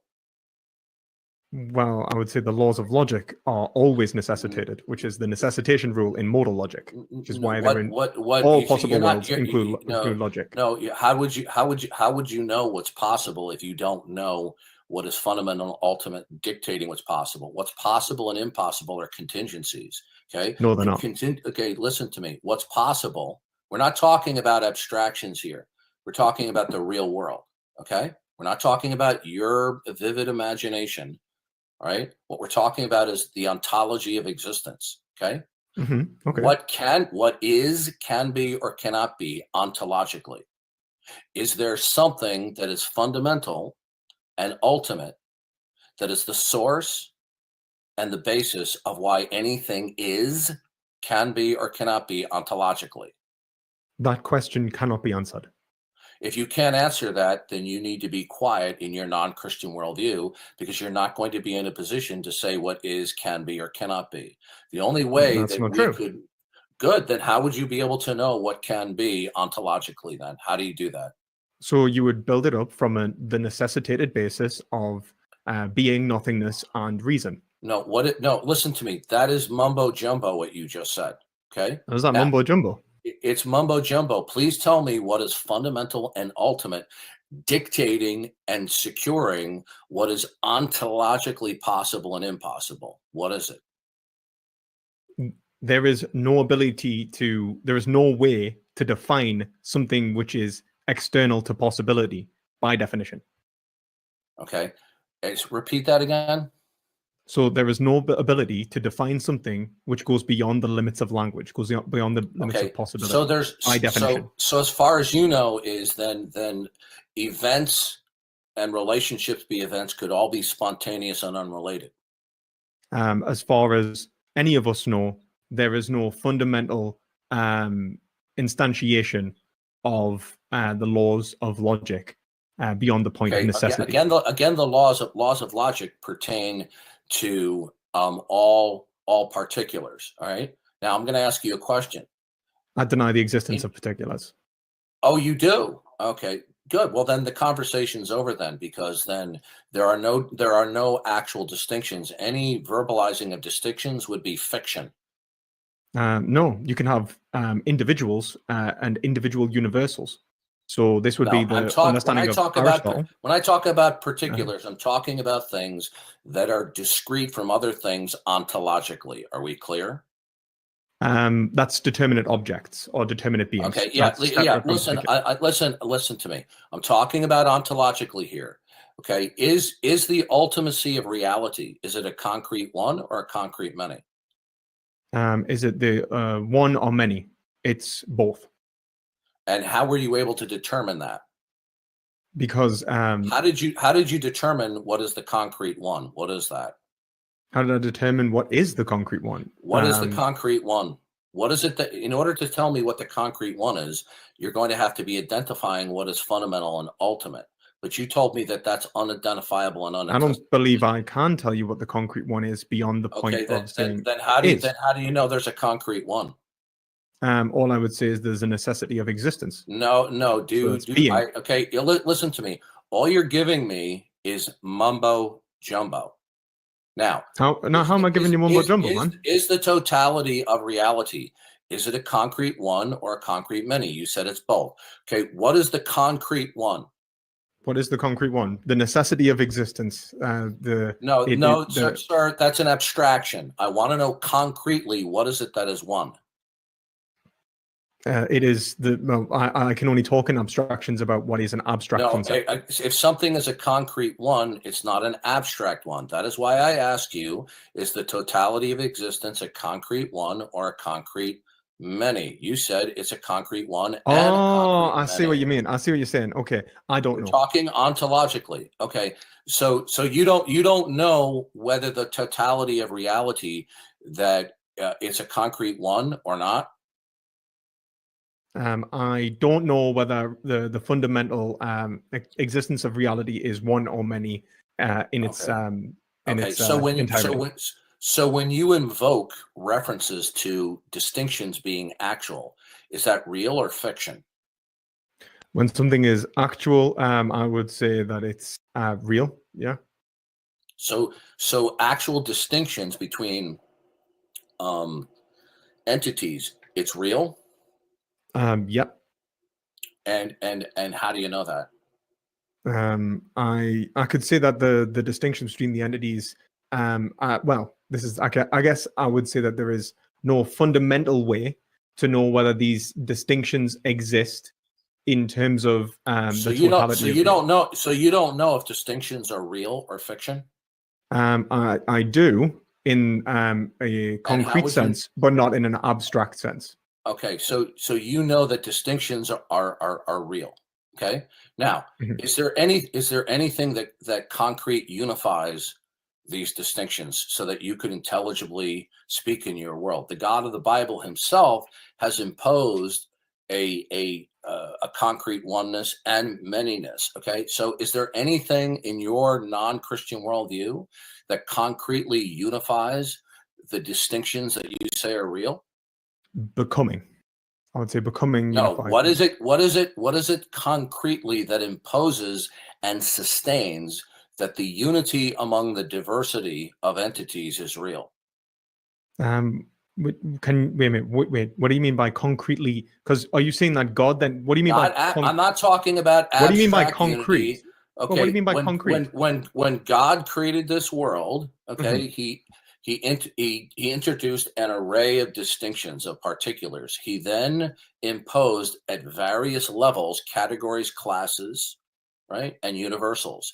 They are imposed by God and they are sustained by God, but you don't accept that.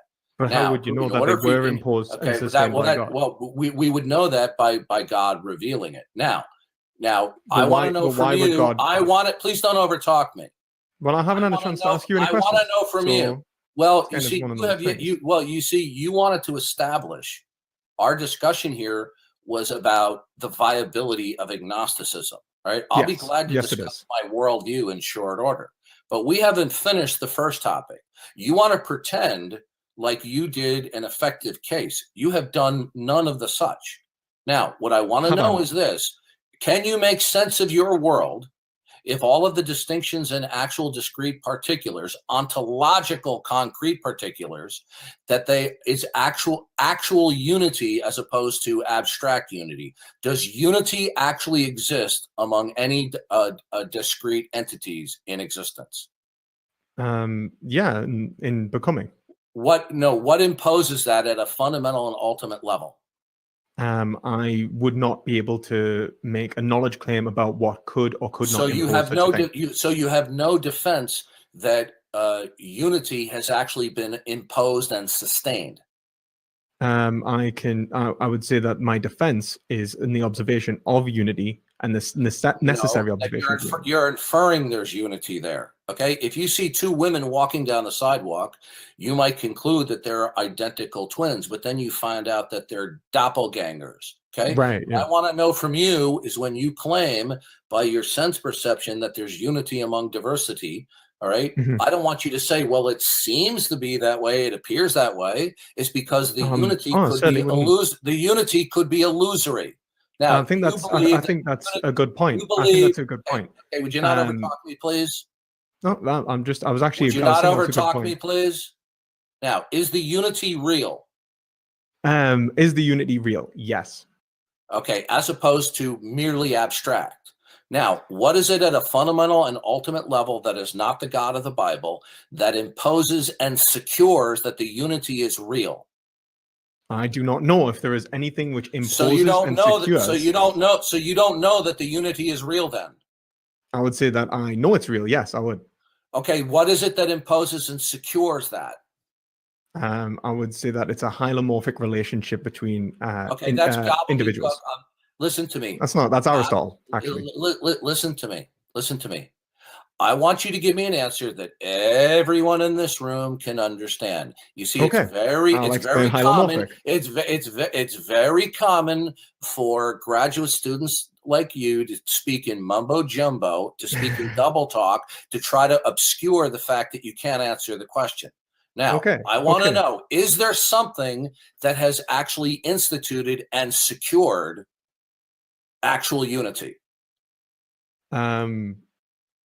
Is there anything that is instituted and secured actual unity? Actual unity. Unity between what? Listen, dude, you're wasting my time. You know, please do not overtalk me. Don't overtalk me. Now, you are wasting my time by giving me mumbo jumbo gobbledygook responses. I ask these questions every single day. I've been doing it for several years from people from all different educational backgrounds. You're one of the rare individuals who keeps on spewing gobbledygook answers. Okay. Now, if you understand the basics of philosophy and you can explain it, You should be able to explain in everyday language for everyone in this room to understand what you're saying. Now, is there something that in actuality imposes and secures that there's unity among diversity? Is there anything in reality which imposes or secures unity among diversity? Unity among diversity. One second. Let's formulate an adequate response, if I may. So, is there anything that let's try and make sure that I say this right. So, one second.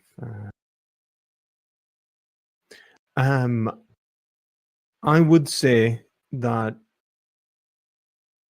being itself necessitates unity at a fundamental level. Okay. Does being encompass all particulars? Being encompasses. Does being represent? Is it the set of all particulars? Of all particulars. If by particulars, you mind if I take that as individuals? All discrete ontological entities. Discrete. There we go. Discrete. Does being represent all discrete ontological entities? Yes. Okay, so it's an abstract set? Yes. Then it wouldn't be concrete. I want to know what concretely is ultimate and fundamental that imposes the actuality and the perpetuity of unity among discrete entities. But wait a minute. What I kind of don't understand here is why you think there could be something concrete. Okay, which is there something that is ultimate and fundamental that imposes actual concrete unity as opposed to the appearance of unity?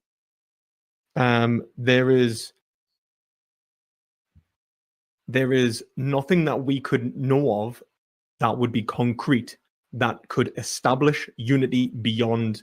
So you don't know if unity is concretely real or it's an illusion. I do, because it's necessitated.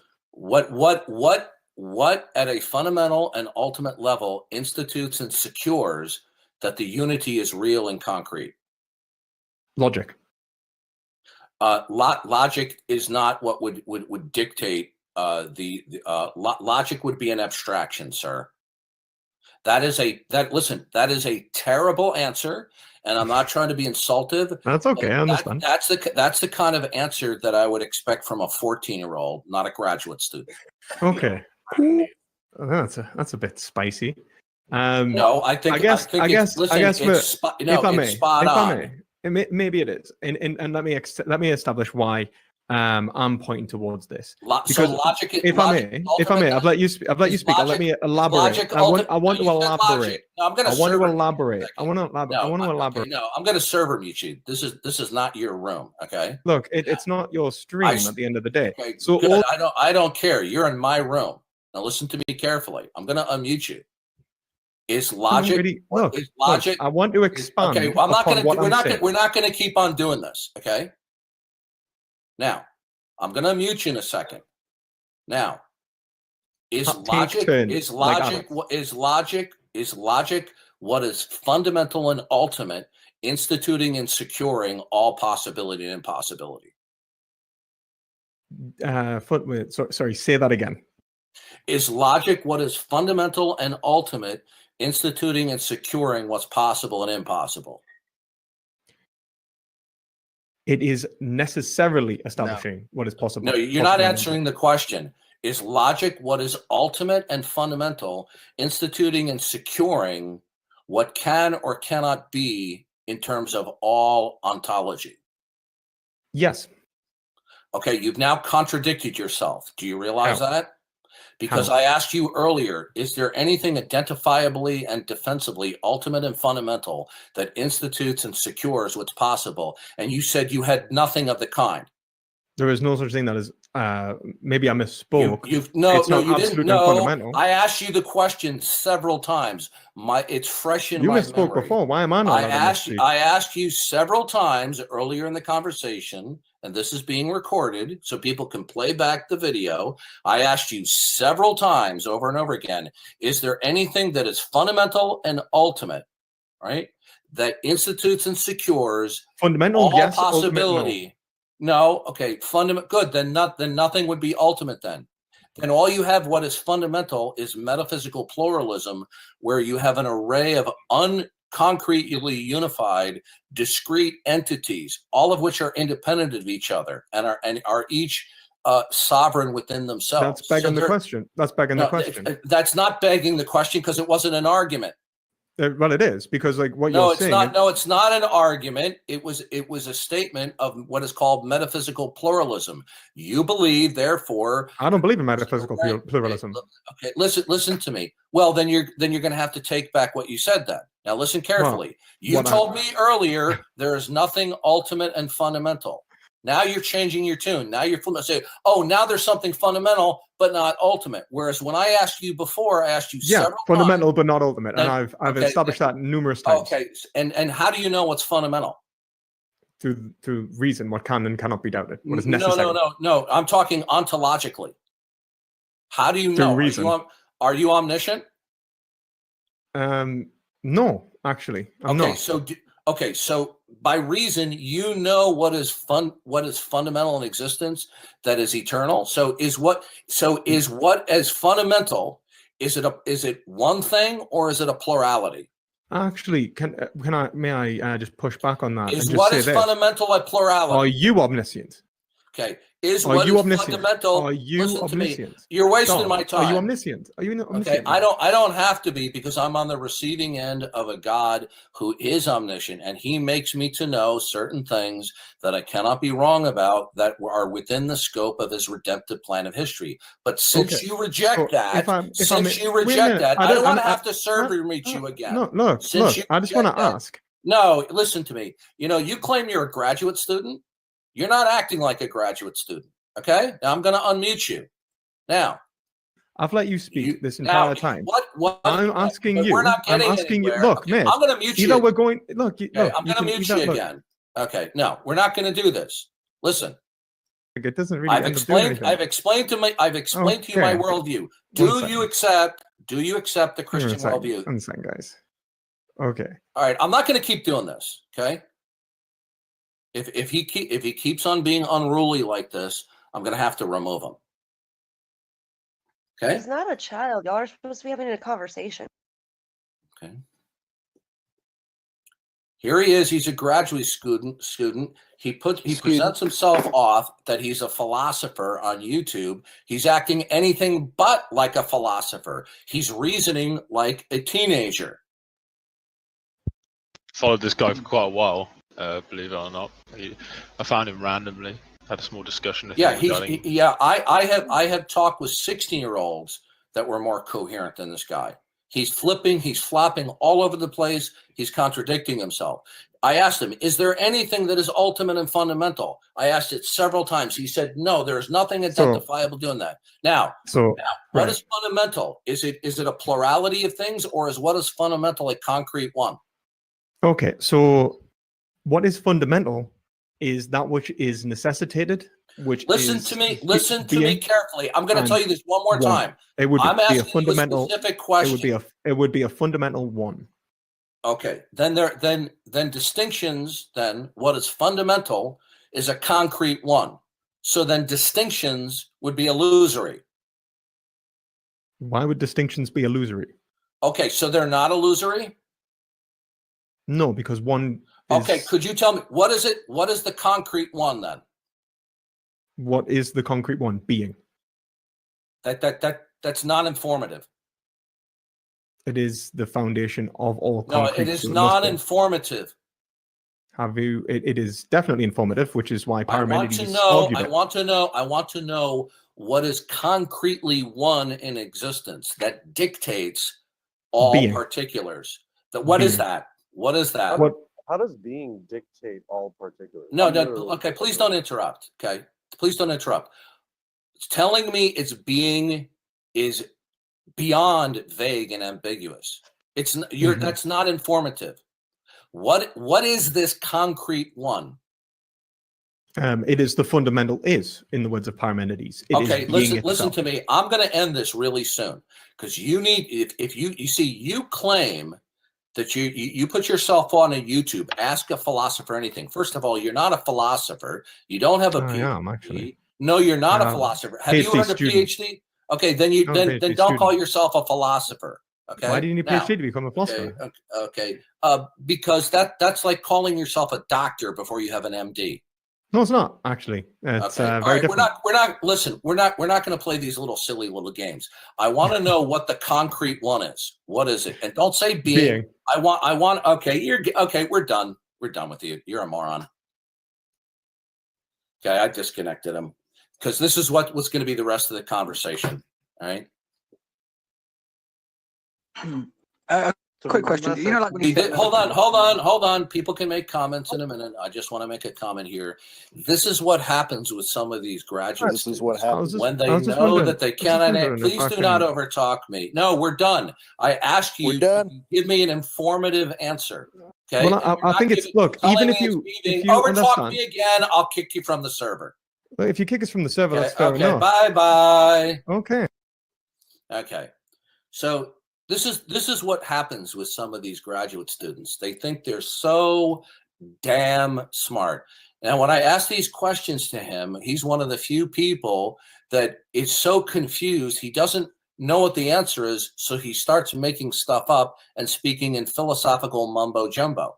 He says, "Oh, what's fundamentally concrete is being." Well, what is that? What is that?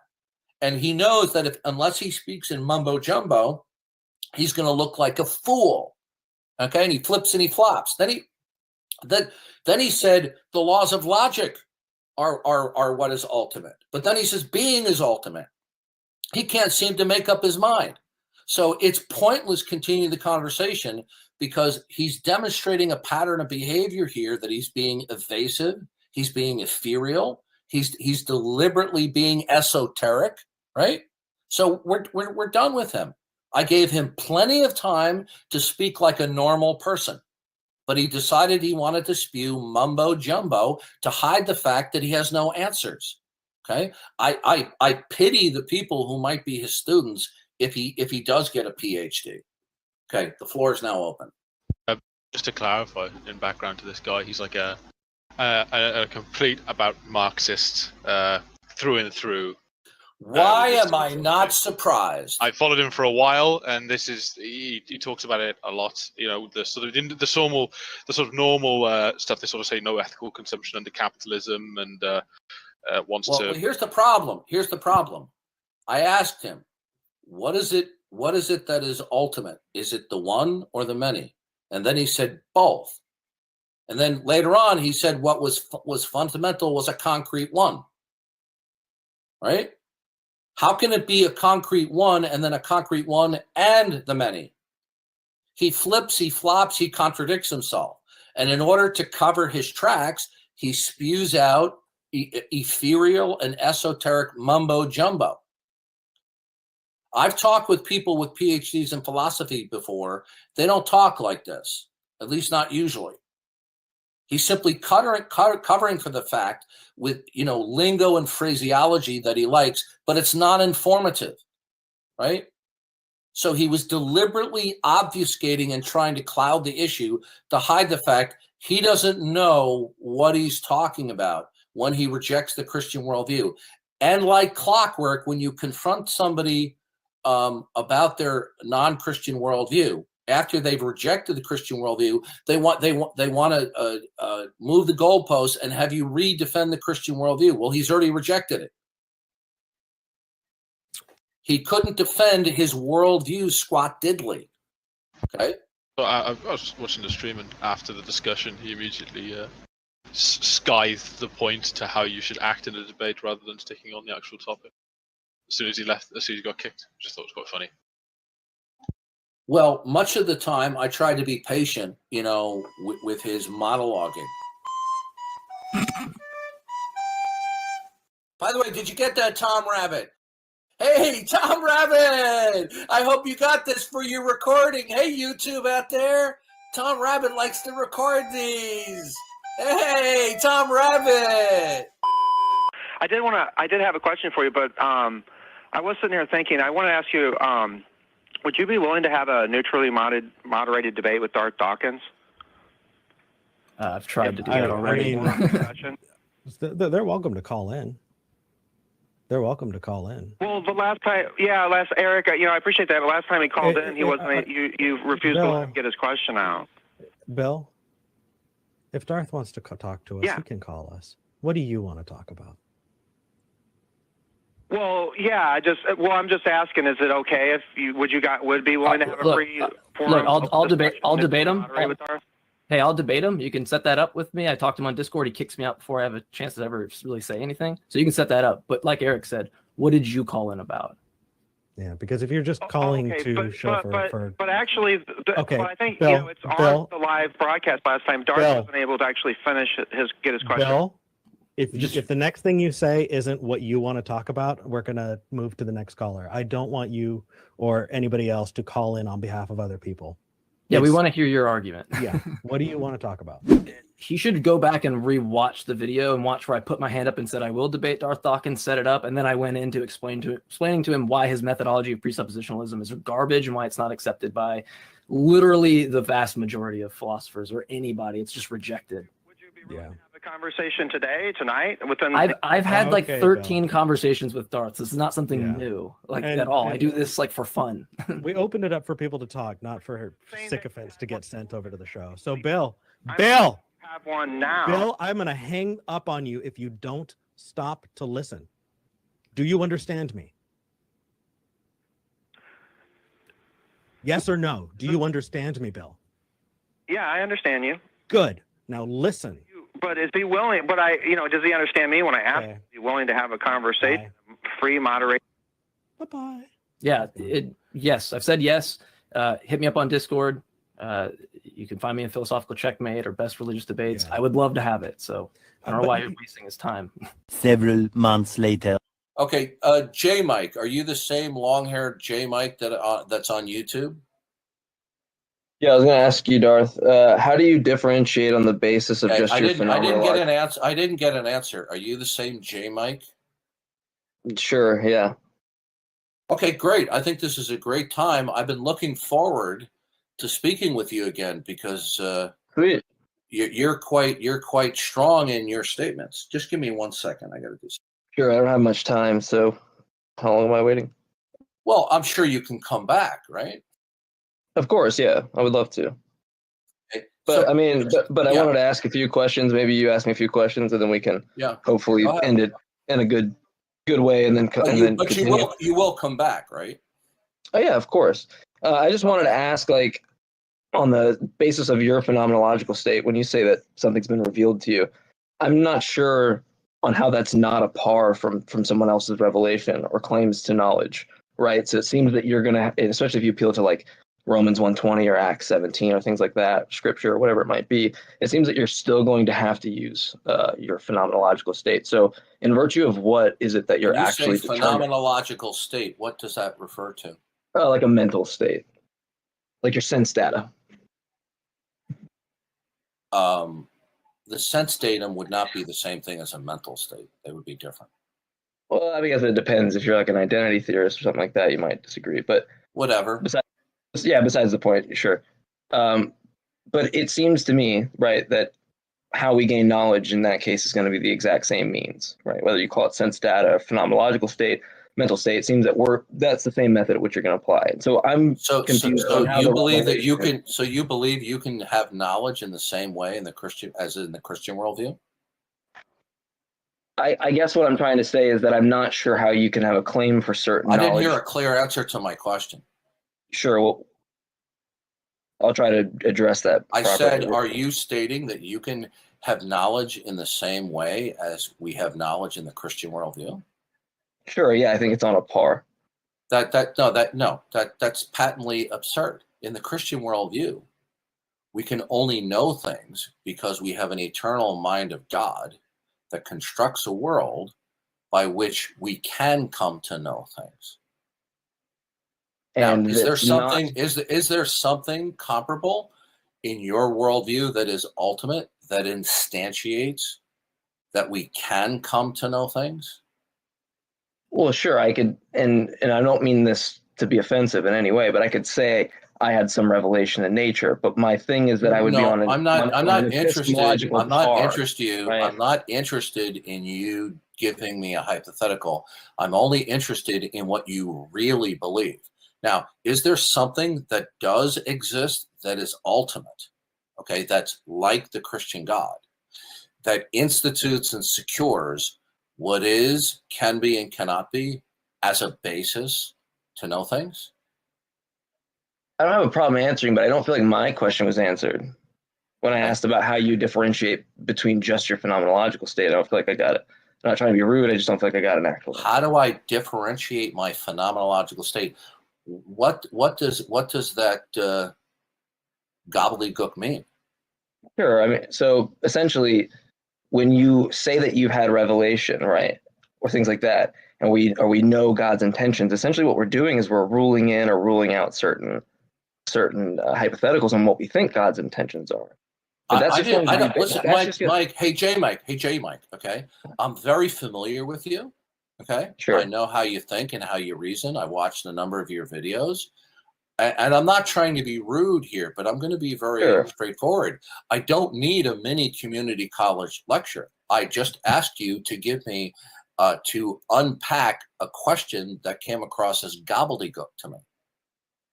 Yeah. So what I'm trying to elucidate on is that the same way that you claim knowledge, right? When you have a mental state, all you're saying is that you have some purported state that says the proposition is true.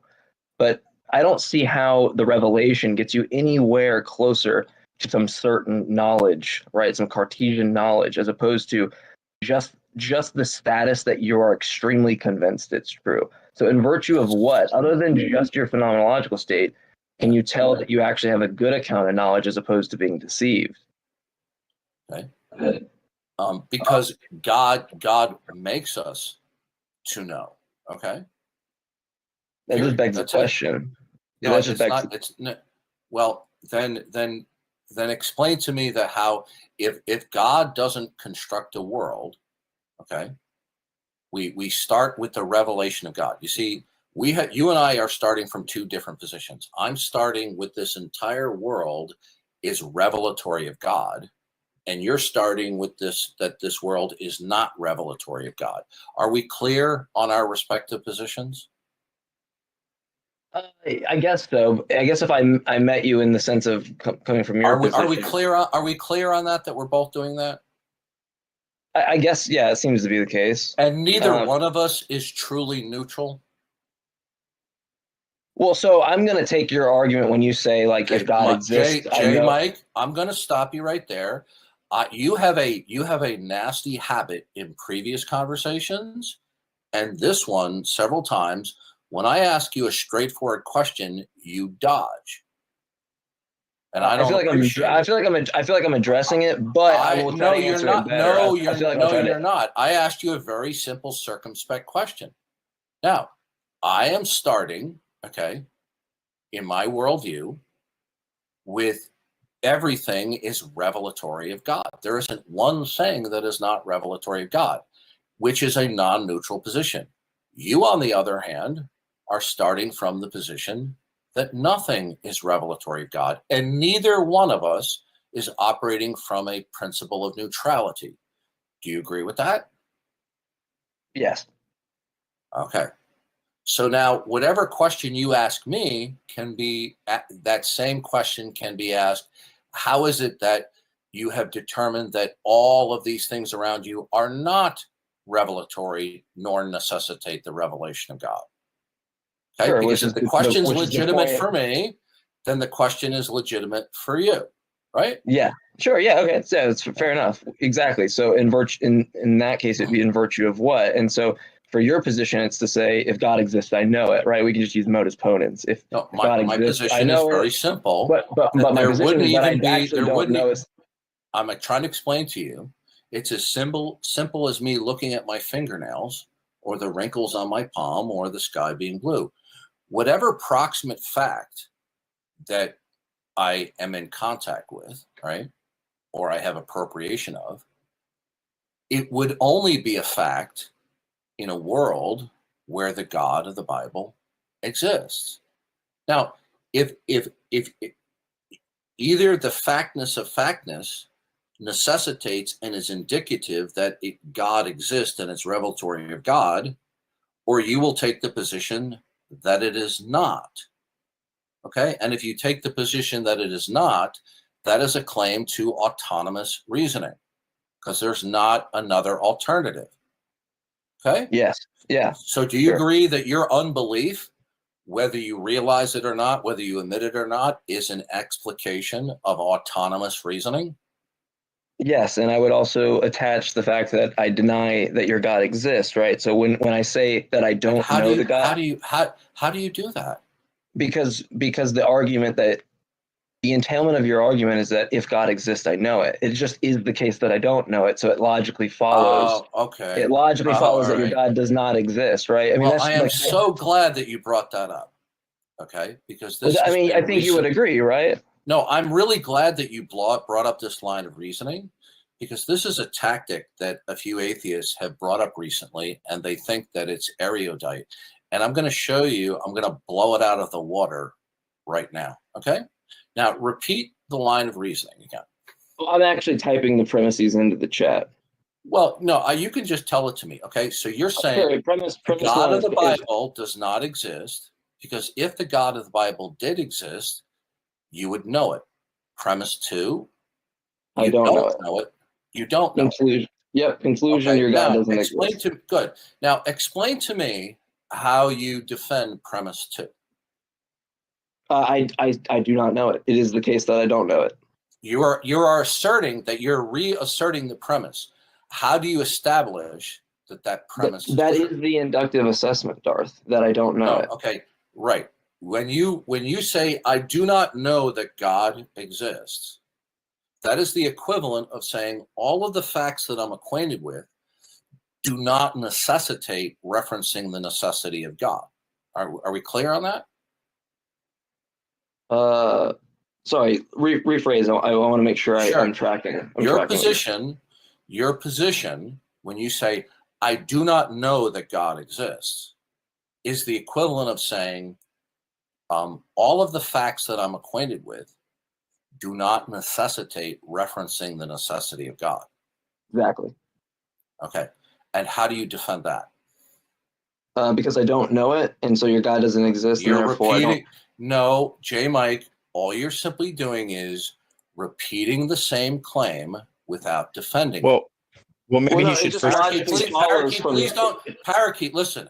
I rarely have a chance to talk with J. Mike. Please don't interfere, Parakeet, on this occasion. Okay, I appreciate your interest, but okay, I don't get it very often to speak with J. Mike. Okay, and J. Mike is being fairly cordial. Okay, and I don't want anything to interfere with it.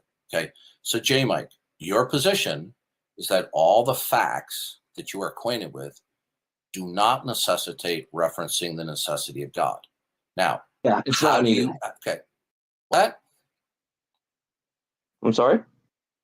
Your position is that all the facts that you are acquainted with do not necessitate God as the ultimate precondition of those facts. Now, how do you defend that proposition?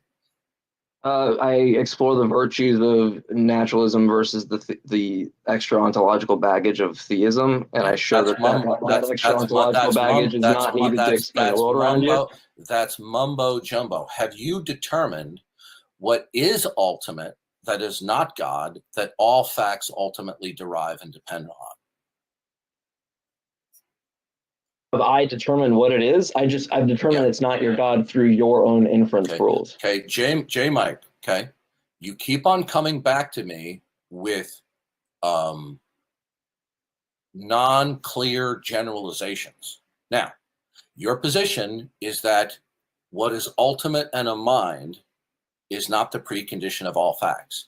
Have you determined what is ultimate, the precondition of all facts, that is not God, or have you determined that nothing at all institutes and secures anything at all that is, can be, or cannot be?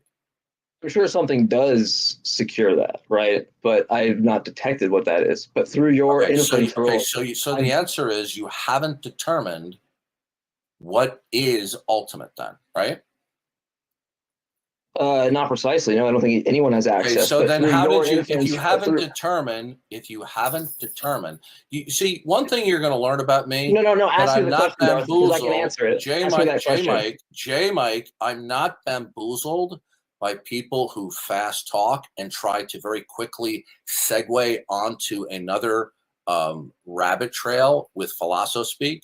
Maybe if you've watched enough videos of me, that I'm not dislodged from my focus. So your position is you don't know then what is ultimate. Is that correct? Yes, and then ask me the question you were just how about did to you ask me. exclude? Then how did you exclude God? Yes, exactly. From your inference rules. Specifically.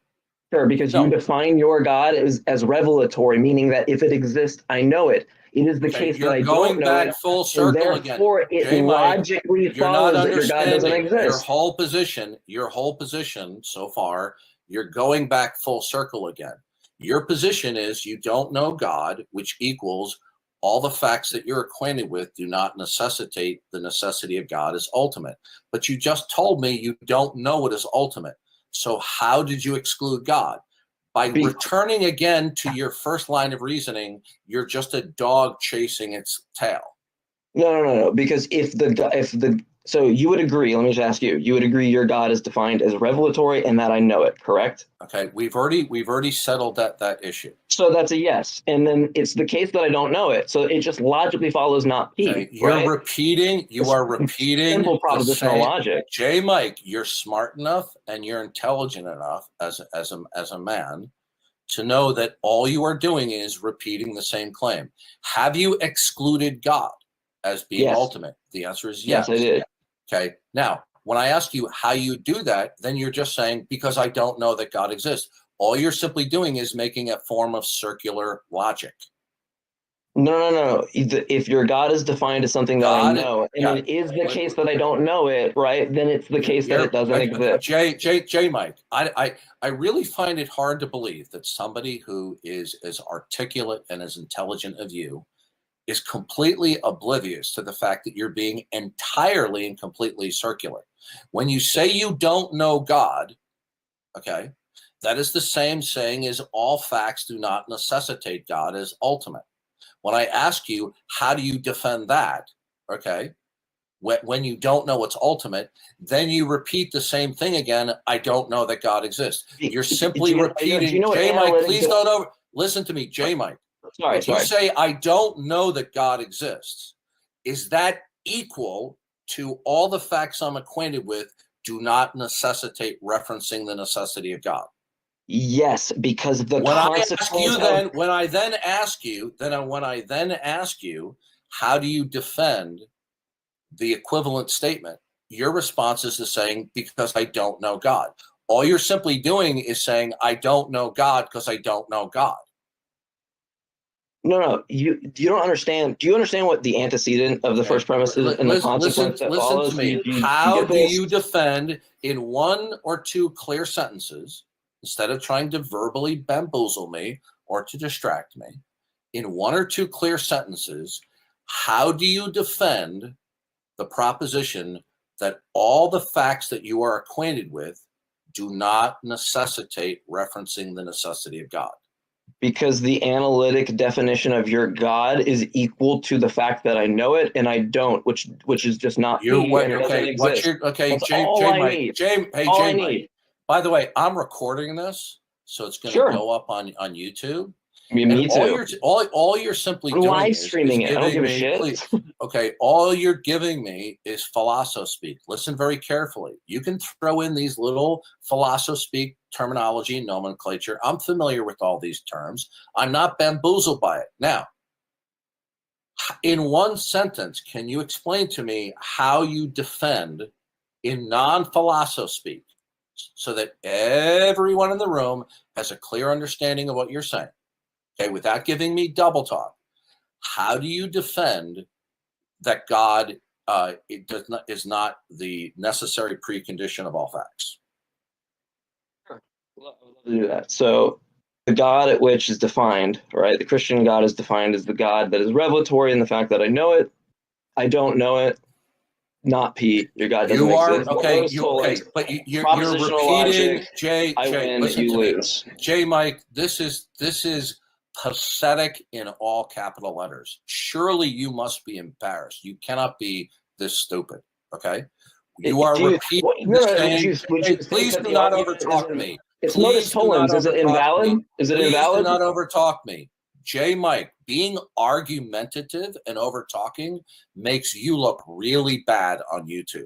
Listen very carefully. I beg to differ. What you are saying, are you defending J. Mike? I really don't want to have to server mute you. You were badly behaved. J. Mike, listen to me carefully.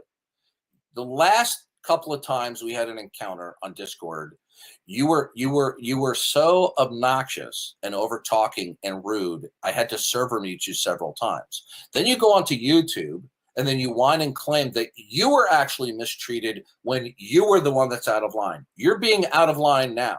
You're being argumentative with me and you're engaging in fast talking in order to cloud the issue. Listen carefully. Do you defend the proposition that all the facts that you're acquainted with do not necessitate God as the ultimate precondition? Do you defend that proposition by the claim that you do not know God? If any God is defined, that's a yes. Okay, listen to me. That's a any yes. God that's defined is not a yes, Mike. Yes, right? any Listen God that's defined as like, this is just basic inference rules. This is the shtick that you did before. This is what you're trying now. It's not going to work. But anyway, so this is a valid argument, right? It's modus tollens, correct? If P, then Q, not Q, therefore not P, right? Hey, correct. Jay, listen to me. I'm trying to find the problem, and you're not dissecting. Listen, Jay, you're doing exactly what you did before, okay? You're trying to fast talk. You're trying to verbally bamboozle me. I'm not stupid, Jay Mike. The people in the room aren't stupid, and neither is the YouTube audience. Listen very carefully. The proposition that all the facts you are acquainted with do not necessitate the necessity of God as the ultimate precondition. You hold to that proposition. Do you defend that Okay, J. Mike. I'm really not going to continue with you until you recognize the validity of the argument. Thank you for your time. You've obviously shown that you don't know how to have. Jay, if you don't stop over talking me, I'm going to have to server mute you. I've been more than patient and cordial with you. I am simply asking a question. You are not J. even Mike, last warning, J. Mike, please stop being abusive. I'm asking you to conduct yourself like an adult, okay? I know what you're doing. I know what you're doing. J. Mike, listen to me carefully. You are doing exactly what you did before. I am trying to get a question out, okay? Now listen carefully. When you invoke the proposition, all the facts that you're acquainted with do not necessitate referencing the necessity of God as the ultimate precondition, that you have affirmed that you hold to that proposition. Do you defend that proposition? All I want is a yes or no. Do you defend that proposition? Okay, last warning. Overtalk me again and you're going to be done. I don't want to have to server mute you, okay? I really don't want to have to do that. Okay? Sure. Now, this is your shtick. This is what you do. Is it valid? You machine gun talk. Now listen carefully. This is about the 5th or the 6th time I've tried to get the question out, and you're bound and determined to block me from getting the question out. I'm not going to warn you any further. Now, your position is that all the facts that you're acquainted with do not necessitate referencing the necessity of God as the ultimate precondition of facts. Do you defend that proposition, which you have affirmed here tonight, by virtue of the claim that you do not know that God is? Yes, because it's necessitated by the fact. Stop right there. Stop right there. Stop.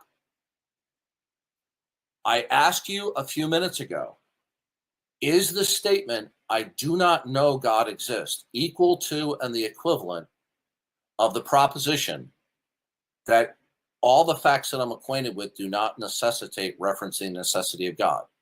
You said it's the equivalent. So you are giving me, so you are, so J. Mike, And I get more than two sentences out. I know that I don't know there's a God because I don't know there's a God. That's all you're saying. You have you don't know. Listen, you're saying you know God is not ultimate. You're leaving your own because inference. You don't. Rules. Okay. Listen. Thank you for the time, J. Mike. You're not leaving interested. Your own inference all right, rules. you're done. You're done. Way to look dumb. Yeah, you're done. Okay. This is just a more intellectual version of that guy screaming the N-word. Yeah, you're done. Okay. I don't consider you a stupid person, but that was a really stupid performance. Okay. You're trying to bamboozle me with fast talking, right? Throwing in a mixture of philosophy, some nomenclature, and trying to scurry down some rabbit trails.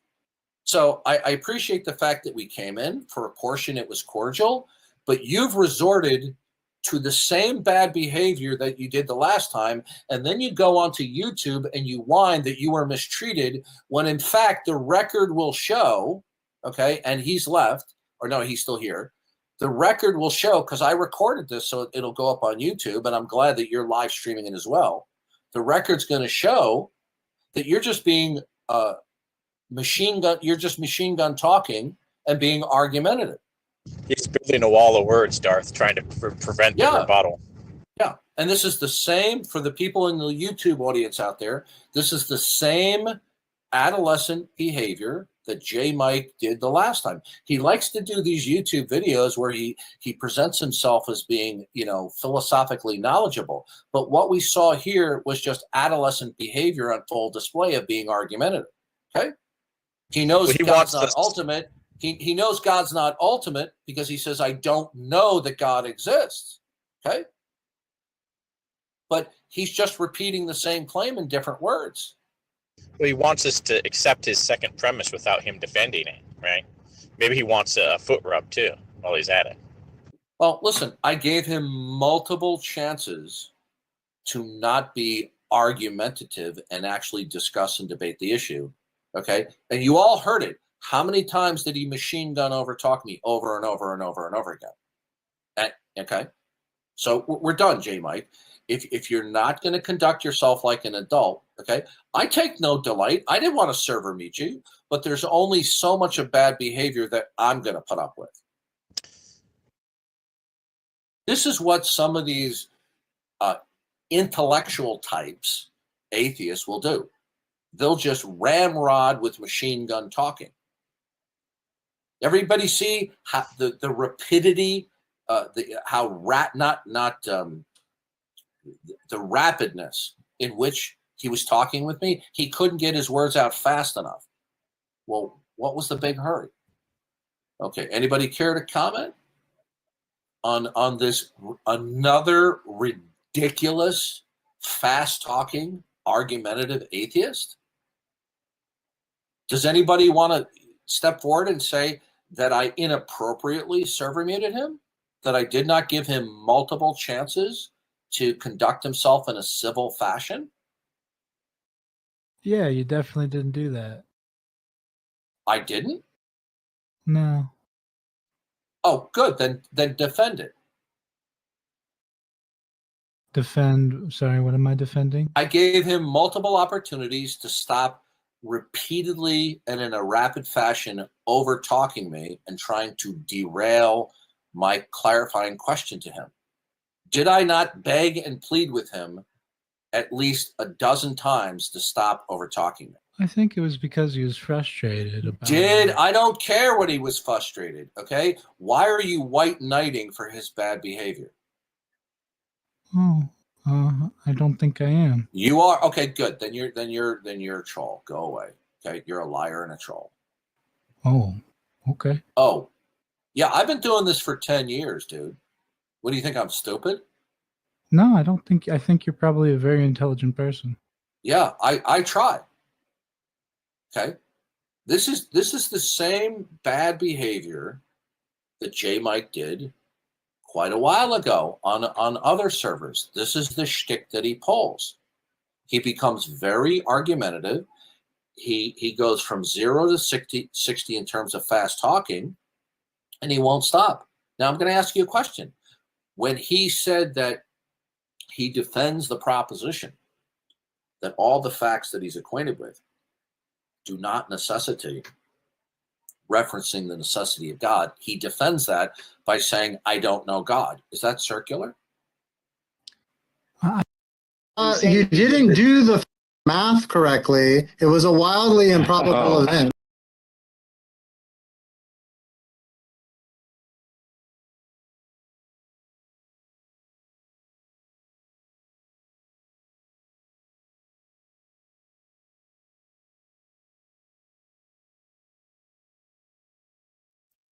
Who do you think you are, woman? Hey, can you hear me?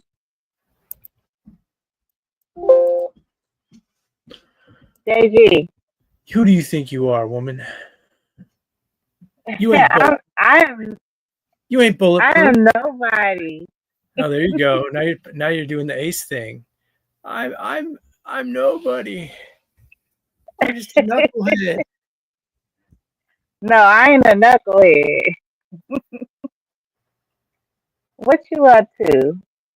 I'm kind of busy, but I was just popping in real quick. But I couldn't get anything going for you. And there's been people lurking all day, but I think they're interested in Darth Dawkins mostly.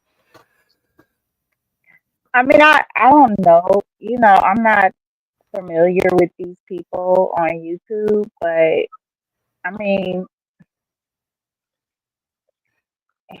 I don't know. I'm not going to address the particulars of your comment there, and I don't want you to either, but that's just nonsense, okay? And don't well, tell me why. Because you're making an assumption that's not valid there. It's not what it's about. Okay. It's like a personal. You're trying to make that into a projection because that's not what it is. I think you explain? What happened is when you take someone's personal testimony and you throw it back in their face, it's tough on them because they go out and they give their personal details about their life, and then you throw it back at them. So then they say, well, okay, if you're going to do that, let me ask you some personal questions. And I think he caught you off guard a little bit.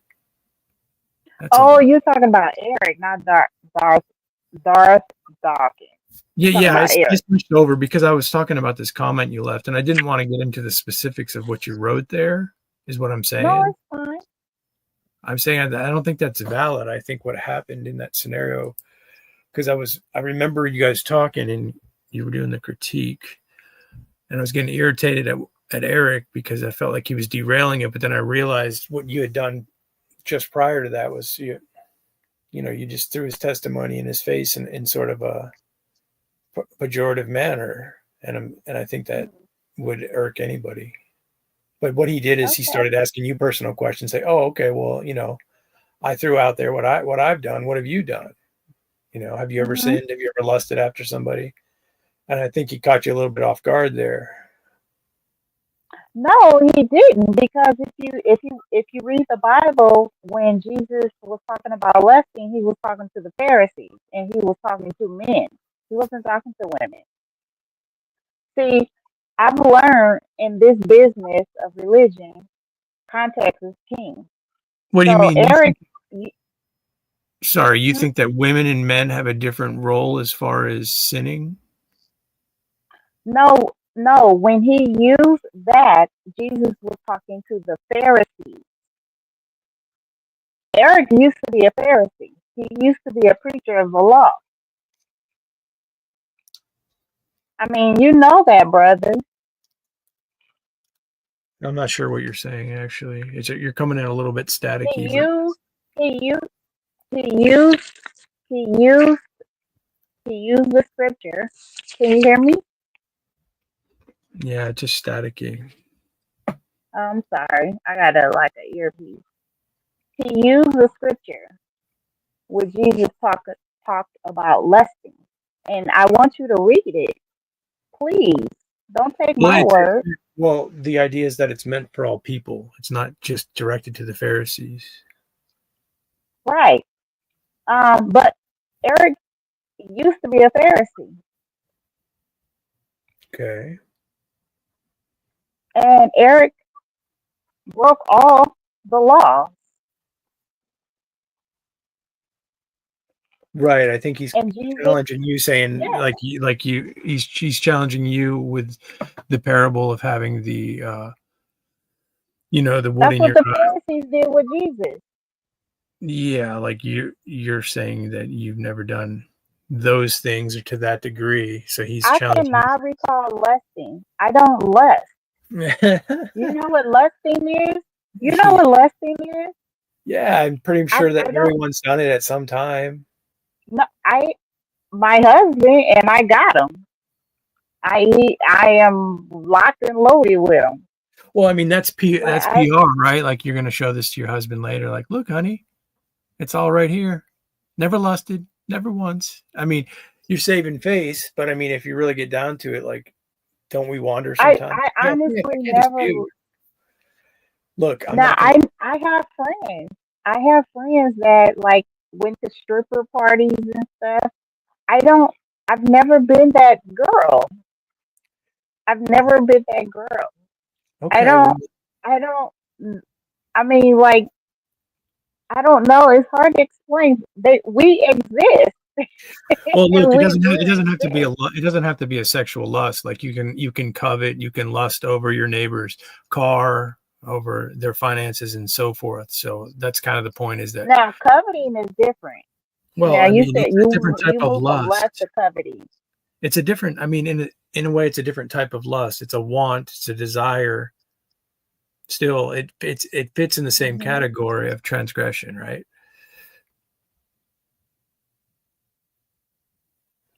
You can say that, but Well, I is think one more Eric severe? was Is coveting. I think if we were to break down Eric's behavior, he was coveting because here I am, a married woman. I've been married for 25 years. I am 49, so that will give you the scope of how long I've been married, which was basically half my life. And he's asking me if I've lusted. But if you listen to his testimony, he's been in adultery many times. I have not. So he was looking for dirt. Yeah, I mean, he was. And he's Sure. a Pharisee. So he's a minister of the law. He said he Wait, used so to be a so minister. you said he was a Pharisee, and now you're saying he is a Pharisee. He's not a preacher anymore. He said he used to preach in like temples or churches. He doesn't do that anymore because I don't know, health reasons. But he used to do that. He used to be a minister of the law, but he's not. And that's what Jesus dealt with. People that were ministers of the law, breaking the law. So I cannot, in all faith and in common sense, let's just use common sense, use Eric as some type of, I don't know, example of how to live. So you're relying on common sense, and speaking of common sense as though it's a law in existence. It has the same conceptual common framework. sense tells me Listen, a man that used to be a minister. Go ahead. Sorry. I'm saying to you conceptually, what you're saying is common sense. You're attributing to some sort of law that's in reality saying you ought not do something a certain way. Mm-hmm. Right? That law would have to be based on God's law, correct? Exactly. And I have not broken that law, but Eric has. So when you say that your common sense prohibits you from doing something, you're appealing to God's law. So you do think that God's law still exists? No, I know it exists because I live by it. It is in my code. It is in my DNA code. But someone that's broken it and is talking to me about it, and I have not broken it. I have not committed adultery. You've never broken. I have not committed adultery. Eric has. Well, okay, you're saying that. Me, you're saying that specifically. I mean, come on, baby. Look. 1 + 1. I have not committed adultery. Yeah. Eric has, and he's preaching to me about adultery.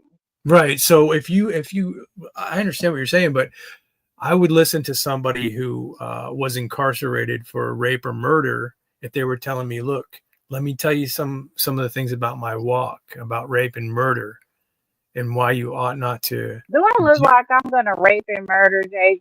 It's not the point. I'm making an analogy here. Like I'm saying, I would listen to somebody incarcerated who had done things I hadn't done, saying, look, I know I'm incarcerated. I know I'm guilty, but I have some ideas that I could suggest to you that might be helpful so you don't go down the path I went down. I would listen to them, is what I'm saying. No, yeah, exactly. But I'm 49, married with 3 children. I'm already at the peak of my life. I don't need that advice. Yeah, so you're saying he could have maybe gone down a different pathway as far as pointing out. I'm saying I can give more advice to Eric than he can give to me. Well, how do you know that? Because I didn't live a debaucherous life like Eric. Well, that's like me going into the rapist or murderer. I don't even brag about that. Well, I mean, I just don't understand how you came to that conclusion. Eric's testimony. You determine that Eric is not worthy of teaching you, but you're worthy of teaching him. That sounds self-righteous. Eric is teaching the law because he was lawless. I am not lawless because the law is already written on my heart. I was raised in the law. The law was my schoolmaster. My mother taught me in the law. So I might have did some things, but not to the point where some people. Yeah, but see, you're claiming that you're acting self-righteous right now. The law is good. No, the law is good. You're saying that you're more worthy to teach Eric because you follow the law more closely. You haven't done the things he did. This is a self-righteous moment for you. No, I'm saying, so I think what you're missing is Eric cannot teach me anything about the law. Is that right? What is the law, JG? Love. Okay, Eric cannot teach me that. He can't teach you that because you've decided. No, because I have a husband. I'm under a husband in God. Eric is not part of the 3 braid strand. When you're married, it's a 3 braid. It's God, husband, and wife. Eric is not included. Okay, so whatever I'm saying to you now, you're also not learning because I'm not part of that strand. What are you going to tell me outside of what God and my husband can tell me? You're assuming I can't tell you anything that you don't already know? I'm saying anything in the law is the responsibility of God and my husband, not Eric and JG. I am obligated. Right. When we're talking to you, you're like, well, I'll talk to you, but don't expect me to take anything you say seriously or for me to learn anything because you're not part of the strand. Give me an example. The very thing I'm saying to you right now. Give me an example of what would be a revelation for me outside of the 3 strands. Well, I don't even know what the 3 strand is. I'm just pointing out that you're making. I told you, God, my husband, and right. I don't know what that all in.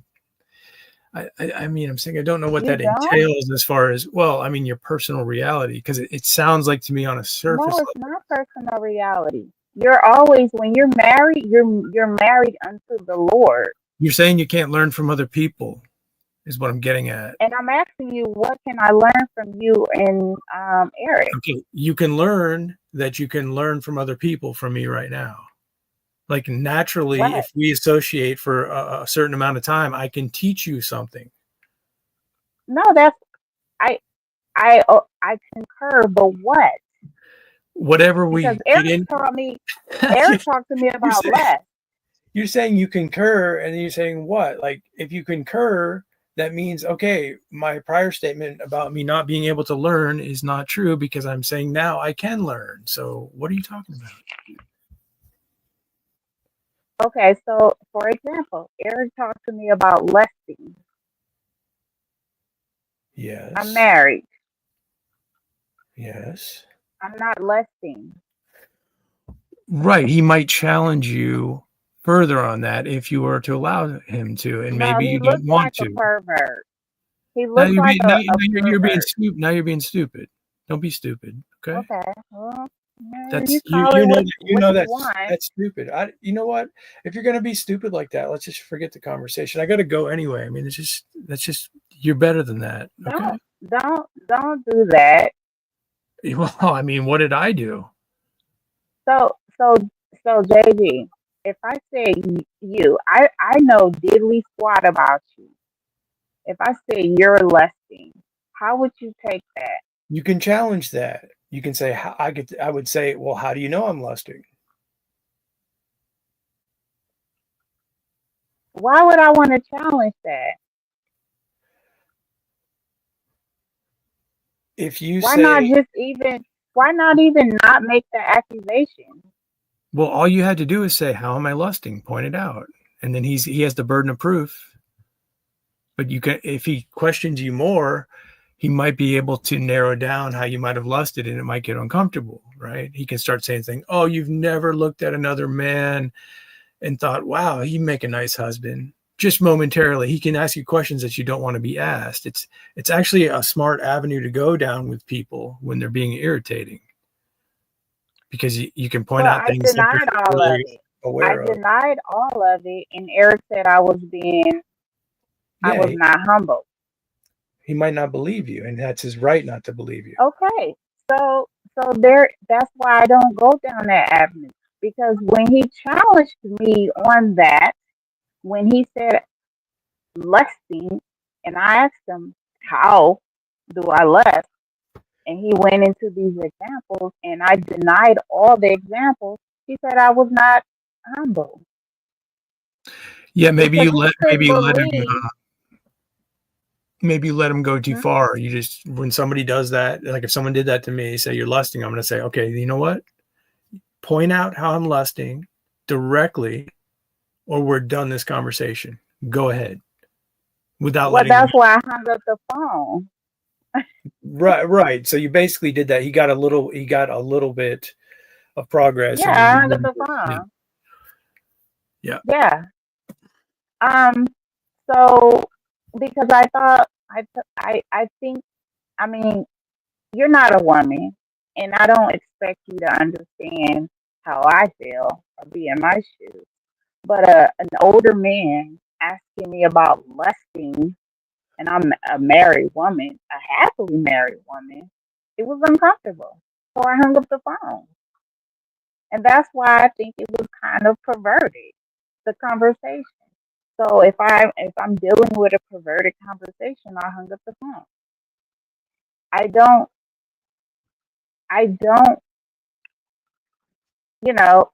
we have to understand we're individuals. And I might not have the same experience as you or as Eric or as anybody else. And we have to respect that. So if I'm telling you I don't lust or have not lusted, but you have, that person needs to respect that instead of trying to push the argument that I don't believe that because I've lusted. How could you not have lusted? Right. I mean, I would agree. Yeah, I agree with that. I think maybe in a situation like that it's probably I think what's happening there is somebody's challenging someone, saying, let me think of something I know everyone's done. I would go to coveting.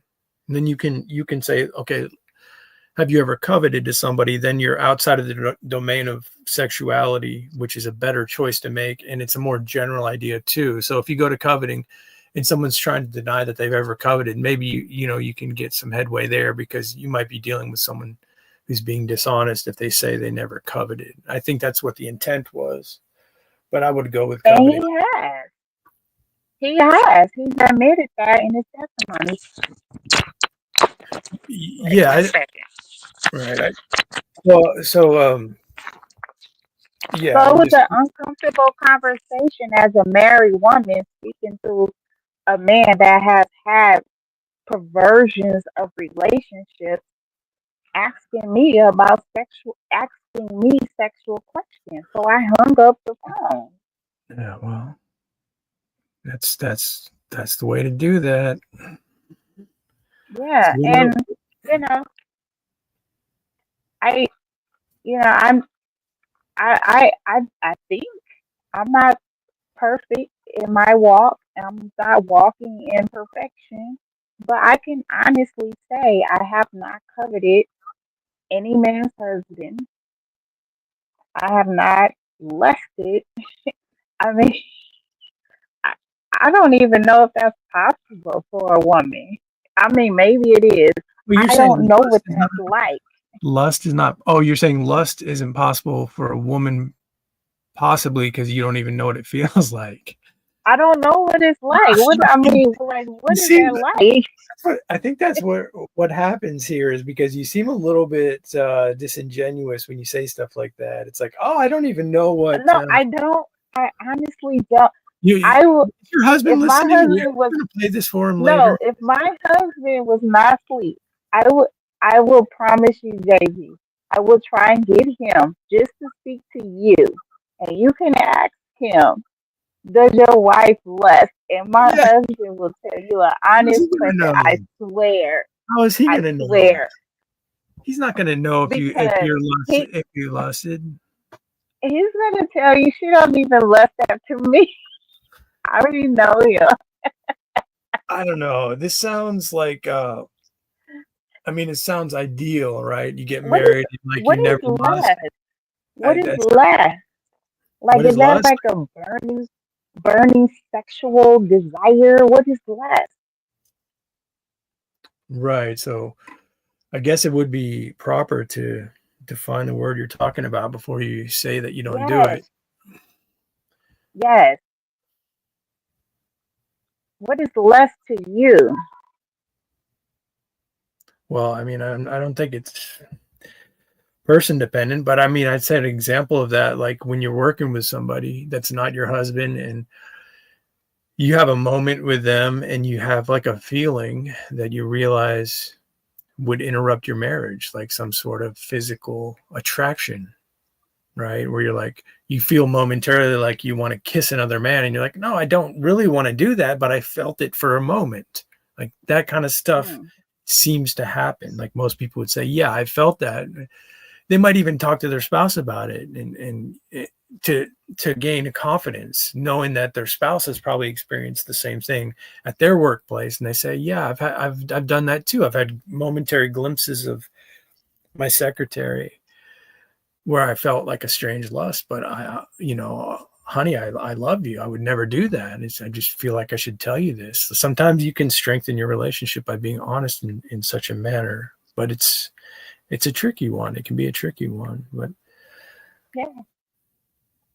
and I think people question each other too about those things. Like the wife goes to the office and sees that the husband has like a new secretary or something that's attractive, right? Or she knows that he would be attracted to her, so she's a little bit uneasy about that. So she might say things to her husband like, "Oh, honey, I see your new secretary there. She's pretty attractive," right? Just to see how he reacts. Like, "Oh, I didn't even notice." Like, "Oh, okay, you didn't notice.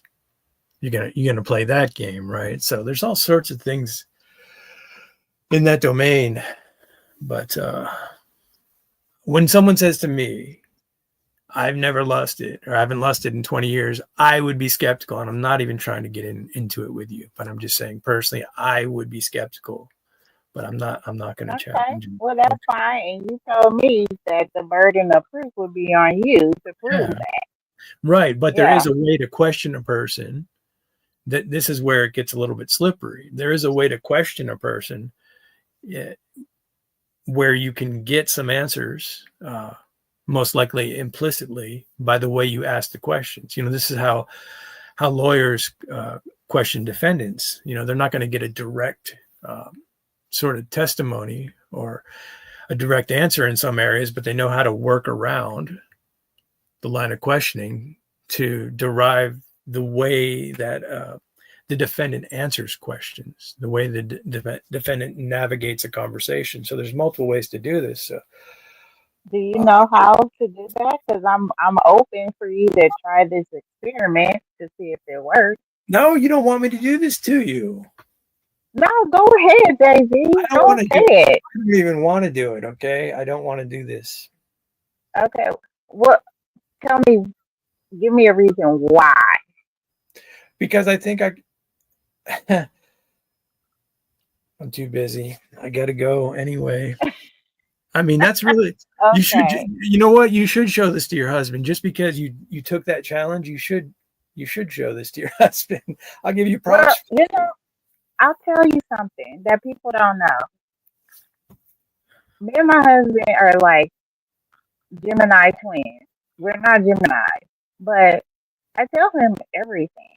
And he knows I have these debates with men.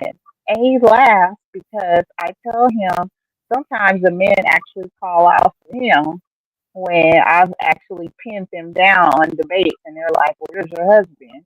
Like, my husband's going to come save them like Superman. So he knows this. My husband is very confident. He's a very confident man. And that's the good thing about him. That is one of the personalities about him that made me fall in love with him, was he's not insecure. And I think all women should look for a husband that is not insecure. And that is one quality he has in them that I think just made me really fall in love with him. He's not insecure. And he trusts me. And I trust him. And trust is really important in a relationship. Yeah, definitely. It's and I think, and that's why I tell like a lot of men on here, I can offer more to you if you listen, even as a wife. Trust is very important. Communication. So the men on here think I don't communicate with my husband, and that's totally the opposite. I do. We're the besties. And I. Yeah. They probably, sometimes they're probably just attempting to marginalize you. Getting in a conversation about you and your husband when we're talking about theology, right? And I don't tell them. If I tell them why he doesn't do YouTube, then they would have they would find some fault in that. He doesn't engage in social media. He thinks it's just dumb. Well, whereas I see value. Yeah, that's similar to people asking me why I'm anonymous. Why don't I want to get on camera? They start to make assumptions sometimes, and I'm like, I have my reasons, And then people will try to attack you or to get you to do things or marginalize you in different ways, but it's not necessarily right. A lot of times it's just a distraction from what's going on. Yeah, no, it's not necessarily a lack of confidence. Like you're speaking of confidence. It's like, I think people that, for me, when you're dealing with conversations that have to do with deep topics in theology, that even being on camera is distracting sometimes than the actual content of what is being said within the conversation. That's one way I look at it. I'm not saying that's every case, but that's one of the reasons I think it's better just to stay focused on what is being said and the information being said, because as you know, in these communities, a lot of these conversations start to become about the people and about their opinions and about their lives, and it gets personal, and I don't want any part of that. I want to stay in philosophy and theology. Then why wouldn't you think Eric is no different? About I'm sure what you mean there.